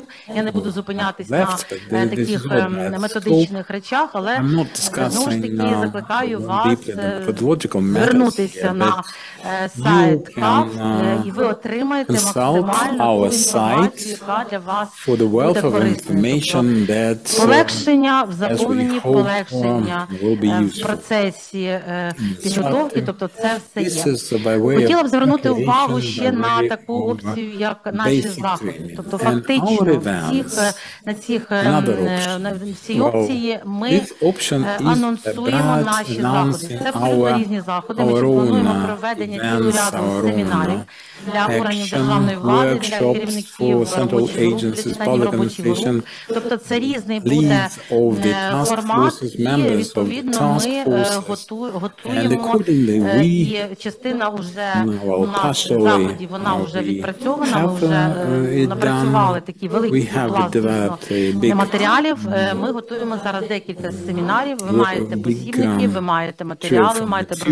have the leaflet, you have the sites at the end of the day, something to work with, something to base your judgment on. And you know about the toolkit was our principal development to introduce documents and instruments of tax. We work with the central agencies, EU delegation, and we have this experience. Well, we are very proud that we are in direct communication with Sigma, OECD, because cooperation with and European Institute, together we can do a lot of useful things, and we shall overcome. And this is just the gist of it, but we have lots of plans, trainings online and offline,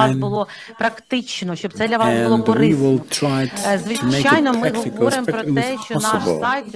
And this side, this is the baby that we are now fostering, now developing into a fully functional adult, and we are migrating with it.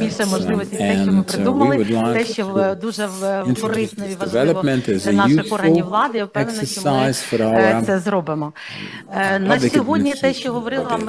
Now we plan to make this online users office for the purposes of monitoring. This is all about improvement and perfection, if I may say so, for our users. User-friendly chatbot, of course, but we are not suggesting that this is just chatbot, that there's no human warmth or contact. We are there for you. We are human beings. And now about translation of the guidelines of CAF, because self-education and professional development for locals is extremely important, because we stand in readiness to make this as functional, as topical as is humanly possible. Now we talk to the colleagues who are implementers in 2021. Remember our manual, you remember the quality management toolkit, we will upgrade it, and that will provide you with opportunities to learn about the best practices and practical implications stem from CAF. Well, tax and cleaning, our favorite program. We know how applicable taxes, and I'm calling upon you, please apply to tax and cleaning. This is very topical. This is all interrelated. Now, speaking of tax, was supported by the European Commission and the plan on the tax to have one of the events dedicated to general principles of quality management and quality control. Well, these are theoretic plans. And realistic at that, it is all doable, I'm sure. But without your support, your facilitation, and of course we need support from the EU institutions, Sigma, CAF, Operational Center, GIZ, our wonderful colleagues. GIZ indeed is leading the hunt, not just in Ukraine, but in Moldova, Armenia, and our colleagues are very active. Our GIZ colleagues, we operate another colleagues, other projects since 2019. Hans Zeidel's Stiftung, we work together. And, perhaps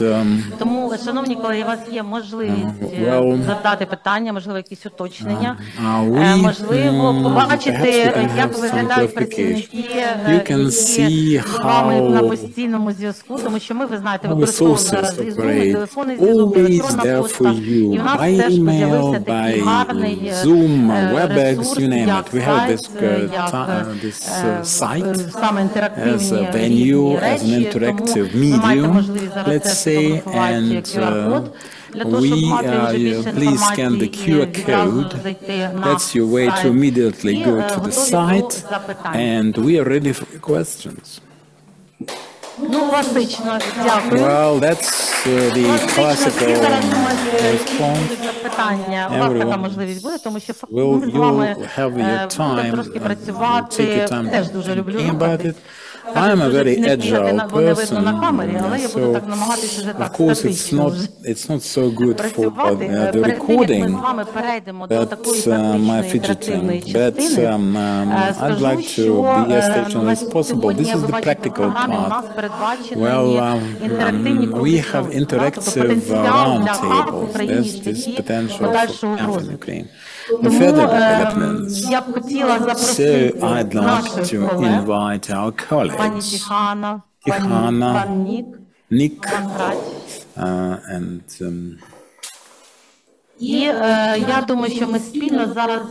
I would like to, as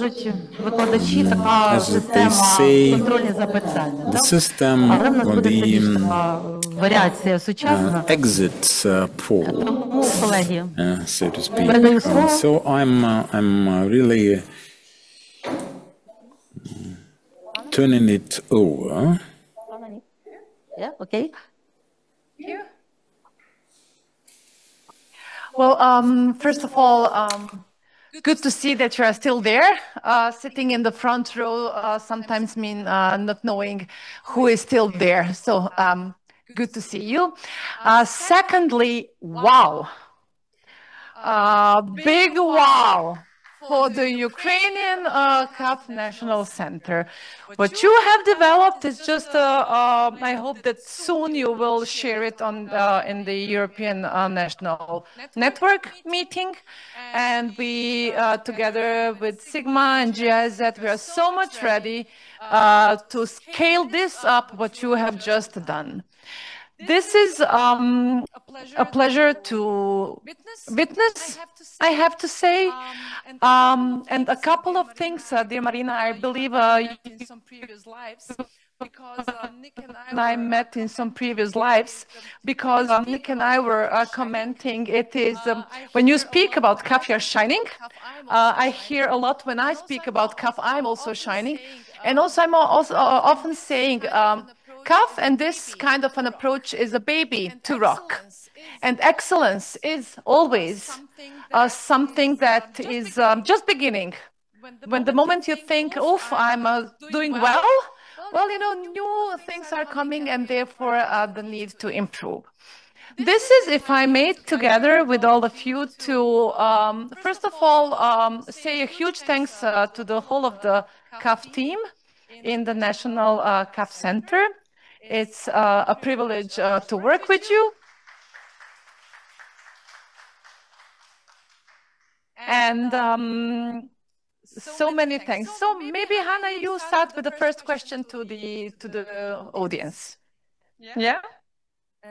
Добрий день, шановні колеги. Dear colleagues, good afternoon. We're going to have a short quiz, and you've had a lot of exciting information. So let's compare the notes and see whether we are on the same page. And if you share our experience, what makes CAF different from other suggested instruments, and why we need CAF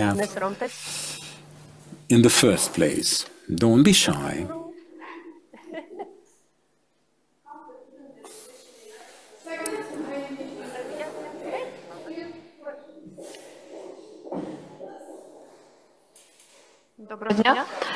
Good afternoon. We need CAF to improve quality of service provision and operations of any agency in order to be able to see the state of play, the status, to remove the weak links and the gaps, to bridge the gaps. Let's make improvement, right? Thank you. Переможець нашої рубрики. The winner is the winner under this rubric. Wow. Ми також, як In Національний fact, ресурсний jokes центр КАФ, aside, дуже you наголошуємо are саме на зв'язку absolutely із принципами right. Сігма. This is Оскільки all КАФ related to Sigma це гра principles вдовгу. because КАФ з нами CAF is буде here to тривалий stay. час. Ми сподіваємось завжди, тому що це дійсно невід'ємна частина побудови якісної державної служби. І цей захід ми були дуже мотивовані його провести. Не просто для того, щоб закрити KPI державним службовцям категорії А. Це, звісно, дуже важливо, але поруч з цим завданням ми хочемо, щоб воно мало дійсно хороший, якісний сенс. Щоб це не була робота заради роботи, щоб це було максимально, скільки ви можете впровадити з цим інструментом і дійсно покращити діяльність вашому органі. Тому наступне питання. Next question. Thank you so much. If I may, and then I will also pass the floor. Also to hear a bit of more, hopefully, experience. And please share your views. Has any one of you so far implemented CAF in your organization? So all possible newcomers. Okay. Now, in your views, what is the difference of this approach using CAF and let's say of any other approach, not to name, of the organizational development? What makes CAF as a change catalyst? What are we changing? Not only the processes. What is it that we have an impact on? There are many things, so you can be quite creative. What are we changing?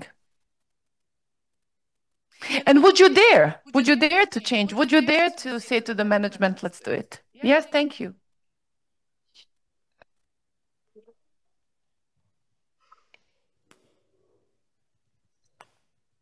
Дякую. Thank you. Answering your question, Я дозволю собі трошки ширшу відповідь. I would like to make it quite broad. Тут присутні We державні have службовці. civil servants here. Тобто ми ходимо не на роботу, а ми служимо українському народу. Serve the Ukrainian nation. І відповідно робота всіх нас або служба кожного з нас as far as our job is concerned, it is about making everything possible for us to overcome the formidable enemy, to win the war. We can be in defense and security sector or beyond it. It doesn't make much difference. That people's life better, easier with different services. By public services, understand not just the employment bureaus like we discussed earlier and similar centers. This is not just about so-called centers for або one-stop-shopом, де надаються різні послуги. А це починаючи від послуг банальних побутових комунальних, яким не є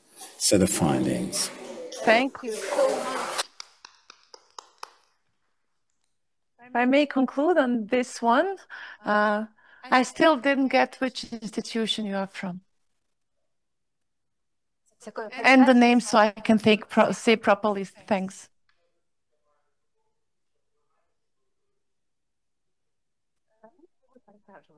Here's no mic. Yes. You need the mic. Yeah.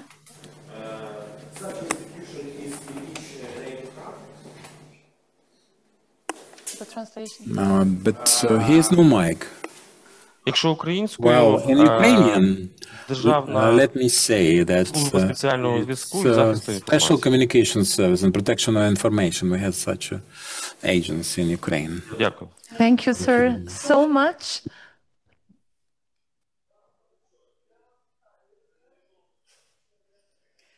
You see, even in a CAF conference, we meet each other. Thank you so much for sharing the experience in a way that we could probably exchange some more. If I got it right, you are saying that CAF does change, or such approach does change the leadership approach, the orientation towards the humans. І, звичайно ж, орієнтація на людину. І, якщо дозволите, перш ніж я перейду до наступного питання, чи хоче хтось поділитися власною думкою з приводу цього питання?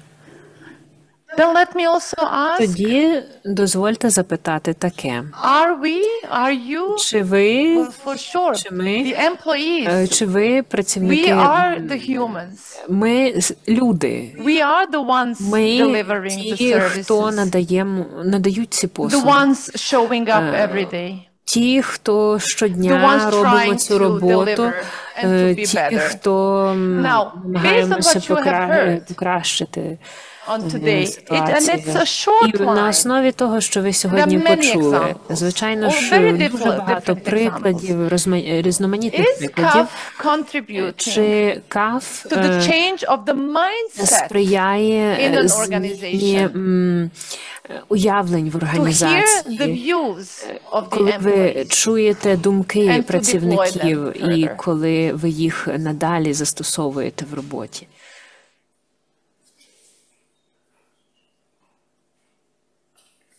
No?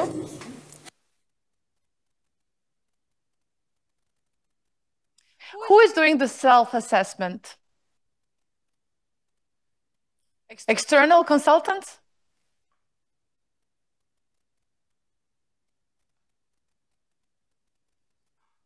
Help me here, please. What are we saying? Who is doing the self-assessment in CAF?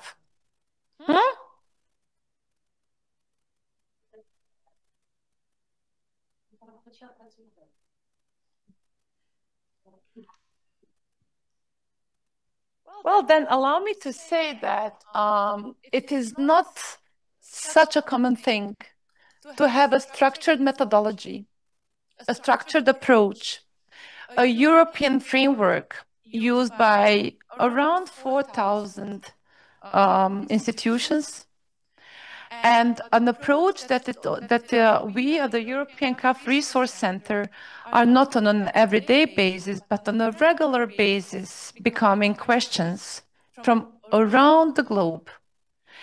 And why it is important? Because it really bridges, if I may say, the views, the different views between the management sometimes that has many priorities to deal with, and the employees that also have many priorities to deal with.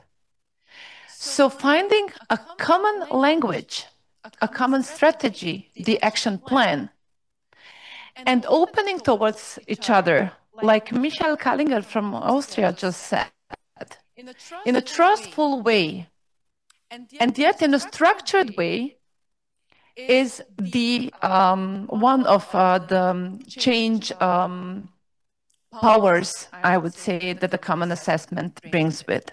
Yet, and I'm going to close with this, it takes courage.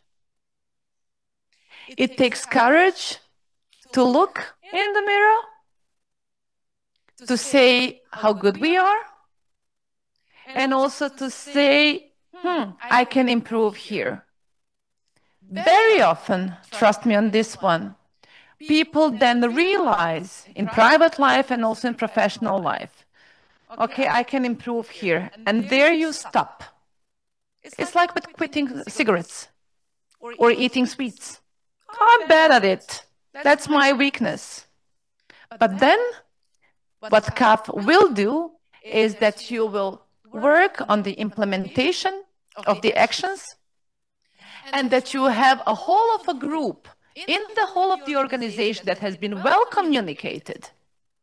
And never underestimate communication. And then you do it together. So you're always having peers and the organization to drive towards this way of the improvement with you. Yes? Thank you so much. And if I may, I would like to add about the advantages of CAF as seen by our National Resource Center.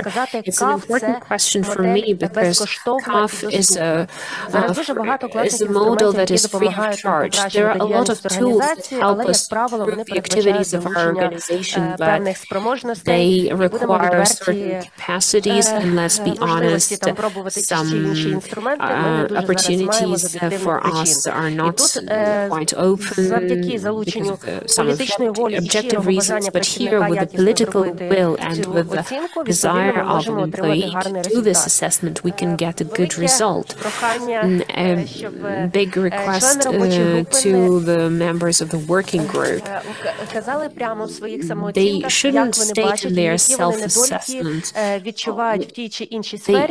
how they see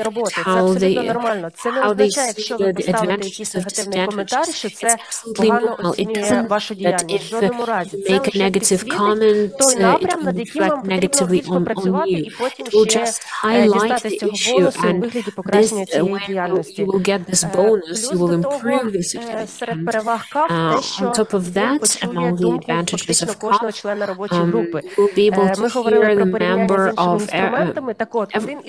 every member of the group, and we talked about some key human factors and tools. And CAF has the advantage that you can find the answers to the question how each and every representative of the group sees the process from their perspective. This is not this vertical procedure to check how it is, such as auditing or something. CAF is free, CAF is liberal.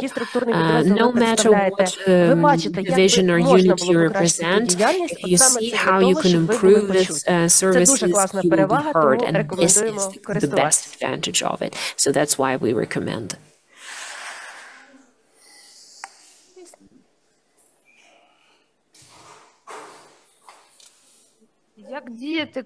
And what should we do when, as a result of this assessment, you understand that there is a lack of funding, there is a lack of financial resources, and you won't, and nobody will give it up to you? It's a great question, but in fact, self-assessment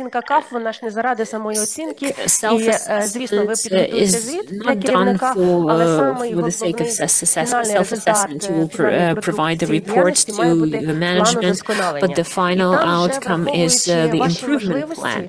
So drawing on your capacities, your opportunities, you're planning something. So if you cannot resolve this issue now, I would not recommend you to include it now, but maybe you could look at it in a long-term perspective, so you have to go situation by situation to make sure you include it in your further plans.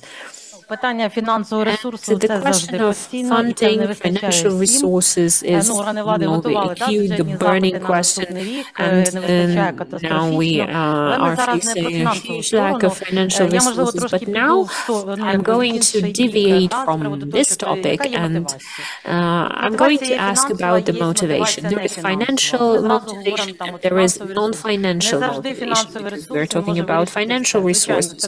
Because yes, financial financial resources are important, but they can, but it cannot resolve everything. So same goes for motivation. It's not always that the financial resources play a decisive role, and CAF is not focused on the financial component. This is the question of self-assessment, self-improvement, and using the best practices that are available to us and accessible to us, because we've talked today about a variety of approaches.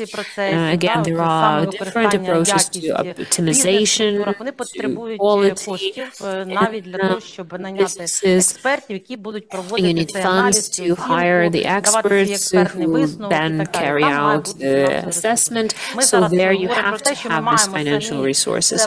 Now we're talking about how we can improve ourselves by ourselves. So this tool is the best at showing us and revealing it. So we must implement it. It's working in EU member states, and we didn't have the opportunity to provide you with best European practices all across the board, but those achievements that we have, the materials that you can find the translated versions of in our resource center, they really work, these methods.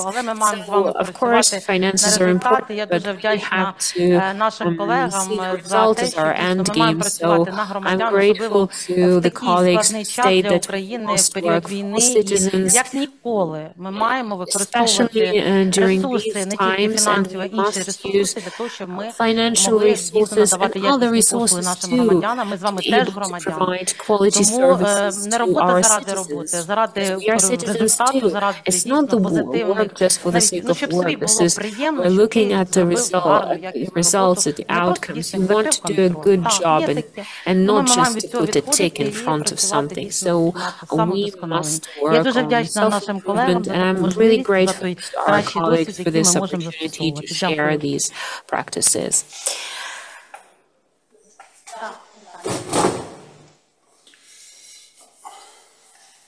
I have the following question. My name is Alexandra. I wanted to ask you that currently in Ukraine we have 1,436 communities, and every community has a center for the provision of administrative services that works with citizens. And I'm one of those people who prepared this proposal to the members of parliament about it. So the idea was to give them more freedom to these centers so that they could optimize their processes to improve the service provision in their territories. So I have this question. What are your plans concerning scaling up CAF? Because, again, local self-governing bodies, well, providing them with the information about such measures, such events, how to carry out CAF analysis, how to improve on something. Maybe you have some plans, maybe you have some checklists what they should do, because to really bring them this idea and taking into account their structure, they change very fast, and it's much easier for them to do it than because ministries are really, again, it can take a year for them to change something. So local centers for the provision of administrative services, they are, again, those are legal entities, and do you have any plans concerning that? Thank you for your question. It is not just plans. The website of our resource center contains information and those areas where we've been actively developing our activities. We've been working actively with local self-governing bodies, and the CAF Resource Center coordinates local self-governing bodies and other Because again, you must move in the same direction in implementing CAF. You see the law on civil service. Again, all the laws took almost 10 years to adopt them, and we also have the other normative acts to make sure that it can be implemented on the local level. We have methodological recommendations for local self-governance. We're working in this direction, and we also invited the representatives of the Association of Ukrainian Cities, the representatives of the Centers for Provision of Administrative Services. So we're keeping in contact with our colleagues on location, and we're looking at the local specificities. We're looking at how the centers work, and hopefully soon we are going to have active involvement and active work with communities, because it's a necessity today. It's not just a perspective or an opportunity. And the third aspect is education one. So we want to make sure that our Ukrainian Resource Center becomes the hub for the government bodies. It's the future, and it's extremely relevant. So thank you for your question, and we're trying to do our job really well. Well, thank you, Alexander, for this this question. I think it's a very pertinent and a very relevant one. I think also given the future role of the local level in Ukraine. A couple of things on this. Having more autonomy, local self-government in governing, but also delivering services must be encouraged. But with that also comes, of course, the element of capacity, capability, maturity of doing that. Because if on the one hand you give, and I'm putting it very blunt now, and I know I'm cutting some corners, but if you give more power, responsibility, autonomy to a weak institution, the services that will be delivered, the policies that will be implemented will not be the strongest ones. So the point that I want to make, yes, if there is more autonomy, more responsibility going to local levels, this also should go with building strong local centers, communities, towns and cities. In that, quality management and CAF, but not only, will be a very important instrument, a very important tool. So I think we can only support that, and very glad to hear that also from the side of the center, there are these ideas. First. Second, what we have seen in a lot of member states is that CAF is used also on the local level. Yes, we have CAF being used in big institutions, ministries of finance, ministries of the interior, in the ministries of justice, police forces, big agencies, you name it, but also in small organizations like municipalities. So I think that is the good news, that it can be done. In that, CAF is a common instrument that is applicable. Of course, it needs to be tailored to the size and to also the maturity of institutions, but it is perfectly possible to also implement CAF in any kind of institution, also at municipal level, even if it's like small ones. I know that you have big ones also in Ukraine, but also small ones. So also in the smaller ones, this is perfectly doable. But again, it also needs to be realistic. Again, coming to this aspect of capacity, of competence, it is doable. Last point that I want to raise, well, jumping back to the previous, it is doable and we have experience in this. So if ever, and I'm also addressing to the center, if there ever is an interest in also looking, and I know APA as well, into how CAF can be used and what are the experiences with CAF on local level, very much willing to support in this. Last point that I want to make on this is the networking. And this is, and we will come back to this when we will come into our final comments, I think, but certainly on the local level, what is very important is to share experiences, to build networks, and to really learn from each other. What is typical on the local level is that processes, procedures, they are the same. What is happening over here is also happening over there, over there, over there.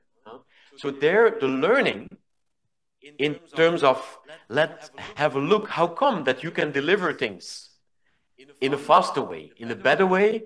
The learning can be done on a similar basis, right? Because you have similar processes, procedures. So also there, facilitating the learning from the center, and I'm looking to you as a center, but there are also other institutions that should play a role in facilitating, bringing together, offering, creating platforms where local level municipalities, where they can meet each other, where they can discuss, where they can learn, exchange, and also build together some tools, instruments, but also practices. This will be crucial for the future in really building the capacities, the maturity of the local level in Ukraine. But thanks for the great question.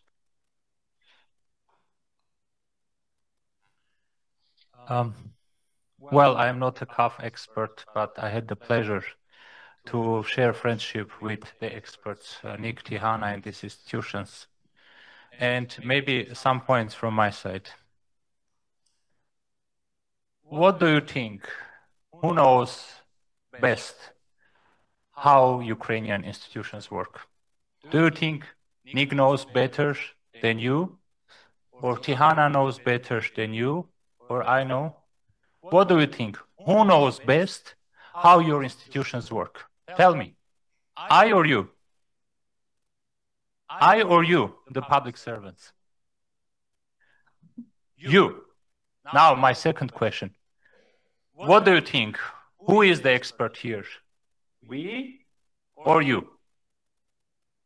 You. When it comes to the Ukraine, when it comes to the works of your institutions, it is you. You know why are Nick and Tihana called experts? What for? They are experts for a methodology, for a model which helps you as experts to improve your work. This is their role. They will not tell you you should do like this or this. No, never. They will tell you how the model works, but it's you, 100% you, who will say, this we need to change. Yes, you do it, but you have 1,000 things to do in your daily routine. You do a lot of things. And this is one tool that will help you, to systemize this. And now you will tell me, we have so much work to do. It's already impossible for us. Do we need extra work now to take on us? Yes, you will tell us, yes? And now I will tell you the following. Ukraine has broken all stereotypes for impossibility. Whatever seemed that it is impossible, you showed that this is possible. And for you, just going to more commitment, even going for more impossible, but to have better services, better environment for Ukraine, this is what you will do. And this will be done for two levels. First of all, for you internally. You will be the lead for changes inside. How many of you go to your work with a smile, with happiness? This is very important. And when I see that I am heard, when I see that I lead the process, then it feels different. And when you are happy in your work, then the Ukrainian citizen who is coming to get a service from you, this will be different. It's not easy. Never ever, honestly. But as I said, Ukraine is a role model which proved to the world that there is nothing impossible. This is it.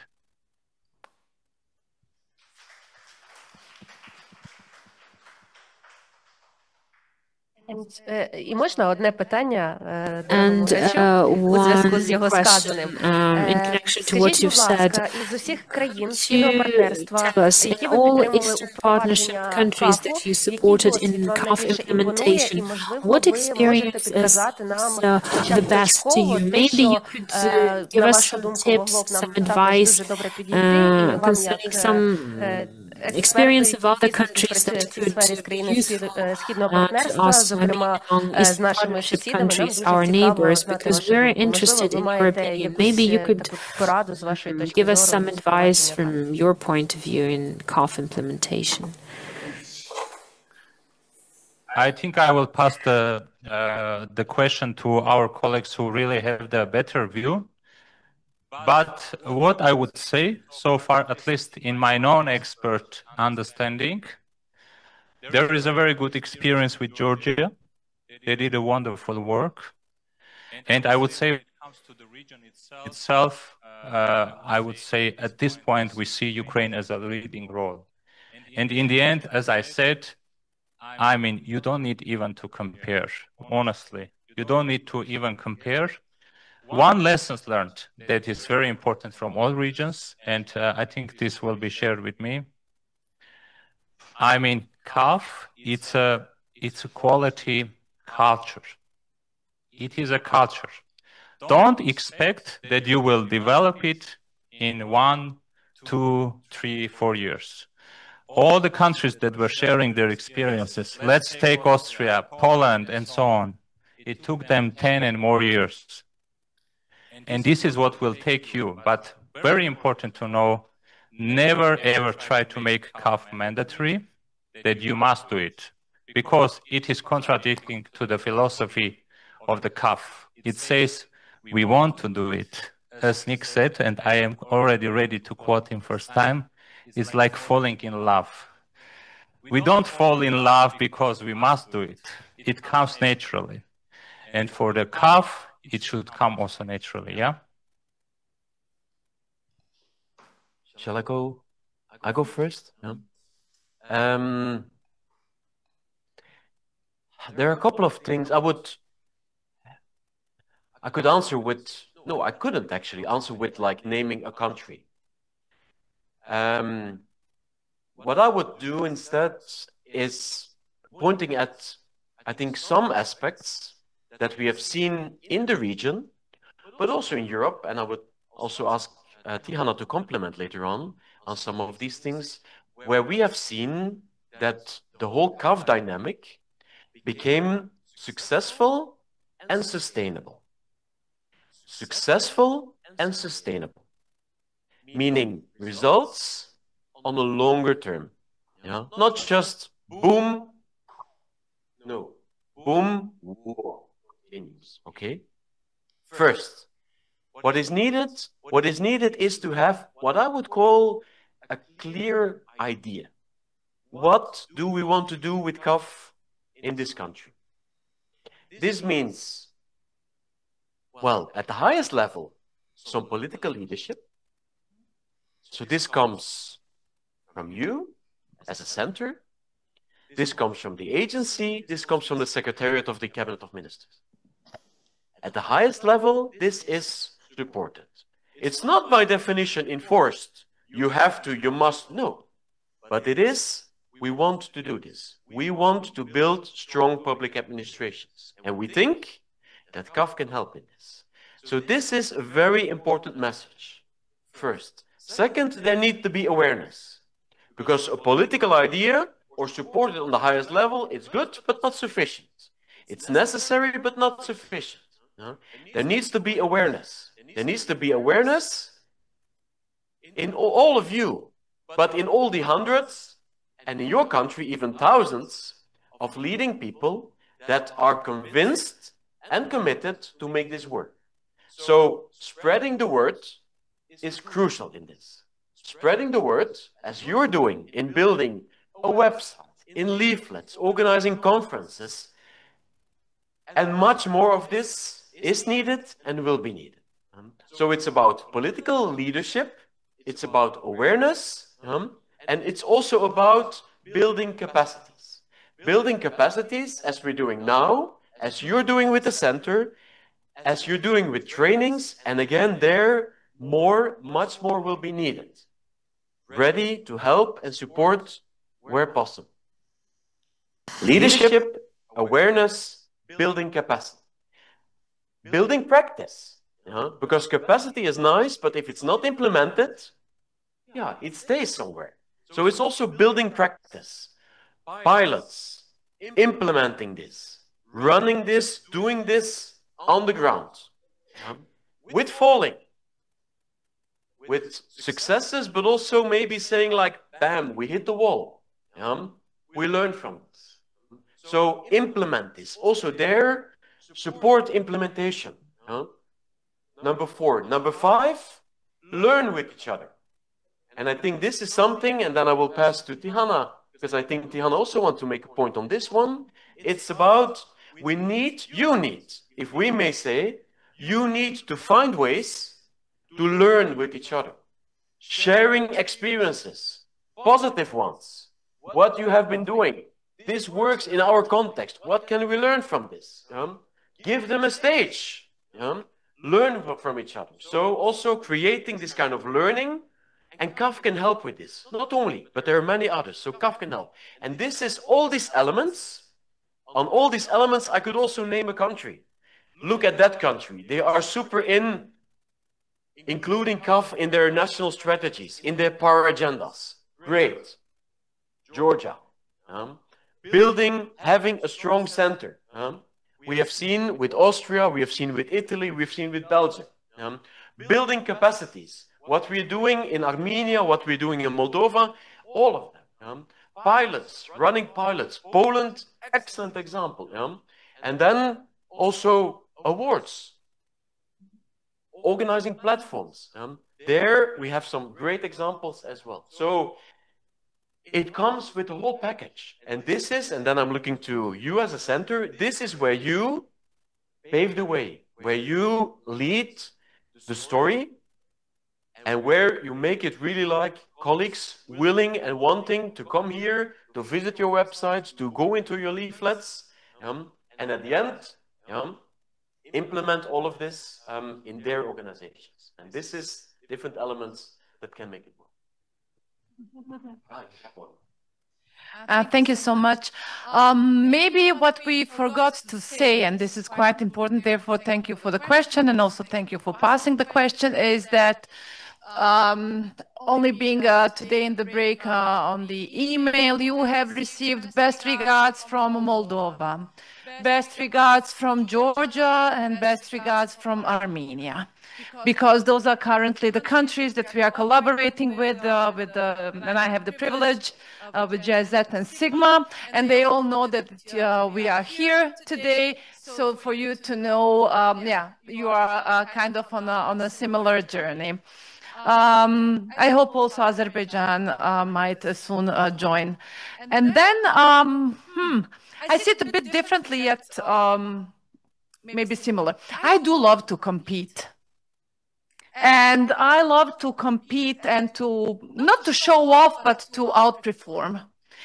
And I come also from the Western Balkans, where we have started in my little country. I come from really Bosnia and Herzegovina is the smallest country. And especially after the aggression, we were torn apart. And our public administration was torn apart. And then we needed to build and build and build. And also there with APA and Sigma and GIZ, I used to work for 20 years in the GIZ. All of a sudden, we started to work with CAF, because we heard that North Macedonia is using CAF. So we started. And honestly, although we like also North Macedonia, we also wanted to show we're also doing this. And yet, every country, every organization, as I said, is different. Then Serbia joined. Then Montenegro joined. Albania, and so on and so on. So what we did is that it came quite naturally that we have had a positive competition, and there I completely agree. Think about public awards. Apply with your innovative CAF ideas for public awards. And here again, and I'm going to come back to the financial question, think big when doing CAF action plans. We cannot show the action plans that we have not have like the okay to, and today the time is running out. But there are so many. Only recently, Nick and I had a meeting with two institutions that showed us that we just coached them a bit. They did everything themselves. The action plan that they came up with as beginners, it's huge. Supported by the management. And then the thing was also like, how can we do, because we might not have the money for this. Yet it is of strategic importance to reach this action. Well, then the answer is either you cannot do it in this year because you don't have the budget. Try for the next year to apply for the budget. Or in 3 years' time, do it. Like also Hannah said, park it, do it, have it in your vision. What is important with CAF, though, is don't go beyond your mandate. Don't shoot for the star which is far from your galaxy if your mandate is beyond in a smaller circle. And I have witnessed so many times that with the common assessment framework, but also with this positive competition, I would say, in the public sector, that also the regional atmosphere is then really boosting, and like also Nick said, like engaging, because when you have a network, think also maybe about the regional network, a regional group, an exchange where you know how others found finances for, which doors they knocked at. Although we know how much it is difficult right now, but we will find a way. So my bottom line is that also, like Hachik said, it's a culture, and yet this region, and especially Ukraine, will soon, and I'm very much convinced, be also a benchmark for the overall European developments, because we have seen in these countries so excellent projects which are just not being promoted so far. So therefore also promotion is crucial, and great work that you're doing there. Дякую, шановні колеги. У нас по програмі фактично вже заключні промови, заключні виступи. І я хотіла запросити до слова наших колег, і, мабуть, почнемо із пана Ніка.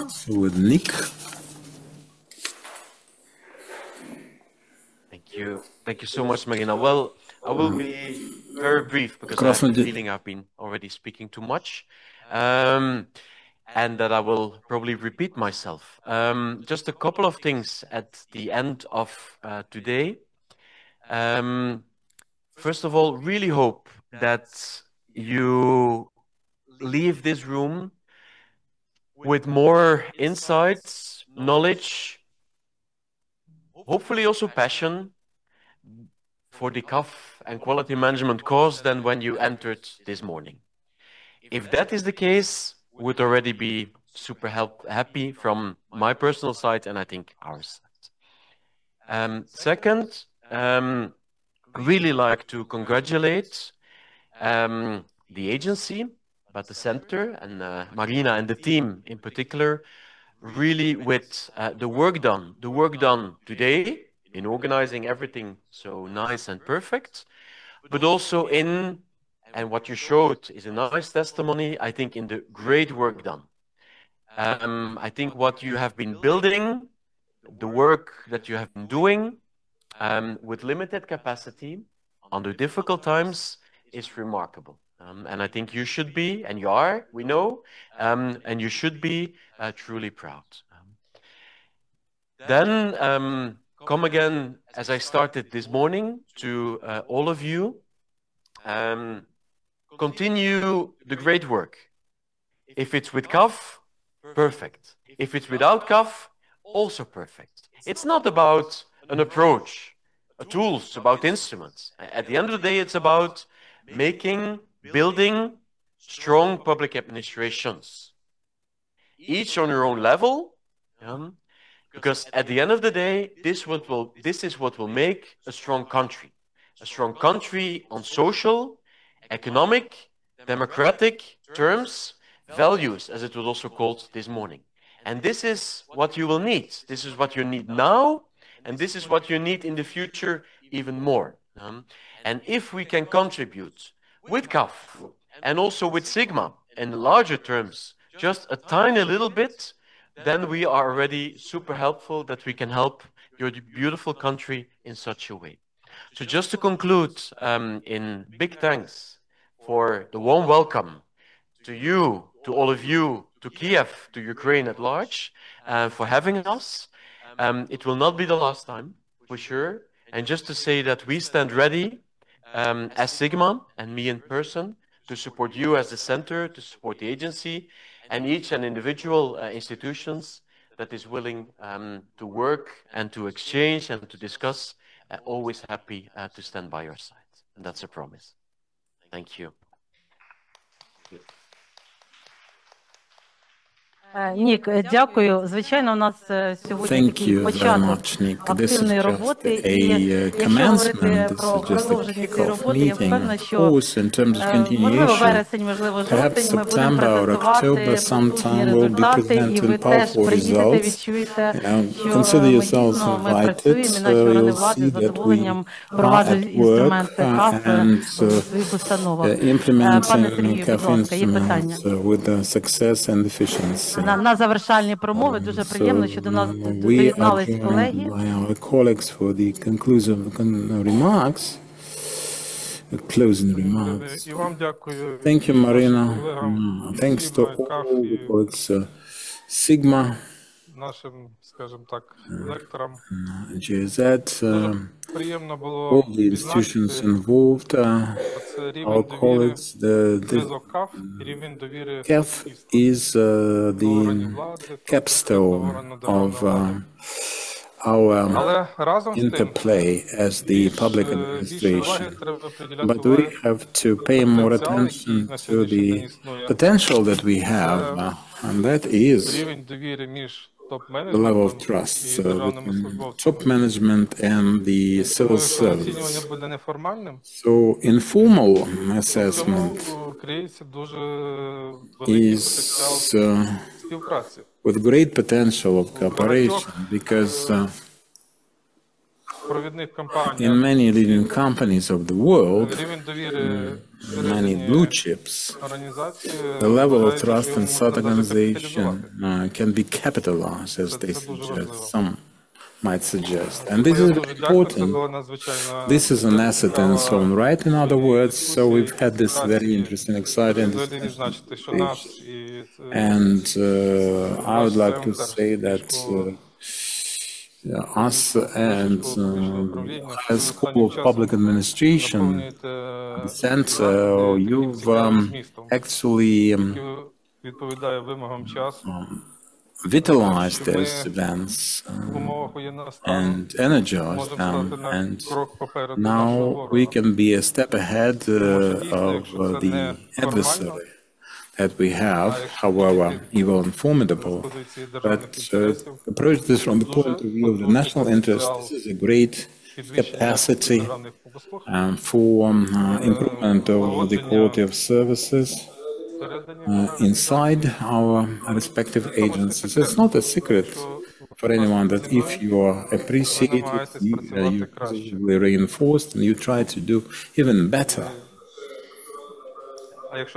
And if you are inspired by the victory that we all are trying to expedite, it becomes even more important and very special. The AI's role, I suggest for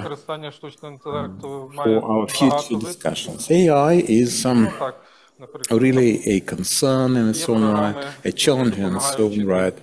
There are certain things like you can learn language, a language, but it collects information, your information makes it, the voice modes and so forth. But there are many AI systems doing the big data and managing important things. The top management should not forget about the things which are really important, and the destination be some kind of strategizing. So this should be a very interesting model to circulate inside your organization. If you have no access to internet, just internet, to avoid any kind of loopholes or leakages, because we have to be aware of that and mind this. Bear it in mind. There is a big thing of how you see your organization, so how your manager sees you. And here we can have the AI's opinion. And of course, this should serve as a provocation for thinking, but it can be subject to future cooperation. I'm extremely interested in AI. So good luck, and thank you very much for being with Ukraine, standing with Ukraine. And we shall overcome someday, I'm sure. I don't want to open like a whole new can or a whole new chapter on AI. Just to say that on this note on AI, I had yesterday the pleasure to meet with Deputy Minister Valeria Jonjan. Yeah. And so there we agreed that also with Sigma we will be supporting on the AI strategy for Ukraine, on which you are working currently, and that needs to be ready towards the end of the year. There will be a dedicated component chapter, you name it, on AI in public administration. And so on that particular part, we as Sigma, we will be working with Mindigit, but also others involved, specifically on building the strategy for AI in public administration in Ukraine. So to be continued, for sure. Супернік, дійсно, питання штучного інтелекту Yes, indeed, AI is a very topical thing for public administration. We have started using it very actively with the national agency. It is really up and running. Lady Tihana. Just short, thank you so much. I will just conclude by thanking you for having us, thanking you for being here with us. Hoping to see you all quite soon, and that when in a couple of months I ask Marina and the team how many of you have started to implement CAF, that I'm blown away by the number of the new CAF institutions, but not only the CAF institutions. I would love to see future CAF trainers, future CAF external feedback evaluators, that you can enable and build these capacities together with the High School for Public Administration, together with all of the nucleus of the knowledge that you are having, and that you will celebrate yourself. Don't forget that. That would be one of my major lines today. We often really do tend to look at the weak points, and that it is really important to see where we're good at, to talk about it, and then also to spread the word. My last thing will be that I am very much thankful to all of those who have made this possible. This is for sure the center, this is the GIZ and the Sigma, and also the Hans Seidel Stiftung for supporting this overall CAF dynamics. So thank you so much. Thank you very much.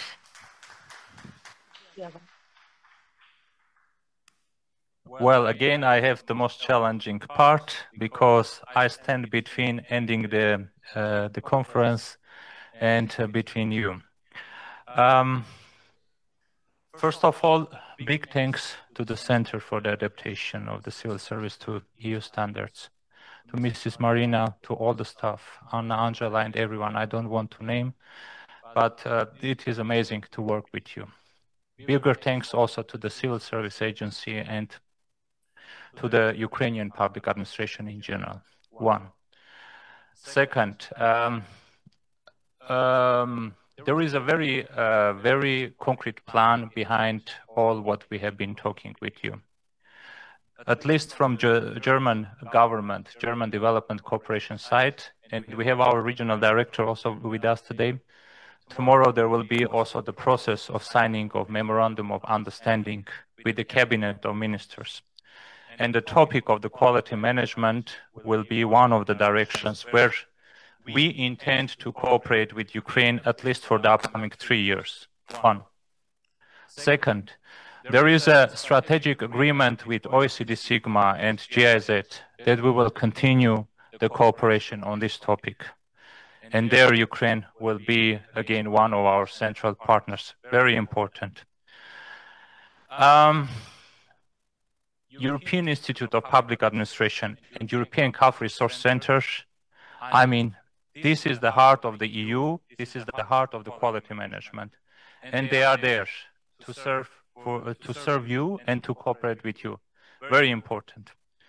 What I try to say is that in this important topic, you will have the support by the best expertise available there, and it is very important. Special thanks also, of course, to the interpreters who made it possible for us to understand the content from the beautiful Ukrainian language. I think we have the very beautiful example of Martins, and we have to improve our Ukrainian language. But thank you so much to the interpreters.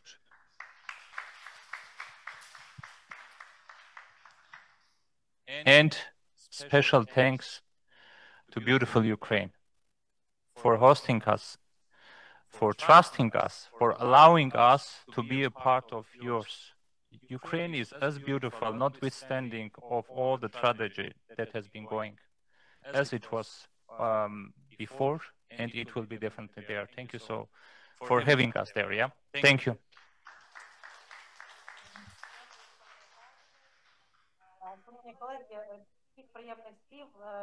Dear colleagues, I think that we should thank our colleagues, taking into account.